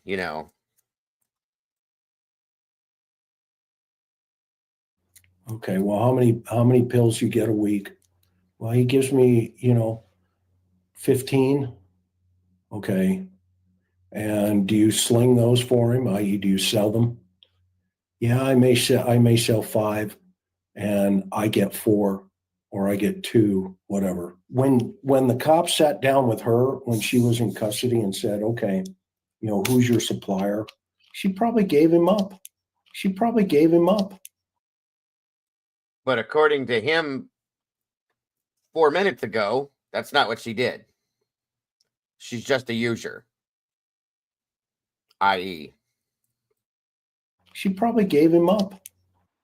So not only did you try to truth shame me for pointing out the reality of the situation, you just followed up with confirming my thinking entirely. So 300 investigations under your belt, and then you confirm exactly what I was thinking happened. I mean, I have to call that a real confirmation. But here's a real question, because you go on to talk about the Fetty Bros, and then you kind of mess up exactly what I've. The point was, it didn't matter what Kara may have done or any of them may have done. That's their business. It's not the world's business, okay? He completely contradicts everything he says, and he's done it through this 3 different times now. He'll say, no, that's not true. That's not what happened. Then explain it and say, that's exactly what happened. Are you kidding me? It's time for you to sit down and stop talking and just realize it's enough. You're done. It's over. Said happened in this situation, but you still dove in hard on the Fetty Bros and a lot of the other things that I've talked about. And then you went on to say that you didn't think it was legitimate in any way. But then you finished up with this statement, which kind of makes me wonder, if it's not legitimate, why would you believe it to be true that it's the defense's strategy? I think that's where the defense is going to go. That's just my opinion. So after all of that, he confirms it's his opinion that the defense is going to go with Pavarotti's investigation as the alternative perpetrator defense. Well, I appreciate you offering that opinion, Chris. And let me tell you, it takes some cojones to make that statement. So I'm very appreciative of your thoughts on my hard works and efforts. But the only contention I have is, Chris, you try to say that you're covering this in an unbiased way, innocent until proven guilty, when we all know that the way that you cover this is anything but unbiased. And I'm going to give you one last example, because as you were talking about the defense's expert and what he will be testifying to, now this is an expert offering an expert opinion. And don't forget, folks, an expert, according to Chris, is someone that, well, you pay their fees and they give you their expert opinion. That's an expert. That had to be explained to all of us. So there you go. And as you know, the prosecution will also have an expert offering their expert opinion. So when you're discussing experts in a criminal case, well, I would think that an unbiased approach would be to give legitimate respect to the opinions of the experts on both sides. Because as you're going to go on and say, the defense expert is paid by the defense to work for the defense, as if to say the state's experts aren't paid by the state to follow the state's directions. Are you confused yet, guys? Seriously? Just making sure. You're acting like the defense has an expert that's paid and he'll say anything, but the state's expert that's paid will only go with the facts. That doesn't seem very unbiased. Let's listen. And this one here, we're going to talk about the defense expert. And this is where I think the defense may lean. And it says, defendant disclosed expert opinions from Brent Turvey that more than one assailant was necessary to accomplish the crime in the time frame alleged. So what happened was they went out and retained a defense expert. And we're going to learn about that guy here in a minute.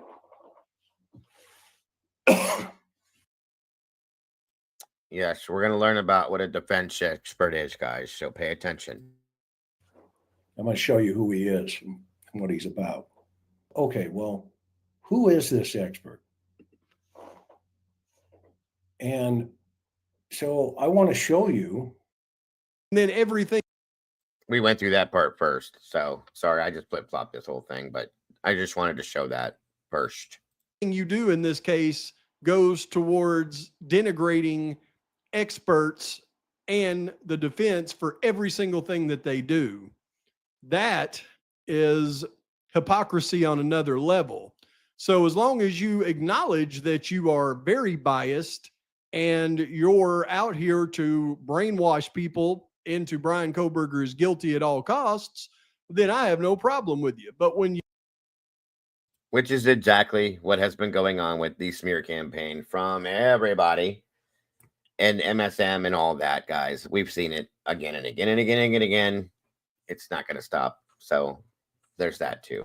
You start to go down the road that you're covering this unbiased and, you know, the alleged suspect that is Brian Kohberger at this time is innocent until proven guilty, and we should give him the benefit of the doubt. Yeah, don't even bother saying all that stuff if you're going to follow it up with what you just did right there. Let's continue. Brian Kohberger gets to hire his experts. The prosecution gets to hire their experts. So they both get to hire their experts, but only the defense's experts apparently are tasked with confusing the jury. I see. So every once in a while, the defense will throw a curveball. I.e., they're going through their, the deck of cards, and they say, okay, well, here, we have an expert, Your Honor, and here, this expert's saying, hey, this crime could not have been accomplished in the time frame alleged by the prosecution. Okay. Specifically, he asserts that, one, there is direct and indirect evidence that attempts were made by the suspects, suspects, to clean up the crime scene after the homicides. Now, suspects. This could be as simple as a suspect going into a bathroom, turning on the sink, and washing a knife. And now this person interprets that as more than one suspect. I had to make sure you heard that again. Before we left this today, you had to hear that one more time. That way everybody understands that when you go into the bathroom and you wash a knife, more people appear instantly.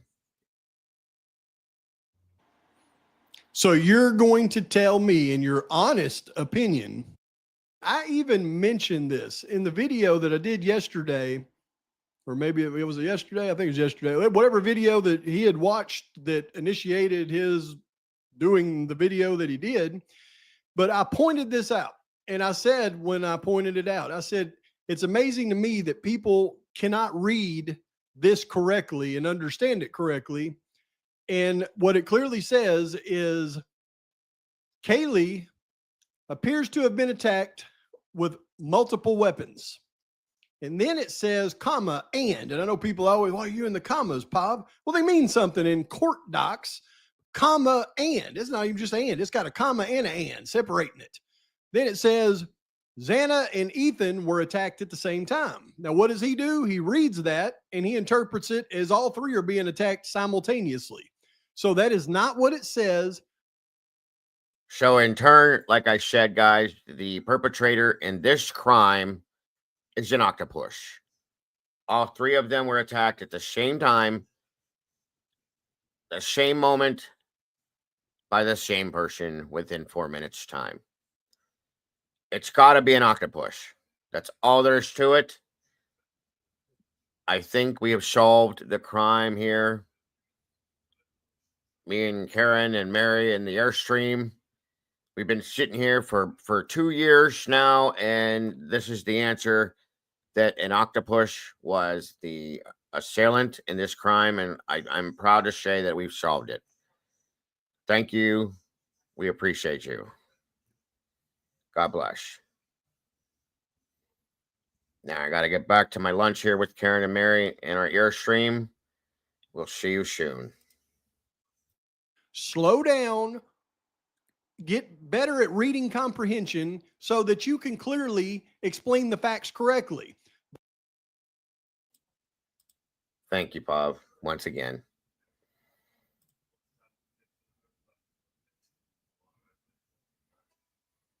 My apologies for being petty today, but I can't stand it. The stupidity and the ignorance is ridiculous. So that's my review of that. And I got to give props to Bob on that one. Like I said, I don't always agree with him and his clarification sometimes, but that one, what else is there to say? Truly.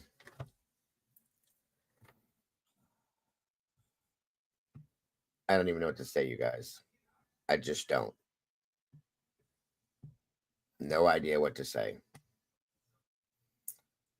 So that was my review. And like I said, I know it's out there. I know it's petty. And I don't typically do that, but it's so ridiculous that I had to say something, in my opinion, okay? It's unbelievable how stupid, and I mean stupid, some people really can be. Yes, sometimes we need to hear stupidity. Thank you, Eddie, so much.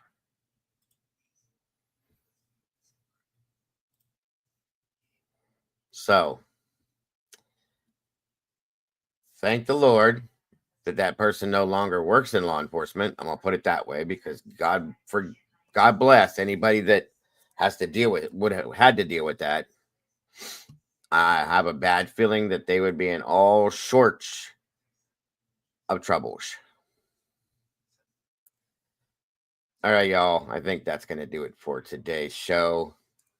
We're at 4:45. That's been long enough. So it was a little longer than we wanted because of that. My apologies, but we'll pick up with the normal show tomorrow. I'll bring back the Let's Laugh a Little and the Good Samaritan stuff. I skipped out on it today just for time, but I may be in here later on. You may see me if I get lucky enough to see you.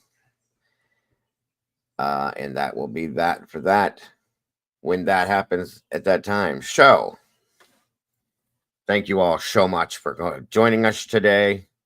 I appreciate you very much. Much love to you all. Don't forget to love yourselves and love each other. And don't change a thing. You guys are the beautiful people. And we will see you so very soon, folks. Bye-bye now. And of course, mods, we have a meeting after this. Thank you so much. Bye-bye.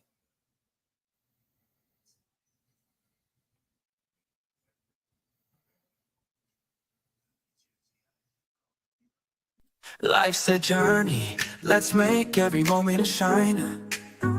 Together we share, our hearts so intertwined. Each time you tune in, we're dancing in sync. With every story told, just let your soul think. A little laughter, some love, we're flying high. As we wrap up this episode, it's not goodbye.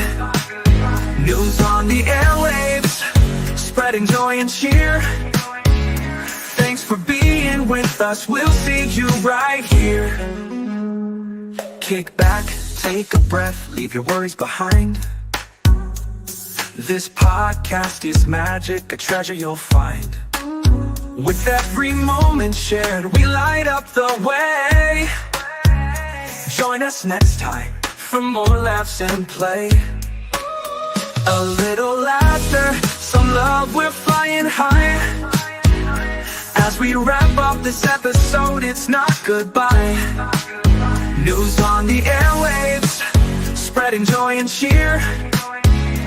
Thanks for being with us, we'll see you right here. Kick back, take a breath, leave your worries behind. This podcast is magic, a treasure you'll find. With every moment shared, we light up the way. Join us next time for more laughs and play. So hit that subscribe, keep the vibe alive. We're riding this wave and it's set to thrive. With smiles all around, let's seize the day. In this podcast family, worries drift away. A little laughter, some love, we're flying high. As we wrap up this episode, it's not goodbye. News on the airwaves, spreading joy and cheer. Thanks for being with us, we'll see you right here.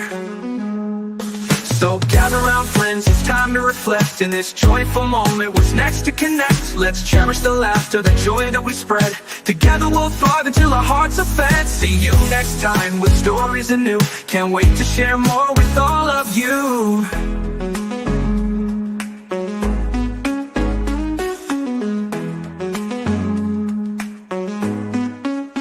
So hit that subscribe, keep the vibe alive. We're riding this wave and it's set to thrive. With smiles all around, let's seize the day. In this podcast family, worries drift away. So hit that subscribe, keep the vibe alive. We're riding this wave and it's set to thrive. With smiles all around, let's seize the day. In this podcast family, worries drift away. So gather round friends, it's time to reflect. In this joyful moment, what's next to connect? Let's cherish the laughter, the joy that we spread. Together we'll thrive until our hearts are fed. See you next time with stories anew. Can't wait to share more with all of you.